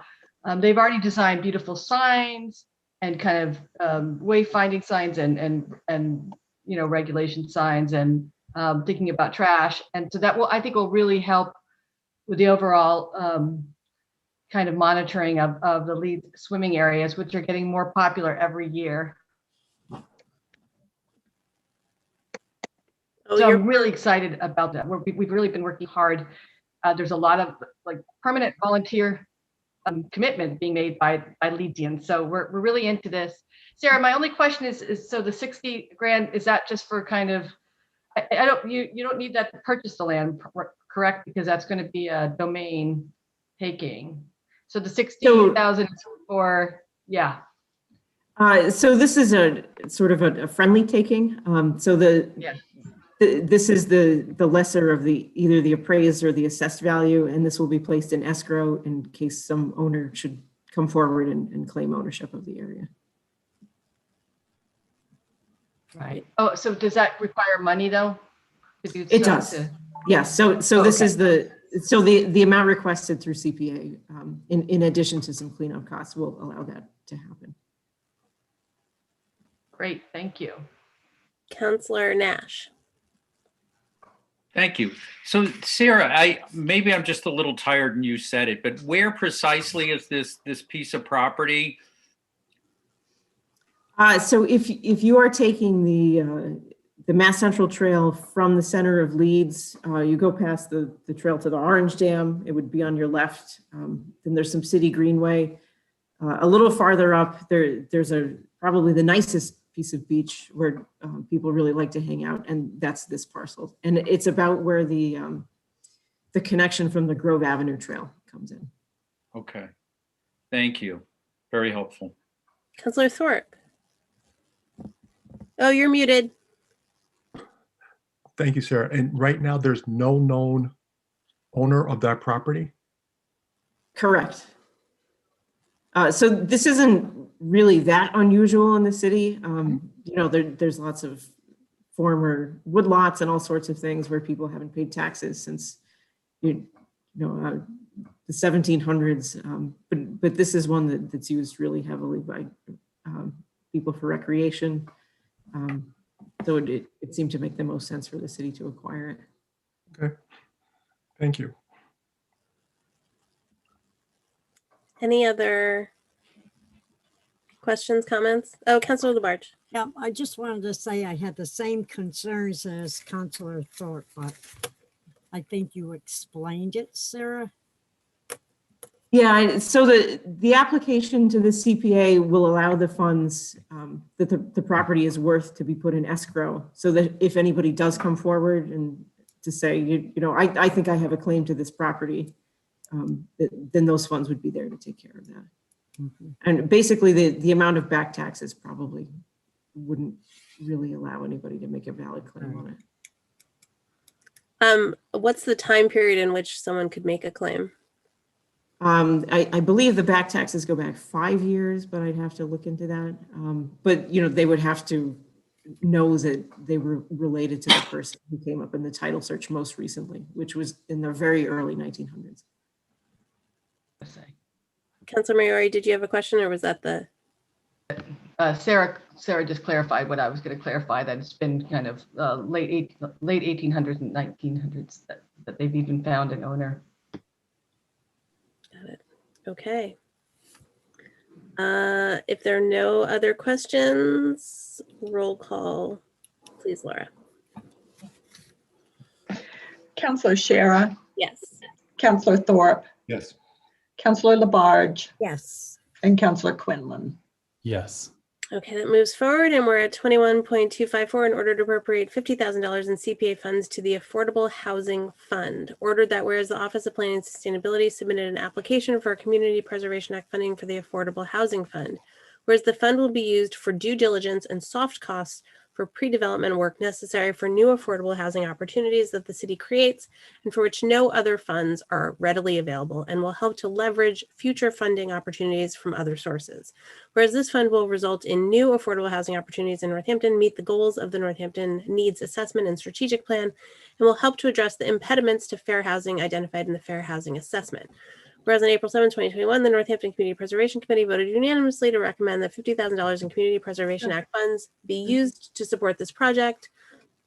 Now, therefore, be it ordered that $50,000 be appropriated from Community Preservation Act funding to the Affordable Housing Fund, and that the grantee meets the conditions approved by Community Preservation Committee, the Mayor, and City Council. Specifically, $50,000 is allocated from the CPA Affordable Housing Reserve. Move a positive recommendation to the full city council, please. Second. Motion was made by Councilor Quinlan, seconded by Councilor Thorpe. And Sarah, please tell us about this one. All right, so this one should sound a little bit familiar. This was also recommended last round by the Community Preservation Committee and was funded by City Council. So CPA funds for this project will be utilized for due diligence and soft costs for the pre-development work that's necessary for new affordable housing opportunities. So these are things like environmental assessments, site planning and surveys and other activities for which there's really not any other funding sources available. And the last iteration of this grant helped the city to receive a state grant just this month for additional work to move these projects forward. And city affordable housing providers like Habitat for Humanity, who we've already funded a bunch of times, as well as Valley CDC, have told us that they find it invaluable for this initial work to have been completed when they're working on affordable housing projects. Excellent. Any questions?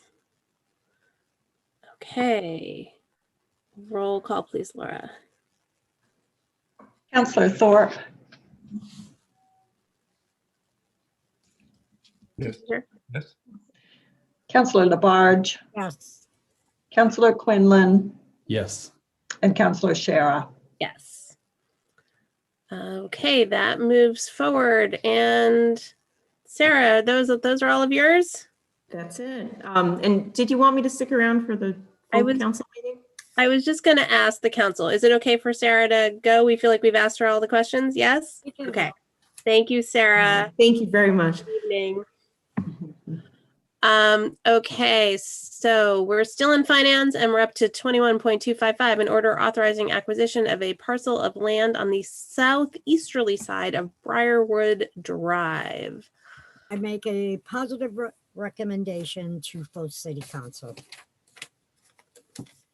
Second. Let's get the second, made by Councilor Labarge, seconded by Councilor Thorpe. Let's read it. 21.254. Oh, that's the wrong one. Wait a minute. Oh, Laura, it looks like the CPA one is linked here on my agenda, or is it the order of Uh-oh. Did I upload? Or it's the order of taking underneath it, right? Oh, yeah. You know what? Oh, I have two. It looks like a slip of the finger there. Let's see. How can I pull it up? Okay.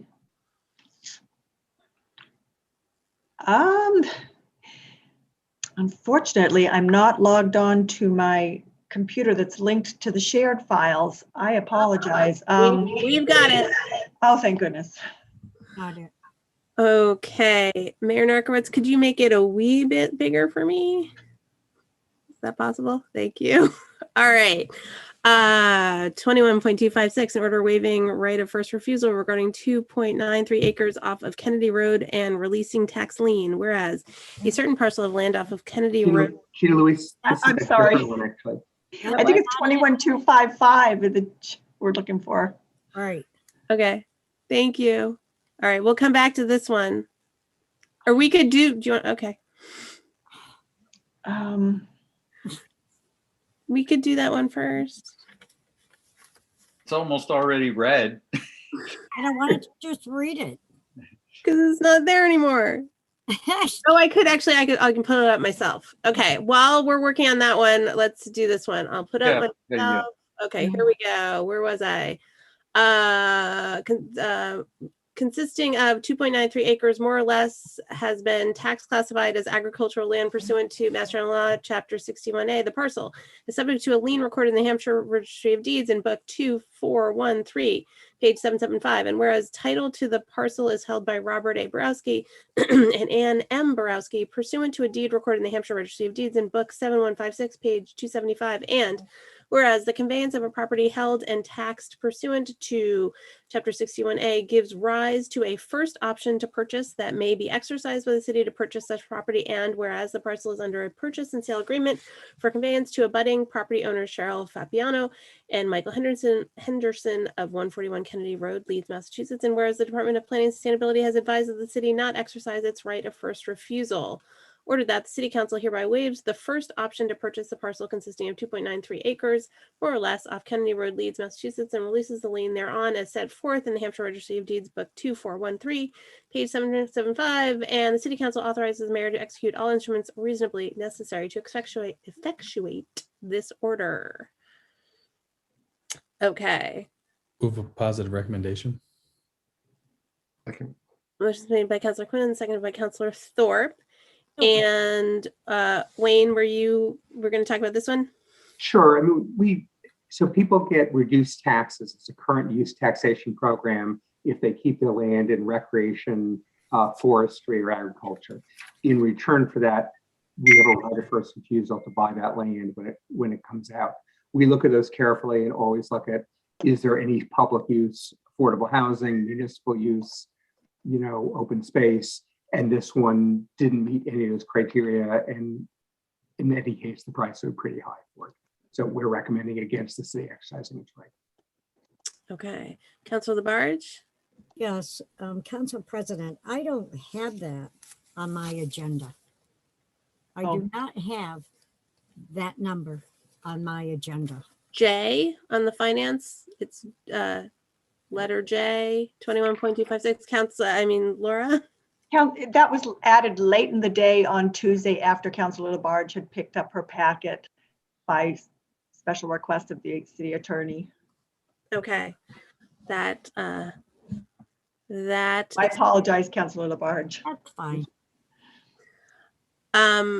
Any questions about this? Okay, seeing none, roll call, Laura. Councilor Labarge. Yes. Councilor Quinlan. Yes. Councilor Shara. Yes. And Councilor Thorpe. Yes. Okay, that moves forward, and we are going back up to 21.255, which hopefully has been located. I have it from my email inbox as it was originally sent to me, so it doesn't have the number on it, but I can pull up the right one here. There we go. So as you can see, it was given the number 21.255, but got it. Okay, is it possible to make it a little bit bigger? Maybe not from there. I'm gonna come in close. Okay. This is an order authorizing acquisition of a parcel of land on the southeasterly side of Briarwood Drive. Whereas the parcel subject to this order is located on the southeasterly side of Briarwood Drive and is shown on a plan of land entitled, quote, Plan of Lots in Northampton, Mass, owned by Edbert Homes, Inc., quote, dated July 12, 1965, and recorded in the Hampshire Registry of Deeds in Plan Book 67, pages 94 to 95 of the plan, being the southerly 1/3 of lot 31A on the plan of the parcel. And whereas the parcel excludes that portion of lot 31A that is shown on the plan entitled Plan of Lots in Northampton, Mass, owned by Edbert Homes, Inc., dated April 1964 and recorded in the Hampshire Registry of Deeds and Plan Book 65, page 56A, also shown thereon as Lot 31A. And whereas the parcel abuts the property of the R.K. Finn Ryan Road Elementary School, and whereas the owner of the parcel, Egbert Homes, Inc., was involuntarily dissolved by order in the Secretary of the Commonwealth in 1979, and whereas the parcel is subject to an existing tax lien for unpaid taxes that exceed the value of the parcel, and whereas the parcel contains the layout of a city sewer line, and whereas the parcel would enhance access to the abutting school property from the neighborhood shown on the plan. Now, therefore be it ordered, the City Council hereby authorizes the acquisition by purchase, gift, eminent domain, or otherwise of the parcel described above in for access to and egress from the land of R.K. Finn Ryan Road Elementary School. Make a positive recommendation to full City Council. Second. Motion made by Councilor Barge, seconded by Councilor Quinlan. Okay, Wayne. So this is part of a broader project of encouraging safe routes to school and reducing students' walking distance so that fewer parents drive their kids and more kids exercise and don't waste gas to get to school. This is an existing shortcut that's been in the Ryan Road neighborhood for years, probably since the school was built. But we've never owned the land. We've never had formal rights to it. And so as part of our normal review of tax title, we came across this and thought it would be a great opportunity for a shortcut. Students are already using this. The principal of Ryan Road School is very supportive of this, and she hopes this goes forward. This would both legalize that access, but also give us the right to make some minor improvements. Students, frankly, wander on this property and wander to the neighbor's property. Sometimes the property is wet. We don't intend any significant amount of improvements, but we'll probably mark it so people know where the boundary is, and maybe make some minor trail improvements to make it easier for students to walk. Great. Councilor Labarge. Yes. Wayne, when was it? Like a year and a half, 2 years ago, we had a meeting with Mr. and Mrs. Bombard in regards, because I had complaints about that area not being taken care of and so forth like that. And knowing that it was, nobody could find the owner at all. And they researched for several years to attempt to try to find him. So anyways, I think this is great. I think it's an opportunity, and we know that Sarah Maiden, the principal, is in and agrees with us on this.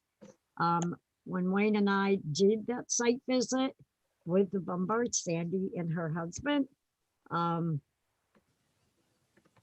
they were very pleased about it, because we will have that responsibility of that site and making sure that there's due respect, that the children, no matter what, if they're riding on their bikes or anything, that they don't go on to the Bombard's property.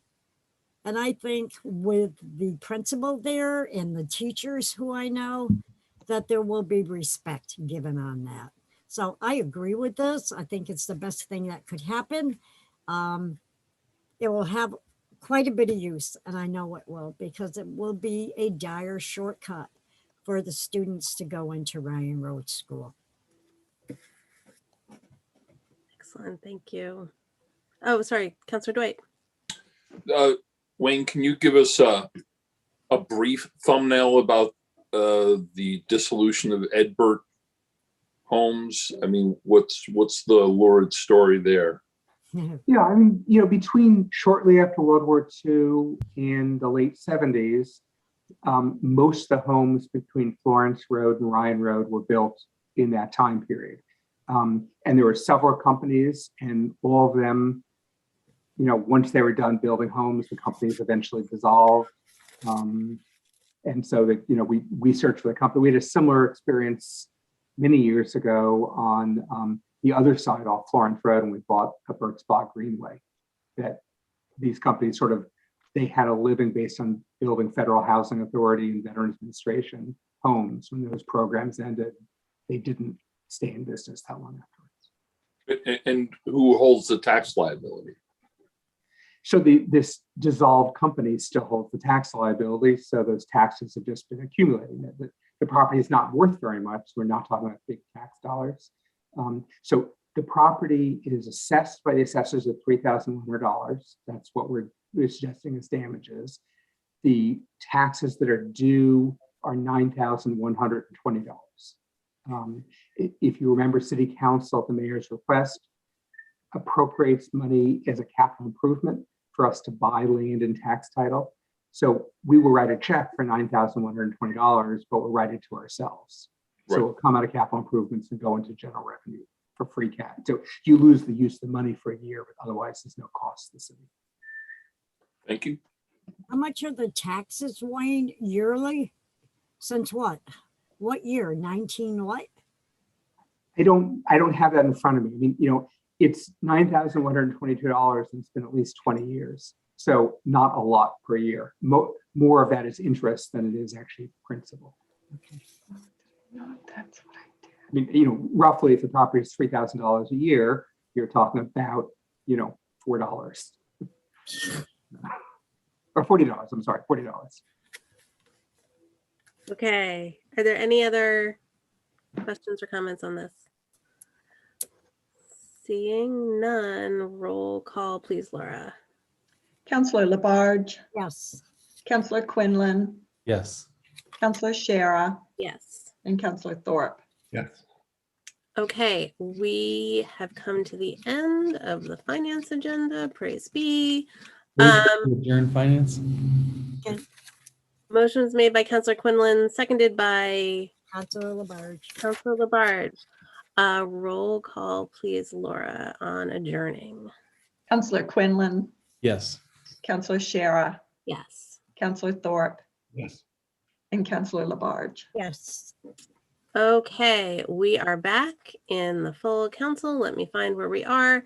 Also, I will ask if we can indulge. We just did the hard work on those financial orders, so let's skip them for now. And let's, I'm scrolling. Let's go down to what some people are still here for, which is we're going to go into financial orders on second reading. D 21.237 in order to appropriate free cash $400,000 to animal control facility. Move to approve. Second. Motion made by Counselor Labarge, seconded by Counselor Dwight. Okay, discussion on second reading. Mayor Narkowitz is here. I'll lead off. Mayor Narkowitz, can you just explain what the appropriation of, again, what the appropriation of this free cash does for this project? Sure. Yeah. As the order outlined, this is to provide additional supplemental funding to a previously funded capital project that would help cover the full design and estimated construction costs. And so, we've, as I described at the last meeting, and I'm happy to recount tonight, we sought money for this much needed facility, and we've been on a bit of an odyssey of trying to locate the best possible location for it. Obviously, it still would be subject to hiring a designer and going through a design process, and then obviously going through all of the required permitting and site plan review with the planning board, et cetera. I can say that, with regard to this project, as with a previous site that we looked at, an initial site we looked at, I have committed and been in touch with the ward counselor that, you know, I will hold I'll hold a neighborhood meeting on site, and we'll have, before we submit anything to the planning board, before we submit anything further, but once we have an opportunity to study and do a design and look at, you know, all the various issues, that we'll have a meeting with the neighborhood and give them an opportunity to understand it and give us some feedback. So, so really, this is just to complete the funding that we would need. But again, and as I think I said at the last meeting, I don't really want to expend funds on hiring a designer if we don't have the funding, the total funding for the project. I wouldn't want to expend those funds. So, so this would give us the proper funding that we need. Again, I talked about the site that we're looking at right now currently, but that's obviously subject to you know, several other factors and a process that lies ahead and beyond just the city council appropriation. But suffice it to say, you know, we need the facility, and so wherever we end up building it, these funds we think will provide us with what we would need to construct it. Okay, Councillor Nash. Thank you. Mayor, so what we're appropriating here is money for construction and for plans, but it's not as actually designating a location just yet. Is that correct? Yeah, I mean, the location, obviously we have to, you know, we have to have more in-depth study of the actual location. We have to do, you know, site and, you know, deeper, you know, I think I showed you a design at the last meeting that was literally, you know, a schematic of the schematic of the facility that was sort of just dropped onto a map of the, you know, of the site.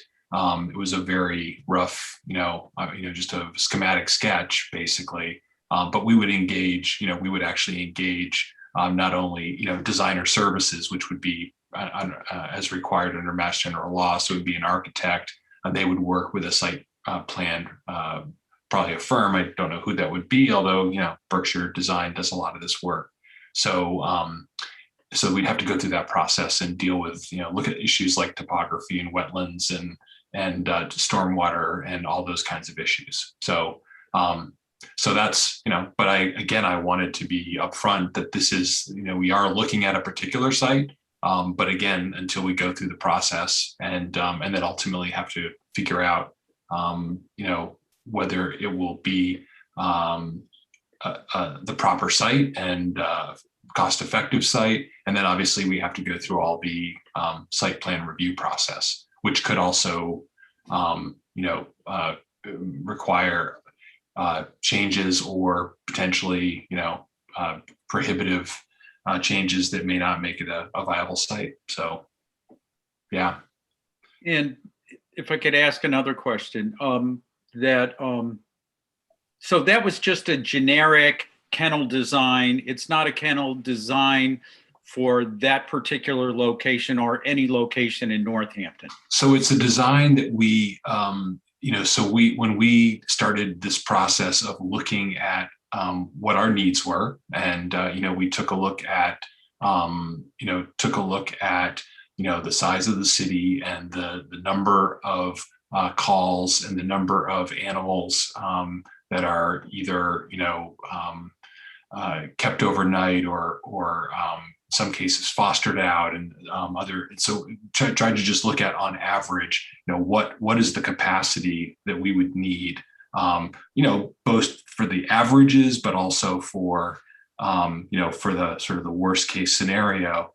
And so we came up with, the number that we would need, you know, eight kennel spots for dogs, a cat room, and then a quarantine area for dogs that needed to be separated. And so, and we, you know, David Pomerantz and Shayla actually toured a number of these facilities. I mean, we were familiar with the Amherst one, but toured, you know, facilities in Southwick and Belchertown and a bunch of other, looked at a bunch of other. So, and then we got just a very basic design. It wasn't full designer services. It wasn't full, like, make us, biddable contract documents or anything like that. But we did work with somebody to say, help us take what we need and sort of put it on paper as sort of a schematic of what that might look like, but nothing, drawn to, contract bid type documents that you would be required, under bidding. So that's what it is. It's actually the same facility that we've looked at, so we kind of know the basic facility. I mean, it's a rectangle, it's a very basic building.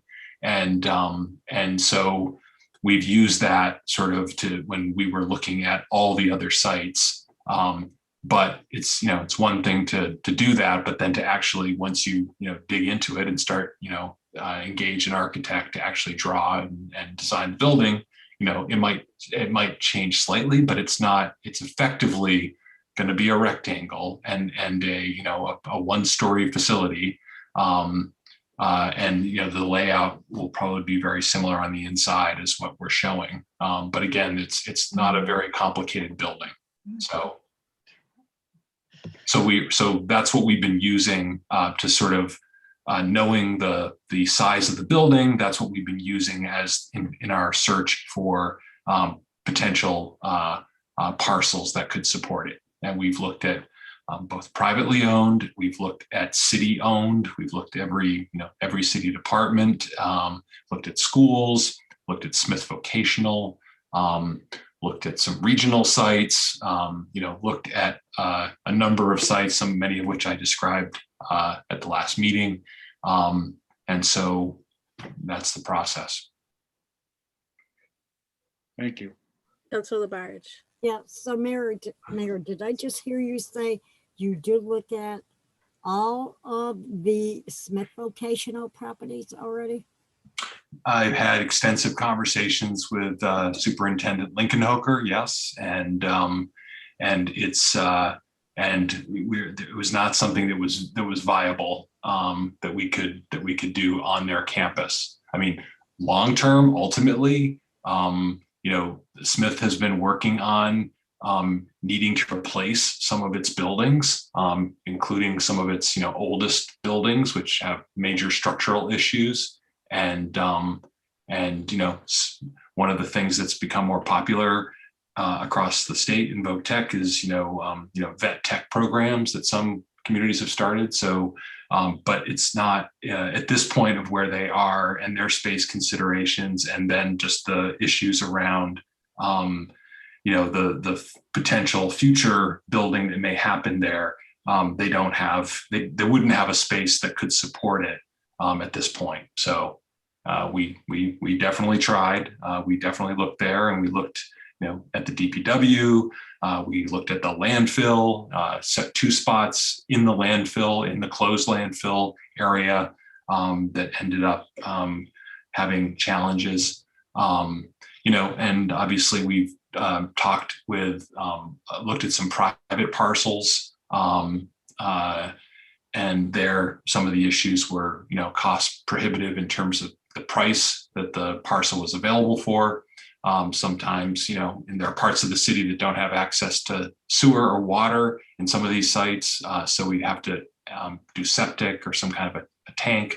And I think, you were there at that meeting that I held originally about this. And, I think the message was that, and a lot of the concern there was about buying a private parcel. That was really the concern. There was people weren't too concerned about the kennel. They just didn't like the fact that we would be enriching the person who was developing a project that wasn't popular on that street. That was really what it came down to. And so, the message was clear. You should really try to, find a publicly owned parcel if you can. So after many stops and starts, this is the current one we've identified that we want to look at and go do an analysis of. But the bottom line is we need the construction funding no matter where we build this project. Could I just ask you one more question, please? Sure. Over by the jail. Yeah. On Route 66. Yep. Before you go into the driveway across the street. Oh yeah, beautiful. Huge parcel. Yep. Okay. And I know this it's was in- brought up it's in- there way back Yep. of it being an excellent spot to have that. Now, that is state, right? The state owns that? Yeah, and it's in permanent conservation land. It's been put into permanent conservation land. Many of those parcels in and around that area are either have been put into permanent conservation land. So that is a state-owned parcel, but it's in permanent conservation. So it's not available for you wouldn't be allowed to build something like that on conservation land, as you know. Other parcels that I've heard mentioned tonight are either in conservation or they're in APR status. Yeah, you can definitely point out some parcels, and we've looked at all those parcels and we've mapped them out, but for one reason or another, they wouldn't be eligible for this type of construction. And even at above the jail, I mean, there is an open field there too. Above the jail, so between Can you go in the jail? Yeah, so I actually did talk with the sheriff. We did have a conversation with Sheriff Kay Lane about potential space on his property. And we had some good conversations about it, and we looked at, would there be potential space? In the end, having to then go through a process with the state and with DCAM, and there was a concern about if we were building something just for Northampton at the regional House of Corrections, that would we be asked to build a regional shelter? And really, there was a very constrained site there that was going to be challenging in and of itself to build what we wanted to build. That was going to be basically near their parking lot. But so we did talk about that, but ultimately we felt like that was going to get very complicated. And as someone who's had to deal with DCAM and leases with DCAM and dealing with those kinds of issues, we decided we wanted to work on a site that was not part of a regional facility, but that was just a Northampton facility, and preferably on land that we could control. That wasn't just a lease for a few years, 30 years or something like that, given the investment we were making. How much land do we actually need, Mayor? The parcel, the parcels we were looking at, it's not a large building. It's a 2,000 square foot building, so I think when we were talking out at the Wagon Trails parcel, I think we were looking at, like a 1 acre site, basically a half to 1 acre site. And, didn't have to, obviously it depends on the location and the topography. And, and again, part of it was also driven by needing room for septic. And if we were in a spot that needed a septic as well as just building the building. So yeah, that's, I've mentioned, the old Moose Lodge we've looked at and had conversations about that. We've looked at a bunch of different facilities, a bunch of different places. So again, the parcel B at the state hospital, is the city owns it, and it was specifically, designated for use for a potential future municipal facility. And, we've obviously used part of it for recreation facility for Ellerbrook. And so there's this remaining parcel we'd like to take a look at because it would be at least cost effective in that we already own the land, and we wouldn't be, buying private land and taking it off the tax rolls, both paying the cost of the land at a fair market value, and then also, taking it off the tax rolls. So. Councilor Jarrett. Um, Thank you, Mayor, for answering some of my questions earlier by email. I wanted to ask about, I know you said you considered the DPW area at 125 Locust Street. So I wanted to ask more about that. And then also the status of the state property that's directly adjacent to that, that at one point was the recycling center was going to move there. And I know they had to do some cleanup behind there. So I just wanted to ask about that property as well. Sure. Actually, why don't I just start with that one? So that's a property that's owned by Mass DOT. And I've met with them a couple of years ago or a year or so ago when they began the cleanup process. The city was, you know, we had done, it was actually a Smith project, a Smith College project that one of their design seminars that they had designed a potential new transfer station. It wasn't really location specific, but you know that was mentioned. But it was really an academic exercise. It wasn't. We didn't have any possession of the property, and so basically, Mass DOT has been undergoing a pretty extensive, cleanup of the site. It's a 21E site. There's lots of materials that were stored there over time. There was a landfill on the property. The buildings had some significant issues in them. And also, just to make it even more challenging, there's a stream that runs through the property.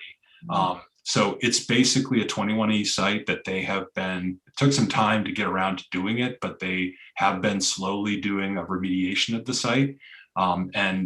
What Mass DOT has told me is that their plan is to get it remediated, and then, following their processes, they would get it appraised and they would try to sell it for commercial or industrial use. It was not something that would just be given to the city or transferred to the city.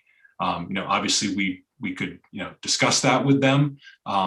But they are still very much involved in the 21E process right now. I think one of the buildings is eventually going to come down. I think the brick building is eventually going to come down, but they've been doing a lot of cleanup in the back and removal of construction debris and construction materials. And I think like I said, there was basically a landfill back there that they would, I think, dump street sweepings and other materials, and you can only imagine what else might have gotten dumped in there. So that's really not a site that we have any imminent control over, or I get lots of questions about that all the time, and lots of different people who have interest in doing something there, but it's still controlled by Mass DOT, and they're sort of separate from other state agencies in that they have their own division for cleaning up parcels and also eventually marketing parcels. But yeah, that's what I know about that particular parcel. The actual main DPW yard, Locust Street location. Obviously it's an active operational yard, and we have a lot of various operations going on there, from the transfer station to the gas station and the salt sheds and all the mechanics bays and all that. In terms of where something like this could be sited there, the other challenge with that site is that, and we've been working on siting our storage building that's being designed right now, as well as the work that had to go into siting and doing the gas station. The soils there are very challenging. Most of that whole sort of hill that exists there was created by dumping lots of fill over time to build that up. And so there's very poor soil conditions there that have made it challenging to even locate the storage buildings. And we ran into a lot of issues with the gas station. So, but at the end of the day, there's not a lot of there's just not the space there in that yard, but that would, without impeding operations of the DPW, to support it. Now, I have the DPW director would be thrilled if we closed the transfer station and you know, put a kennel there, she'd happily probably put the kennel there, because the transfer station is one of the challenges of her work, that but that's obviously not feasible either. But I'm just, in terms of, we did look extensively there. We've looked at other DPW facilities, and you know, all of our different water infrastructure, you know, plants, and Spring Grove, places like that. And really, there's not the space to support it at any of those. And you know, the landfill I had great hopes for, because there is a lot of land out there, but there were issues with DEP regulations around the monitoring wells that are all around there, and disturbing the soils there. Plus, there's no utilities, and you know, there's no utilities really on Glendale Road, you know, in terms of sewer. So yeah, the DPW one was challenging, and we searched every nook and cranny, but there wasn't space available to support it. Thank you for that. So then, just getting back to this site, you know, I reviewed the zoning, and I've been hearing concerns from the abutters. This is in the urban residential B zone, which, you know, it's pretty clear wouldn't allow such a facility if it wasn't a municipal facility. So if you could speak to the concerns around noise, and the soundproofing, and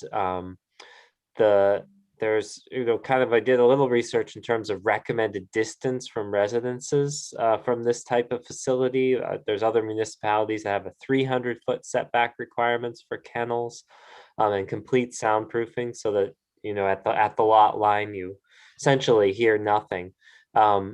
So if you could speak to that, because I think that's the primary concern that in any residential zone that you would want to address. You know, the traffic sounds like it would be minimal, but it's really about the noise and the barking of dogs that would be the biggest concern. Sure. Yeah, sure. So you know, I think a lot of people have when they hear that this is a kennel, that they probably have an image in their head of, you know, like a boarding facility, like a commercial boarding facility, like a dog daycare, like the one that my dog goes to every once in a while, or you know, where there's there's a bunch of dogs that are outdoors all the time, and they can move freely in and outdoors, and there's lots of outdoor pens and run areas and things like that. So first of all, in terms of, I've already mentioned the size. You know, this is a kennel that, you know, is you know, at its max would have, you know, slots for 8 dogs, and again, on average, you know, again, the lows, you know, 2 to 3 at a time that Shayla might be working with, but there are times when there are, you know, maybe multiple dogs are, you know, come out of a home for whatever reason, and or are found for whatever reason, that it could be as high as 8.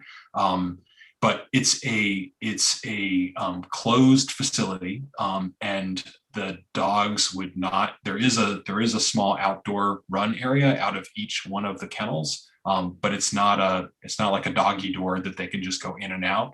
So the dogs would be only let outside in a controlled manner. When staff were there, they would never be left outside. They would certainly never be outside overnight. And most of the time they would be inside the kennel itself. The kennel itself, you know, I've already mentioned to you that we're planning to, part of the design is it's going to be a net zero building. So by definition, this is going to be a well-constructed and very well insulated building, because we want to make sure that we get the energy performance that we need to achieve the energy goals, which is going to have the added benefit of, you know, it's going to be a tight building to meet those energy codes, and it's going to be a very well insulated building. So we think we'll have you know, really good sound control because of that.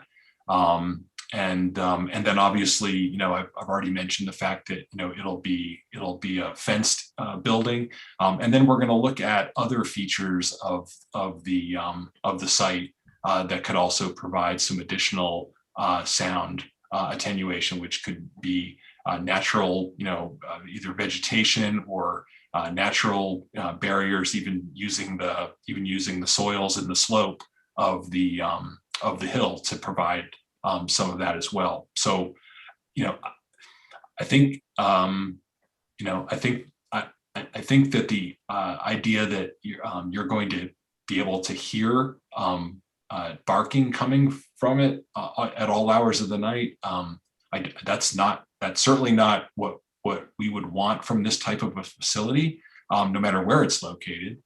And so we feel that we feel confident that we can construct the building in a way that it'll be tight, both from an energy perspective, but also from a sound perspective. So I don't know about those. I don't know about those zoning regulations in other communities. You know, again, as I mentioned before, you know, this is a former state property that, you know, was specifically deeded to the city with very specific exclusive use for the siting of a municipal facility. And but obviously, you know, I'm committed to making sure I hear the concerns, I understand the concerns. As I've told Councillor Foster, this used to be Ward 4. I used to represent this area as part of my ward, and have been involved in the redevelopment of the state hospital pretty much from the early beginnings of it.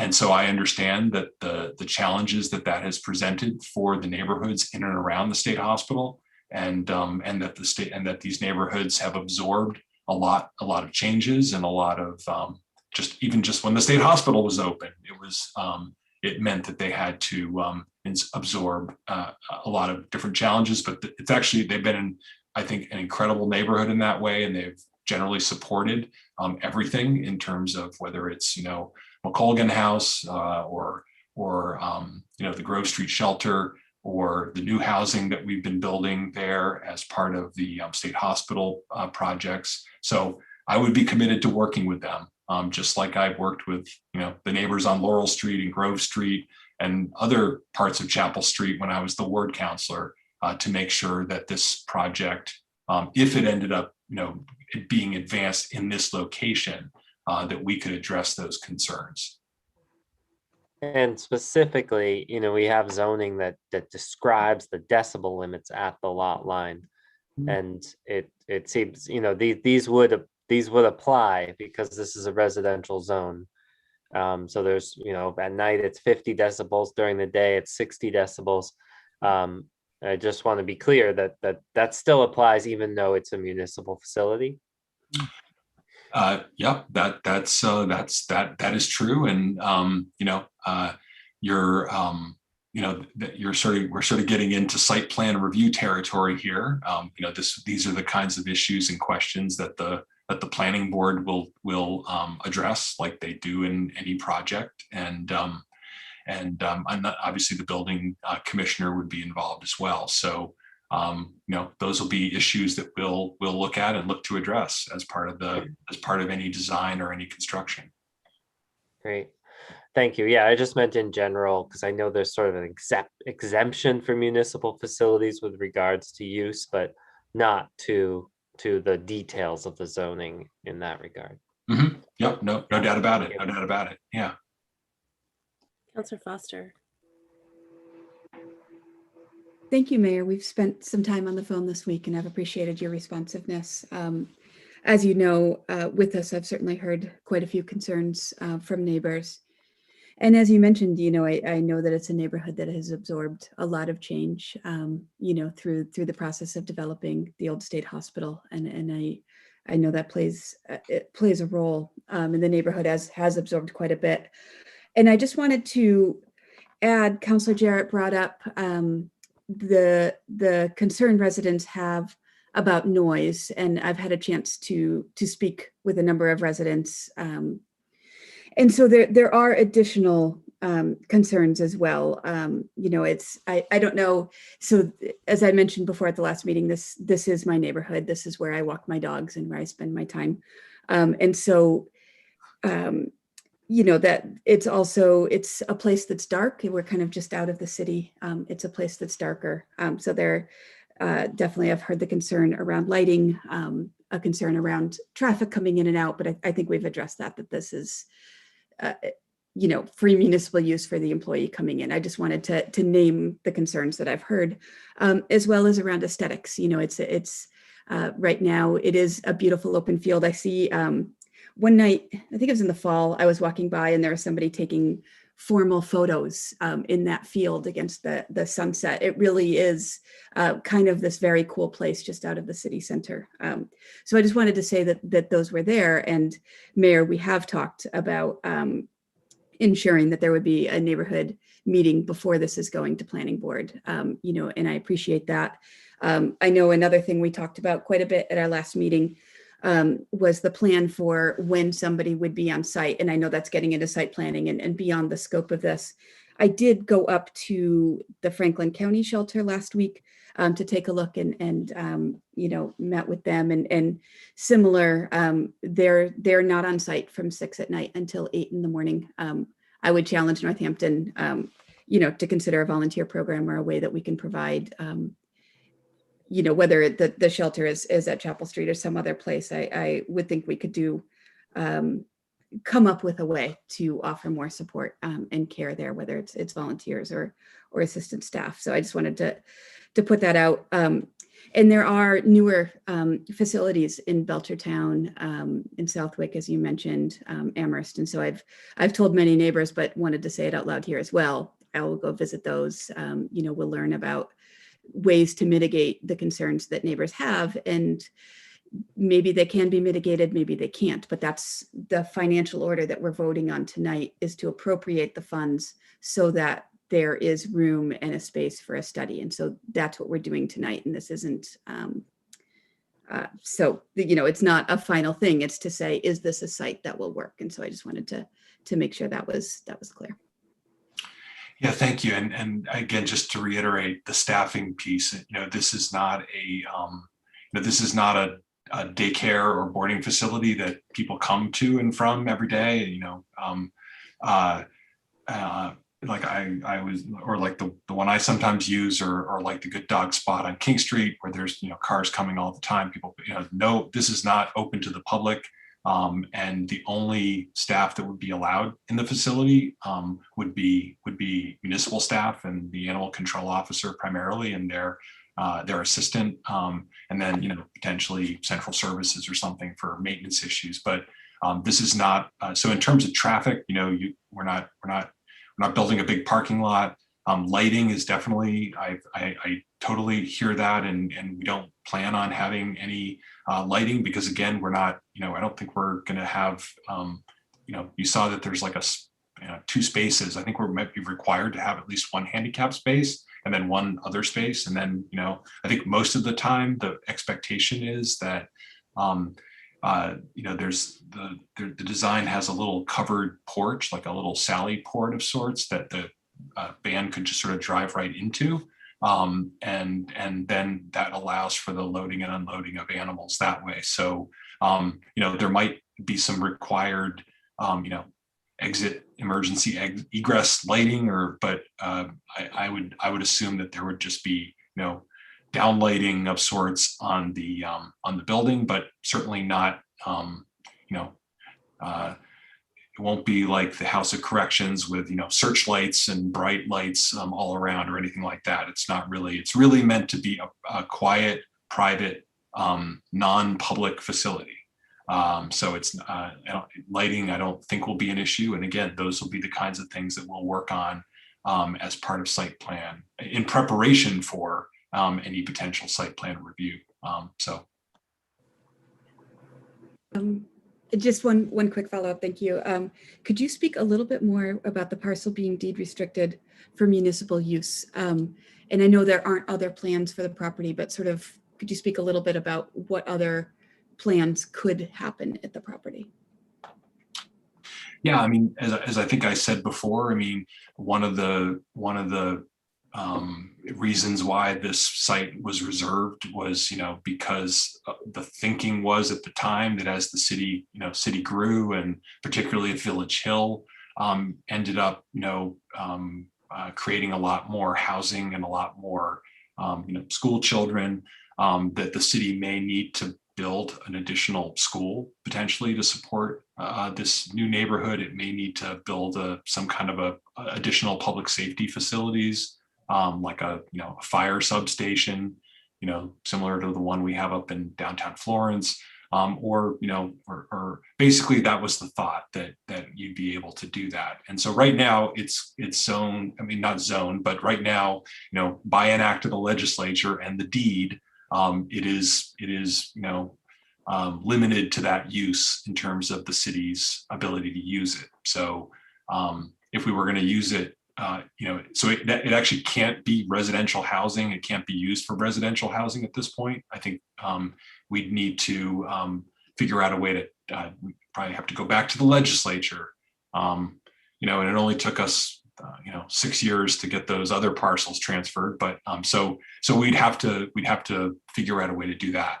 But again, I think it's important that the city does have the ability for future potential space for municipal facilities. Not that I can foresee many on the horizon, but so that was the purpose in 1994 when this was created, and so here we are with the potential, it maybe being a potential fit, maybe not, we'll see. But again, there's certainly a space that could accommodate other development if it was not reserved for municipal use. So. Councillor Dwight. I just want to remind us of the conversation we had earlier about several hours ago, of course, but as we ponder policies, making decisions and the like, to keep in mind the social equity aspect. So as such, I felt particularly uncomfortable when the jail was brought up as a place that was fine. It was no, equivalent to the landfill or something along that line. That the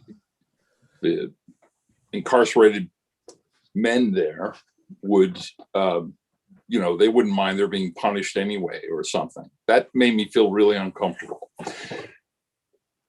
The fact is that actually dogs and dog ownership is a dimension of privilege, to be honest. And the fact is we don't ban dogs in Northampton, dog ownership. I have two neighbors who have dogs who bark all day and night. It's not within my rights to limit their dog ownership, or I don't even bother complaining. I mean, but I notice it. We're not prepared to ban dogs anywhere in all the residential neighborhoods. That we'd be burned to the ground if we proposed that. But the fact is I want us to remember, again, as we have these conversations, where our privilege lies and how it informs how we consider and debate this discussion. So that's all. And again, this is an appropriation for design and review, and regardless of the site. And we can argue and have a discussion about the site at other times, and actually I think it's up to the mayor and Councilor Foster, of course, will preside over a forum that we'll discuss with the neighbors, but we have to consider that, this comes, I alluded to the emergency cot shelter before. I wasn't really kidding. Unfortunately, I've heard a lot of things tonight that reminded me of that same conversation, which is even more demeaning when you consider the fact that we're talking about human beings and where to place them, people who were in urgent need, and where we could provide an emergency facility for them. And the resistance from the neighborhood invoking some of the very same things we're talking about this kennel here. So that's been contributing to my distress in this conversation. I will be voting for the $400,000 appropriation. Councilor Labarge, did you have your hand up before? Yes, I did. Okay, and then Councilor Quinlan, go ahead. Oh, I wanted to explain, Councilor Dwight, when I mentioned the state hospital by the jail, I was talking about the property across the street. Plus the fact there is a program where state police do use inmates, which they keep dogs and they train them, which is absolutely beautiful, beautiful.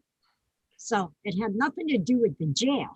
It had to do with the property across the street and further down on an open field. That's all. Okay, thank you. Councilor Quinlan. Yeah, I just wanted to say thank you to just about everybody in this conversation here. The mayor, I think you've been extremely thoughtful about this.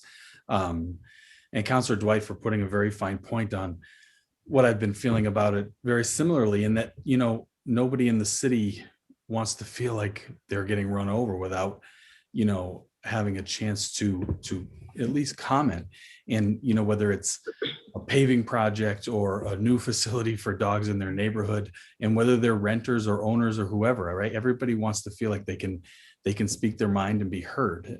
So I'm grateful for all the thoughtfulness that's going into this conversation. I wanted to also mention that it seemed last time we kind of got outside of the item on the agenda. We talked a lot about the operation of the animal control, and you know, I thought that was really interesting. But we also have discussed in city services asking for the animal control officer to come and speak with us a little further about that operation. So I'm looking forward to that as well.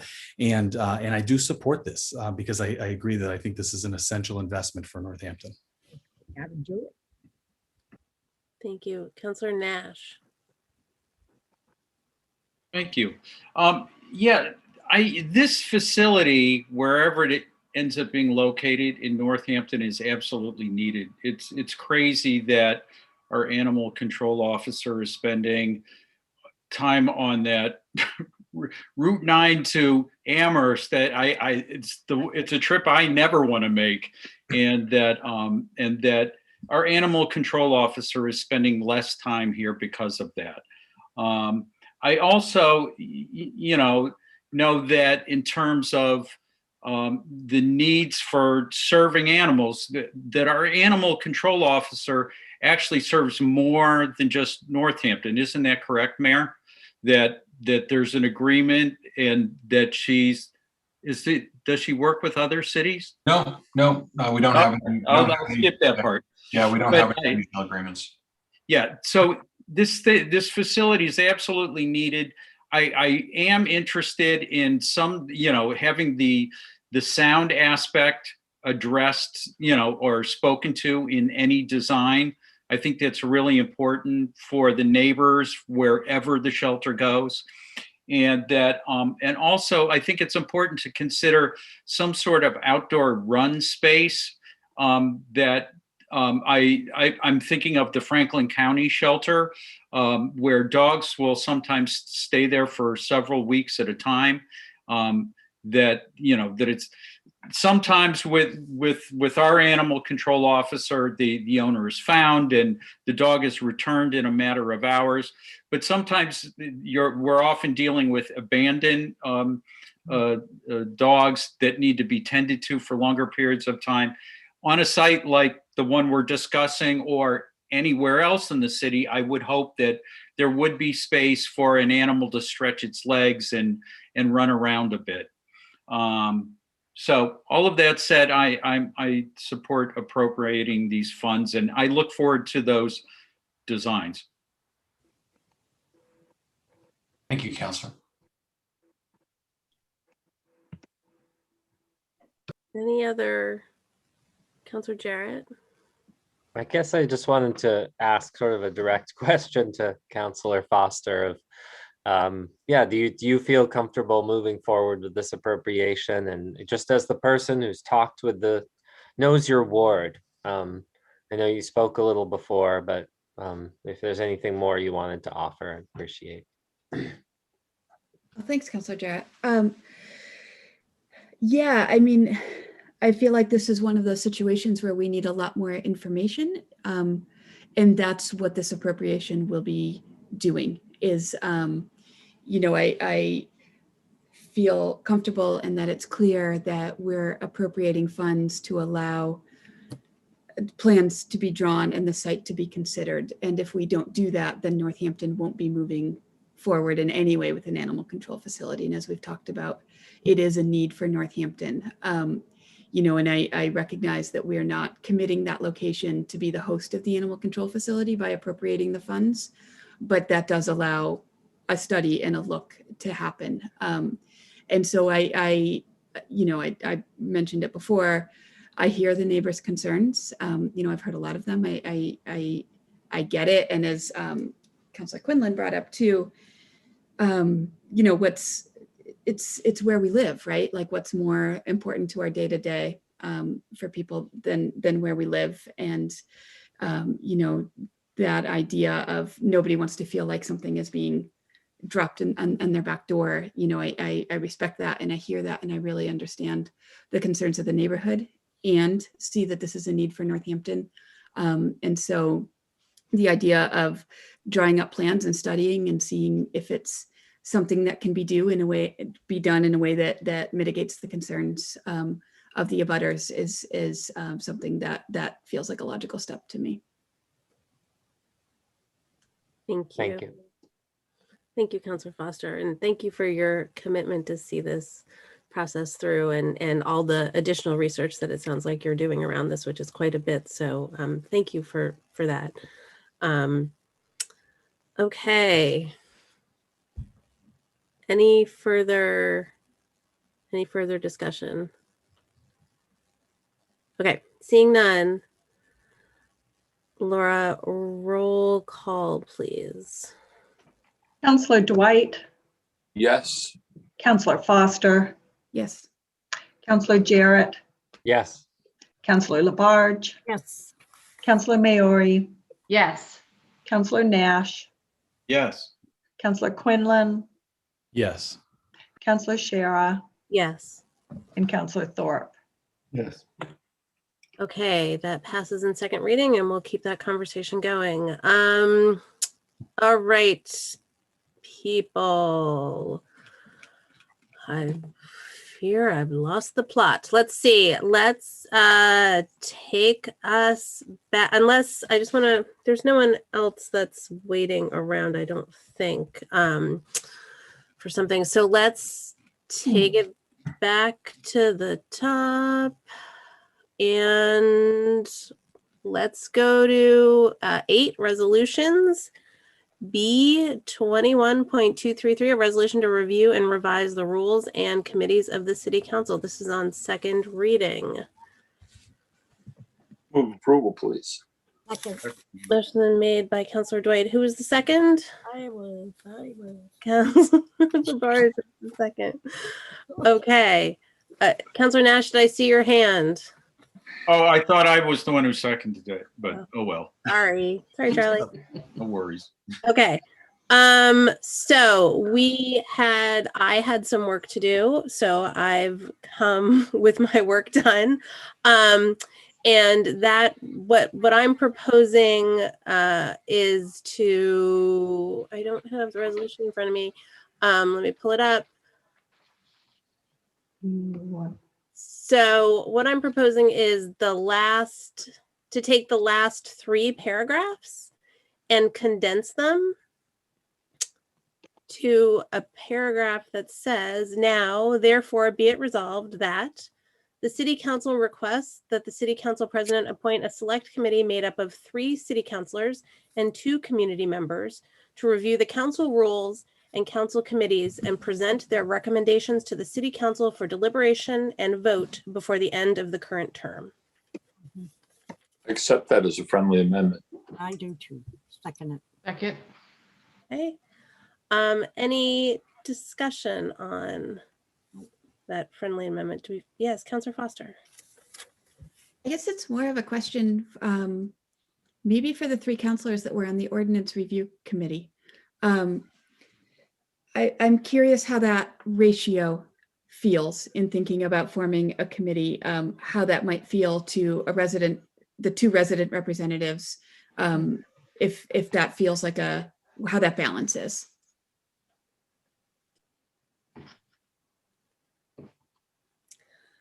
Anyone want to jump in on that? And we'll note that this is, of course, is for the council roles themselves. Councilor Dwight. Yeah, I think, the charge here is actually more narrowly focused, oddly enough, even though our rules do appear dense. But what we asked for the Ordinance Review Committee, particularly the expanded charge, was significant. It was huge. So, and probably too much. And ultimately the same thing that happened with the Policing Review Commission. This one's actually fairly straightforward. There's existing rules that by and large, probably almost all of them will stay, but we're trying to make an adjustment for circumstances that appear on the ground. And the same thing with reviewing committees, trying to determine what's the best committee that we can possibly create that will serve us, not committees just for the sake of someone serving on a committee, but a committee that actually does things. So if we feel there are things that we're missing or that we would deserve closer study that we can define as a committee, then that would be the charge. So I think the prescribed amount of time, and not for nothing, it's true, and it did come up that we ask a lot of our volunteers, and it is, you really can't thank people enough for participating. But the fact is that also, I've heard the distinction made between us and them. Of course, we're compensated. As we all know, we've been greatly enriched. I think if we parse out to amount of time that we've been working versus how much we're getting paid, the city still owes us money for what we lose in taxes, because we're getting paid about 1.50 cents an hour ultimately. That's true. That said, is that I don't think this is as onerous as the other committees that we described. The Pesticide Review Committee, that literally was a deep dive for several people, and well, not the least of which was the counselors, to try and understand, what the hell glyphosate was and the like, and its cellular impacts and so on. So in this case, I think that's a committee. A larger committee would be more complicated, to be herding more cats. It makes it harder to arrange for meeting times, and ultimately I fully expect that we'll be seeing probably many or all of the counselors at any given point during the conversations and discussions. So there'll be plenty of reasonable input and contribution.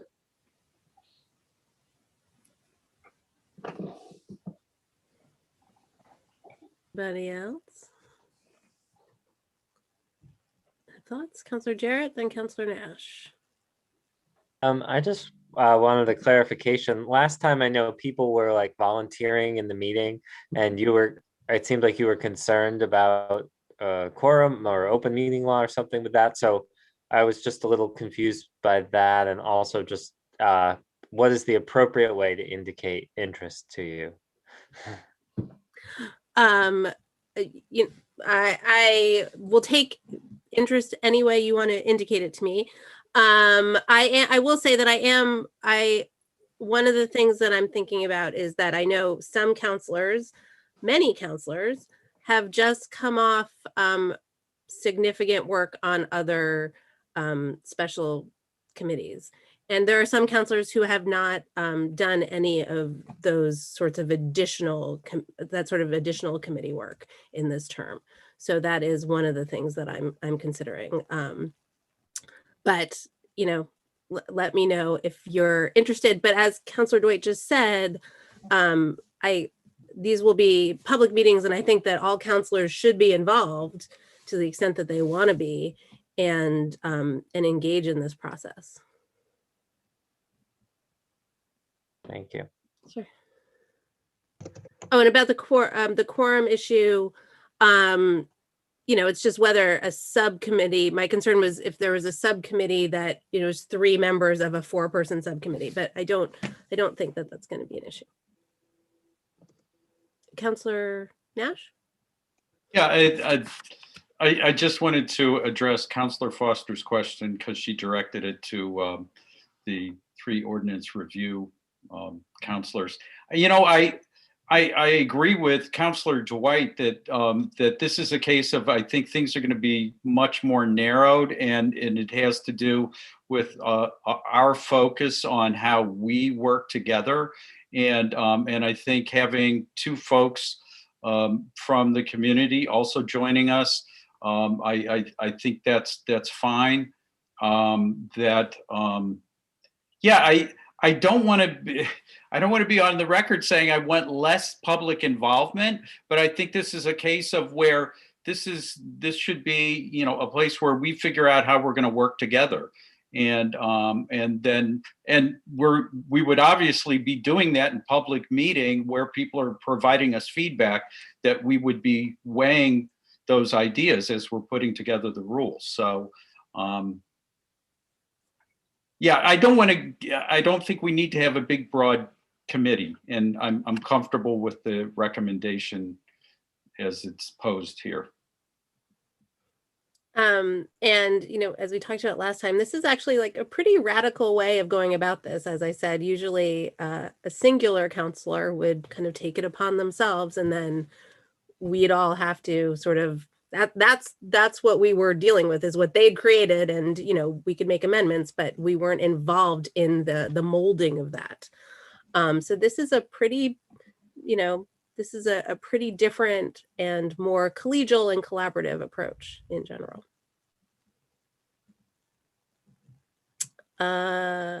Okay, any other, yes, Councillor Foster. It's not actually about this. I was just deciding whether or not I wanted to say something, but I think I will.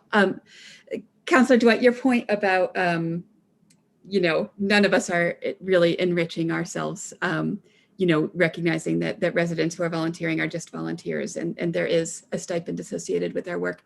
And I own that, and I work more at council. But I also do want to recognize that it is not an insignificant sum, and has given my family choices, and has made a difference to my personal situation and my ability to serve. And I think that can be very meaningful as people are choosing whether or not this might be a path that they can foresee for themselves, and the options that might give them. Thank you. Councillor Maori. I was just going to say that I'm reassured by the fact that it sounds like all councilors will vote and kind of vet the findings of this committee, correct? Yeah, I mean, that's the, usually it gets brought, whatever rules a counselor comes up with gets brought to the full council, and the full council has to vote on our rules. Right, exactly. So I just find that really reassuring. So, some of us will kind of do the deep dive, but we're all going to get our voices heard on this, which is really, really important to me, and I'm glad that's part of it. Thank you. And to be clear, the members of the committee will vote on the recommendation, and then the council in itself, when it is advanced to the council, will debate. That's where the other council members will participate, discuss, amplify, whatever. But I mean, this is kind of the struggle. We've been having these conversations about full council subcommittees and so on, and it should be, oddly enough, at least my hope to be part of the topic of conversation when we review the rules. But as it stands now, it is the committee members who will make the recommendation. They will be the ultimate deliberators and voters. And then actually, no, the ultimate deliberators and voters are the council, because they are our rules and we have to agree to them. And if we don't, then we don't have rules. Thank you. Thank you, Counselor Dwight. That was clarifying. Counselor Labarge. Okay, so would either like Counselor Dwight be on it or our council president? That's a question I'd like to know. You want to know if I will be on it or Counselor Dwight will be on it? Yeah. Counselor Dwight is, as the sponsor of this resolution, I believe will be on it.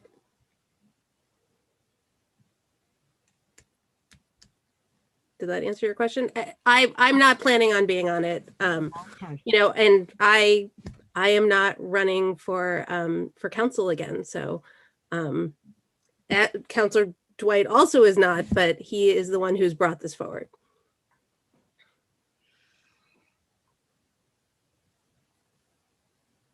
Counselor Dwight. Can I speak to the reason that I brought this forward now? And it's true, I'm a lame duck. These are rules that I will not have to abide by. But the fact is that this is particularly for your newer counselors, you, as I've said, you've had a baptism by fire. Honestly, I've never witnessed any other council have to go through what you had to go through, learning curve wise, and then actually change on the fly and adapt to situations that were inconceivable. Nothing, no one ever anticipated anything like what we've experienced. And as such, you have developed actually a nuanced and sophisticated understanding about what it means to work in a collaborative process of governance. That's not true of 99.9% of the people who live in the city, nor should they be bothered with that, to be perfectly honest, in some level. But my hope is that even candidates who are considering running for office will participate in these conversations and understand. So going forward, you know, when we asked, I think it was Councilor Foster who mentioned that when, you know, you had to vote on the rules the first thing, it was the very first meeting.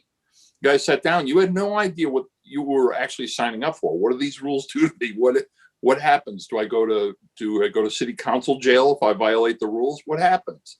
And it's true. I mean, that's kind of strange to have you approve rules that you have no idea what they are. So my hope here is, in the process of developing, massaging, and creating these rules, that one, all the people who remain as incumbents will have that historic legacy knowledge to pass on. And at the same time, candidates who might be interested in running might have a better sense of what are the circumstances in which they will be governing. And that's the only reason I suggested that. Well, no, I mean, the reason I suggested was because of all those changes that I described. We need those adjustments, and now is the time to do it, not when the new council is assembled. So that's my intent. That was my hope. It was my parting gift, and I literally don't have a dog in the fight. So other than to see Northampton governed in the best faith and most efficaciously. So that's all. Okay, any other questions, discussion? Councilor Dwight, there was another amendment that needs to be made, yes? Oh, gosh darn it, there was. Wasn't there? Sort of an sentence. Yes, I'm trying to see where it is.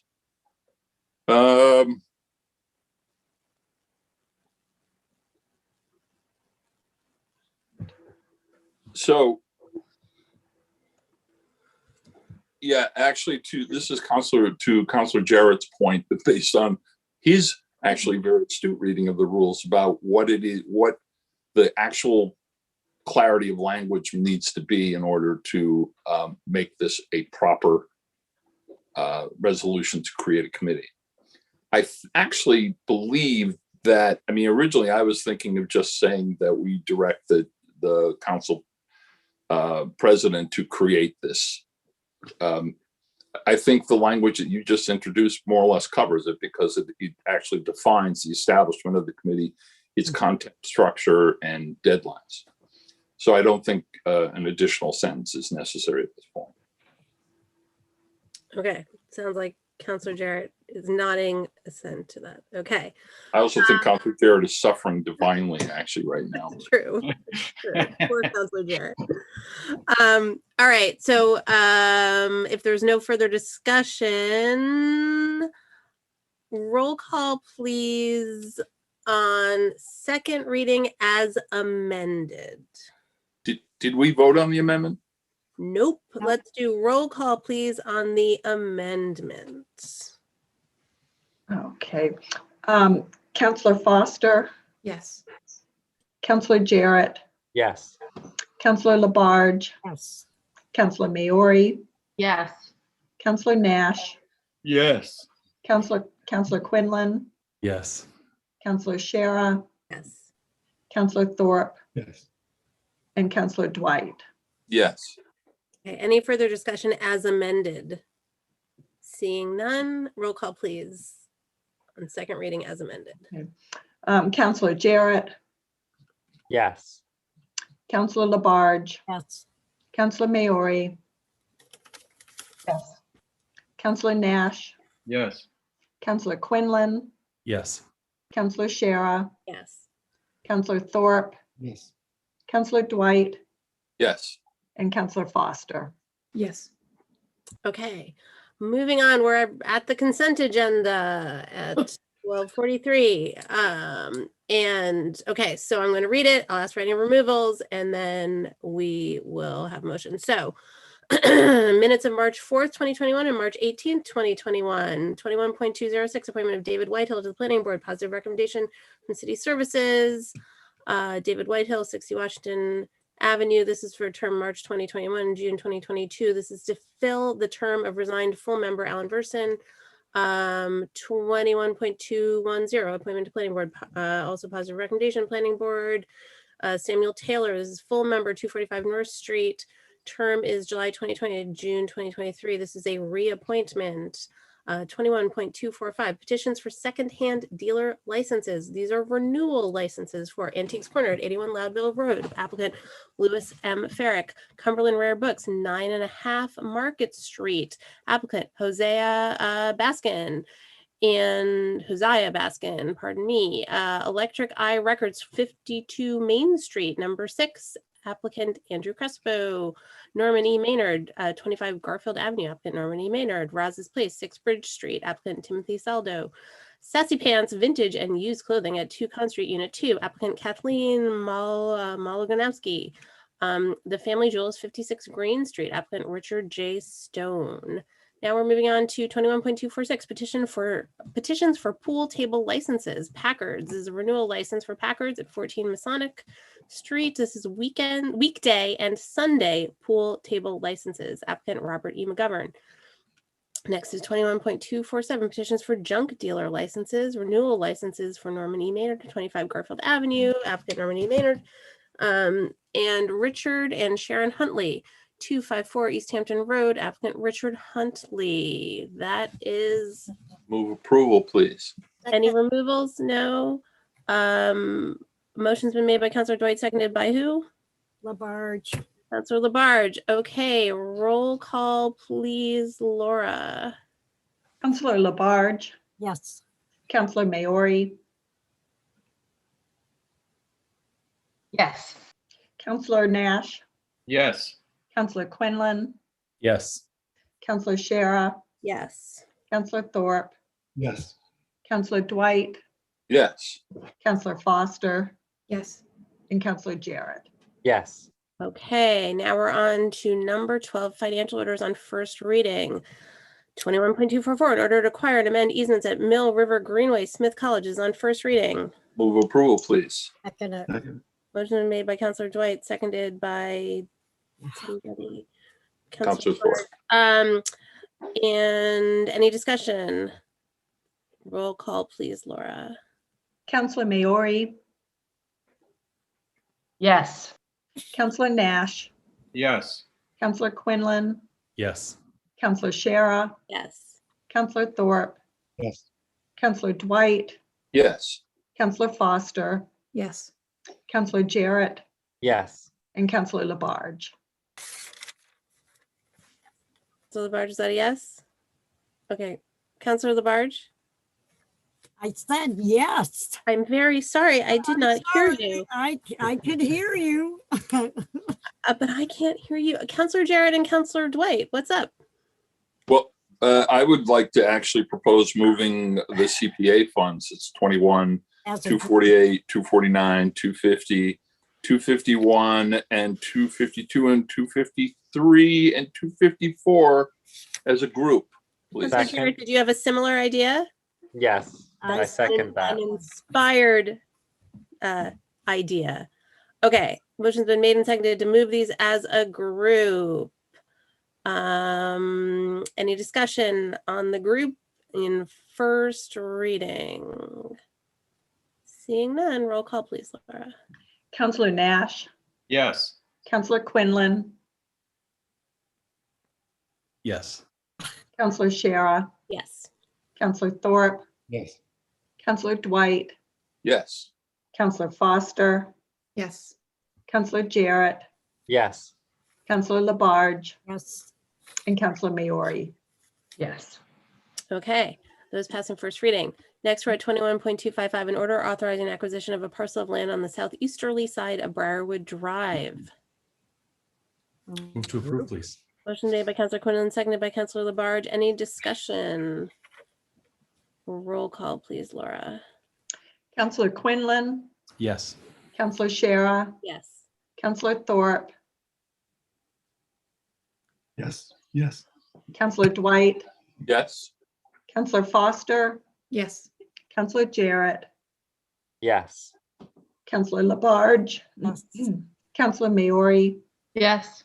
and Counselor Nash. Yes. Okay, that passes in first reading. 21.256, an order authorizing waiver of right of first refusal for 2.93 acres off Kennedy Road.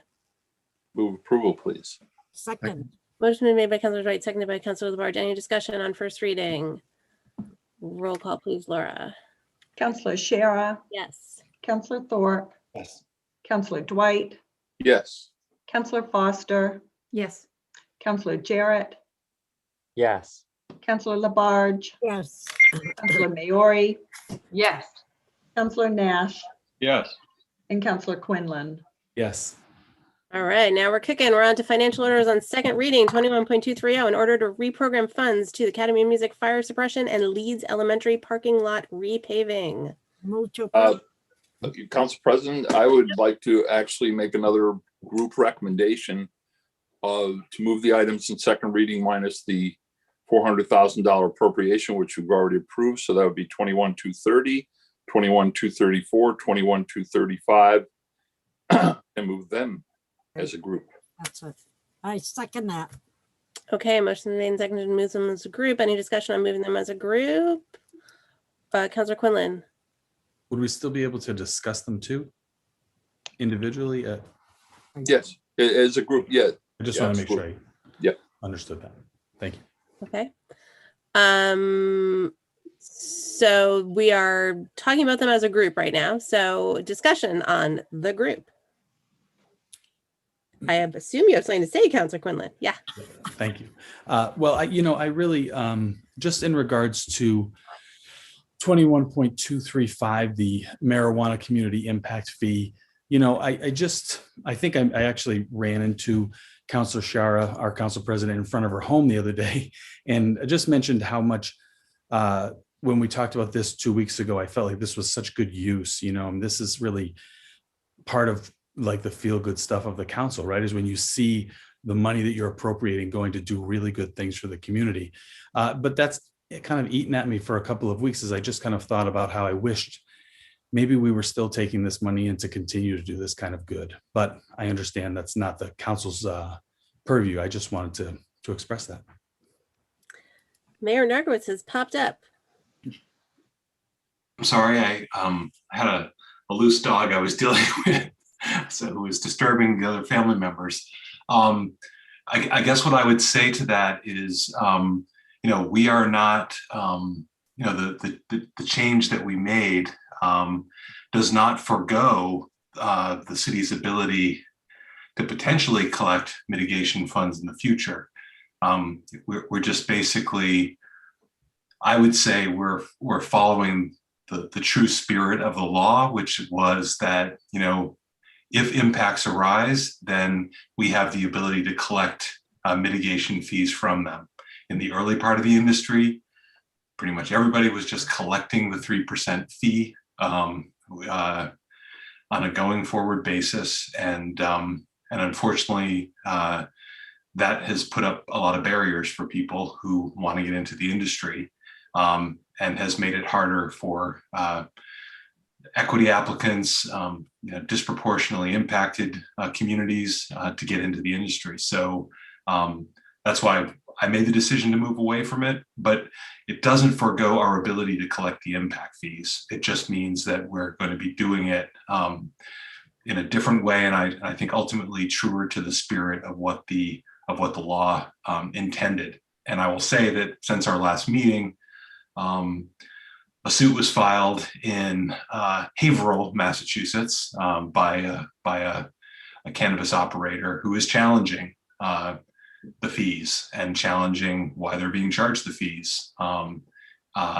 you know, there's a couple of cases pending at the Supreme Judicial Court as well. So I think the change is coming and we're ahead of the curve on it, but I don't think we're still collecting the excise tax revenue, which helps support our city services, and the mitigation fees are still an option. But I think the high flying days of the early part of the industry are over. And so we have to be cognizant of that. Thank you. Any other discussion on the package? Seeing none, roll call, please, Laura. Counselor Thorpe, Yes. Counselor Dwight, Yes. Counselor Foster, Yes. Counselor Jarrett, Yes. Counselor Labarge, Yes. Counselor Maori, Counselor Maori? Yes. Counselor Nash, Yes. Counselor Quinlan, Yes. and Counselor Shara. Yes. Okay, now we are moving down to 14, which is already a package of 11 financial orders to implement FY 2022, FY 2026 Capital Improvement Program, CIP. Yes, Counselor Dwight? I think when we did this before, but I think it's appropriate to move them as a group. Yes. Second that. Oh, and that's for the record, that's item 2119 through to 2029. 21.229. Thank you so much. You're Yes. welcome. Okay, motion's been made by Counselor Dwight, seconded by Counselor Labarge. Any discussion on this package or group? Okay, seeing none, roll call, please, Laura. Counselor Dwight, Yes. Counselor Foster, Yes. Counselor Jarrett, Yes. Counselor Labarge, Yes. Counselor Maori, Yes. Counselor Nash, Yes. Counselor Quinlan, Yes. Counselor Shara, Yes. and Counselor Thorpe. Yes. Okay, those pass in second reading. We're down to 16. These are ordinances not yet referred. Yes, Counselor. I'm sorry to interrupt, but I was wondering if we could refer these as a group Oh, to legislative matters. yes, they've come from transportation and parking, so they don't need to go there.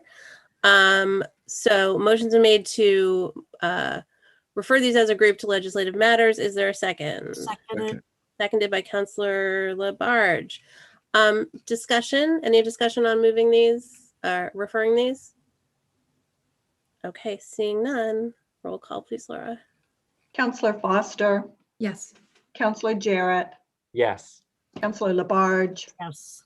Counselor Maori, Yes. Counselor Nash, Yes. Counselor Quinlan, Yes. Counselor Shara, Yes. Counselor Thorpe, Yes. and Counselor Dwight. Yes. Okay. We're down to 17. This Florence Traffic and Parking Ordinance is sponsored by the Transportation and Parking Commission.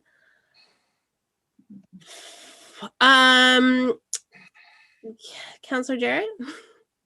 I could shepherd us through some of these if people would like. I think a couple of them could be moved in groups, and then I can speak about each one. They're all in my ward, so that's the and the Legislative Matters Committee. I spoke about them quite a bit. So I would move that we move 21.198 and 21.199 about the stop signs on Scanlon Ave and Cross Street as a group. Okay. Motion's made by Councilor Jarrett, seconded by Councilor Dwight. I would be very happy to have you shepherd us through this. As you know, we've sort of noted, reading these doesn't help a whole lot. But if you could give an explanation, that would be great. Sure. So these are to add stop signs and they are T intersections. And, at every T intersection, vehicles that are traveling on the street that is ending have to stop.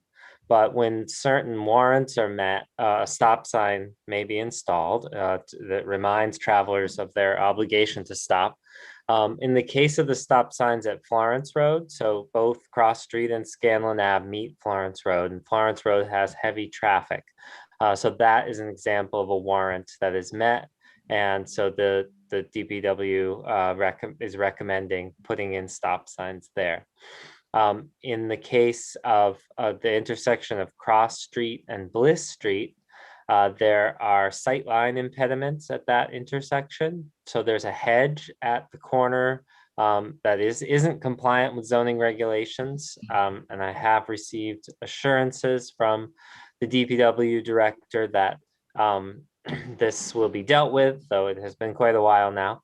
But even with this hedge trimmed down to the required 3 feet, there is still an electric pole and a mailbox that could cause sightline issues. So that is the reason for a stop sign being warranted there.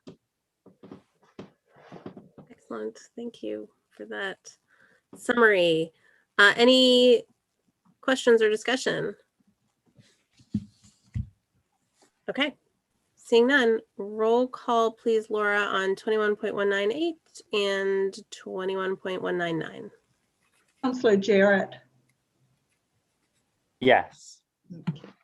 Councilor Labarge, Yes. Councilor Maori, Yes. Councilor Nash, Yes. Councilor Quinlan, Yes. Councilor Shara, Yes. Councilor Thorpe, Yes. Councilor Dwight, Yes. and Councilor Foster. Yes. Okay, those pass in first reading. Councilor Jarrett, do you have a plan for this next batch? Yes, so the next one should be taken alone. So I would move that we approve 21.213, an ordinance relative to parking on Pine Street. Okay, motion's been made, Second. seconded by Councilor Quinlan, was that? Okay, and discussion. Please. So Laura actually has a map of this, which will probably help in us understand it. You able to bring that up, Laura? Yeah, give me a moment.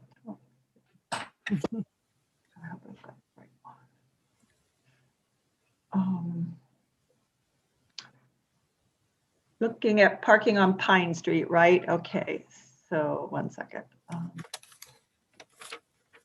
I can introduce it while it's coming up. So Pine Street from Chestnut Street to South Main Street is narrower than the rest of Pine Street. And currently there is parking allowed on both sides for much of the block.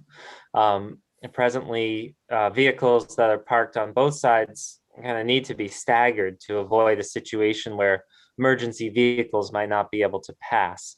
And I have not noticed or heard that there is a shortage of parking. So, restricting parking on one side, still allow parking fully on the other. But that would help with any sort of, staggering situation. I should also note that this neighborhood has long been fighting for traffic calming measures.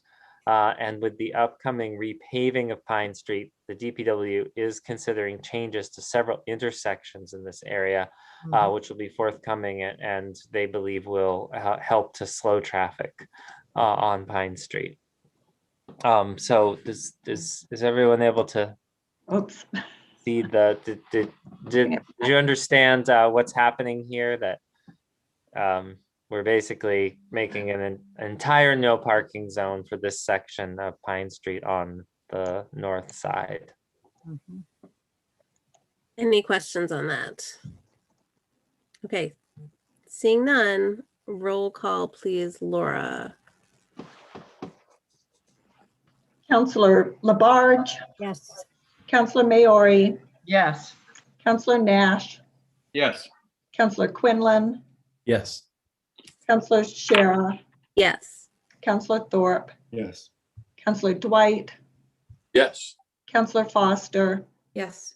and Counselor Jarrett. Yes. Okay, that passes in first reading, and we are at 21.214, an ordinance relative to stop signs on Maple Street, Man Terrace, and Pine Street. Counselor Jarrett, unless you have a plan to group them. Yeah, I think the next three, 214, 215, and 216, I would like to move as a group. Okay. Motion made by Counselor Jarrett, seconded by Counselor Dwight. Discussion, explanation, Counselor Jarrett? Sure. Laura has a map of this as well, and I think that will be very helpful. So yeah, these are all about the intersection of Maple Street, Man Terrace, and Pine Street. And the map's on the second page of this letter that was distributed to all the residents in the area. So this intersection has a crash rate that is well above the average for unsignalized intersections. So the city hired the engineering firm Fuss and O'Neill to review this and other intersections throughout the city. So I reviewed that study, listened to the neighborhood concerns, and I agree that with the DPW's recommendation that a four-way stop for Pine and Maple is appropriate, and that it would also reduce possible conflict points for Man Terrace by only allowing right turn exits onto Pine Street. So I don't, if you can understand, the current situation is that Pine Street must stop, but Maple Street does not. And we have this weird fifth street or fifth approach coming in on Man Terrace, which is unexpected.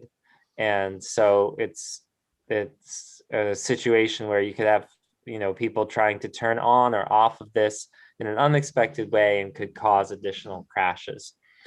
So this very short section of Man Terrace will become a one-way street, and then you will only be able to turn right. So it's eliminating some of the potential conflict points in that intersection.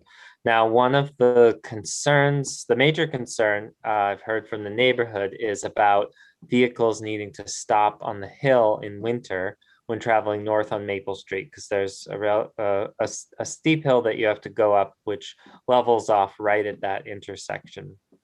And it's true, I don't think this is ideal, but I believe that it's safer than the current design, and that something needs to be done about the intersection, and this is the best approach that at least they also looked at a roundabout, but that would have been very expensive and disruptive, and this solved those safety issues with much less expense. Thank you for that explanation. Any questions? Councilor Nash. I just want to say what a terrific job Councilor Jarrett has done around, all of these changes here. That this was vetted at the TPC, that he made sure constituents knew about that hearing, and people showed up for it, and his outreach, and his understanding of all of the details here, and I'm really grateful he remembers all of it. Allergies and all. Very nice job, Counselor Jarrett. Here, Thank you. here. Counselor Maori. Yes, here. Thank you for that. And because it abuts my ward, I talked to folks on Man and around the area, and they were all very supportive and think it's a great change. So that was reassuring to hear. Excellent. Any other discussion? Okay, seeing none, roll call please on that grouping of 3. Councilor Maori, Yes. Councilor Nash, Yes. Councilor Quinlan, Yes. Councilor Shara, Yes. Councilor Thorpe, Yes. Councilor Dwight, Yes. Councilor Foster, Yes. Councilor Jarrett, Yes. and Councilor Labarge. Yes. All right, other cat trying to get in. That passes on first reading. Those pass on first reading. We are at ordinances on second reading. 20.181, an ordinance relative to affordable housing. This is on second reading. Move approval, please. Second. Motion's made by Councilor Dwight, seconded by Councilor Nash. Any discussion on second reading? Seeing none, roll call please, Laura. I'm sorry, who was the motion and second? Oh, Dwight and Nash. Okay. Councilor Nash, Yes. Councilor Quinlan, Yes. Councilor Shara, Yes. Councilor Thorpe, Yes. Councilor Dwight, Yes. Councilor Foster, Yes. Councilor Jarrett, Yes. Councilor Labarge, Yes. and Councilor Maori. yes.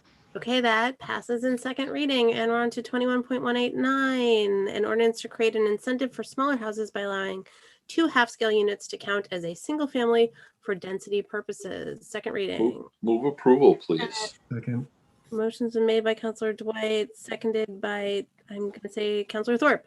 And any discussion now on second reading? Seeing none, roll call please, Laura. Councilor Quinlan, Yes. Councilor Shara, Yes. Councilor Thorpe, Yes. Councilor Dwight, Yes. Councilor Foster, Yes. Councilor Jarrett, Yes. Councilor Labarge, Yes. Councilor Maori, Yes. and Councilor Nash. Yes. Okay, that passes in second reading. I would like to move to adjourn if no one's got anything else they want to do. I mean, we can hang around and chat a little bit, but I just want to double check. We hit it all, right? Yeah. Okay. Yep. Second. Motion's made by Councilor Dwight, seconded by Councilor Nash. Roll call, please. Okay. Councilor Quinlan, Yes. Councilor Shara, Yes. Councilor Thorpe, Yes.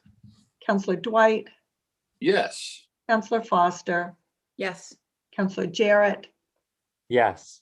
Councilor Labarge, Yes. Councilor Maori, Yes. and Councilor Nash. Yes. All right, we're adjourned. Well done, everybody.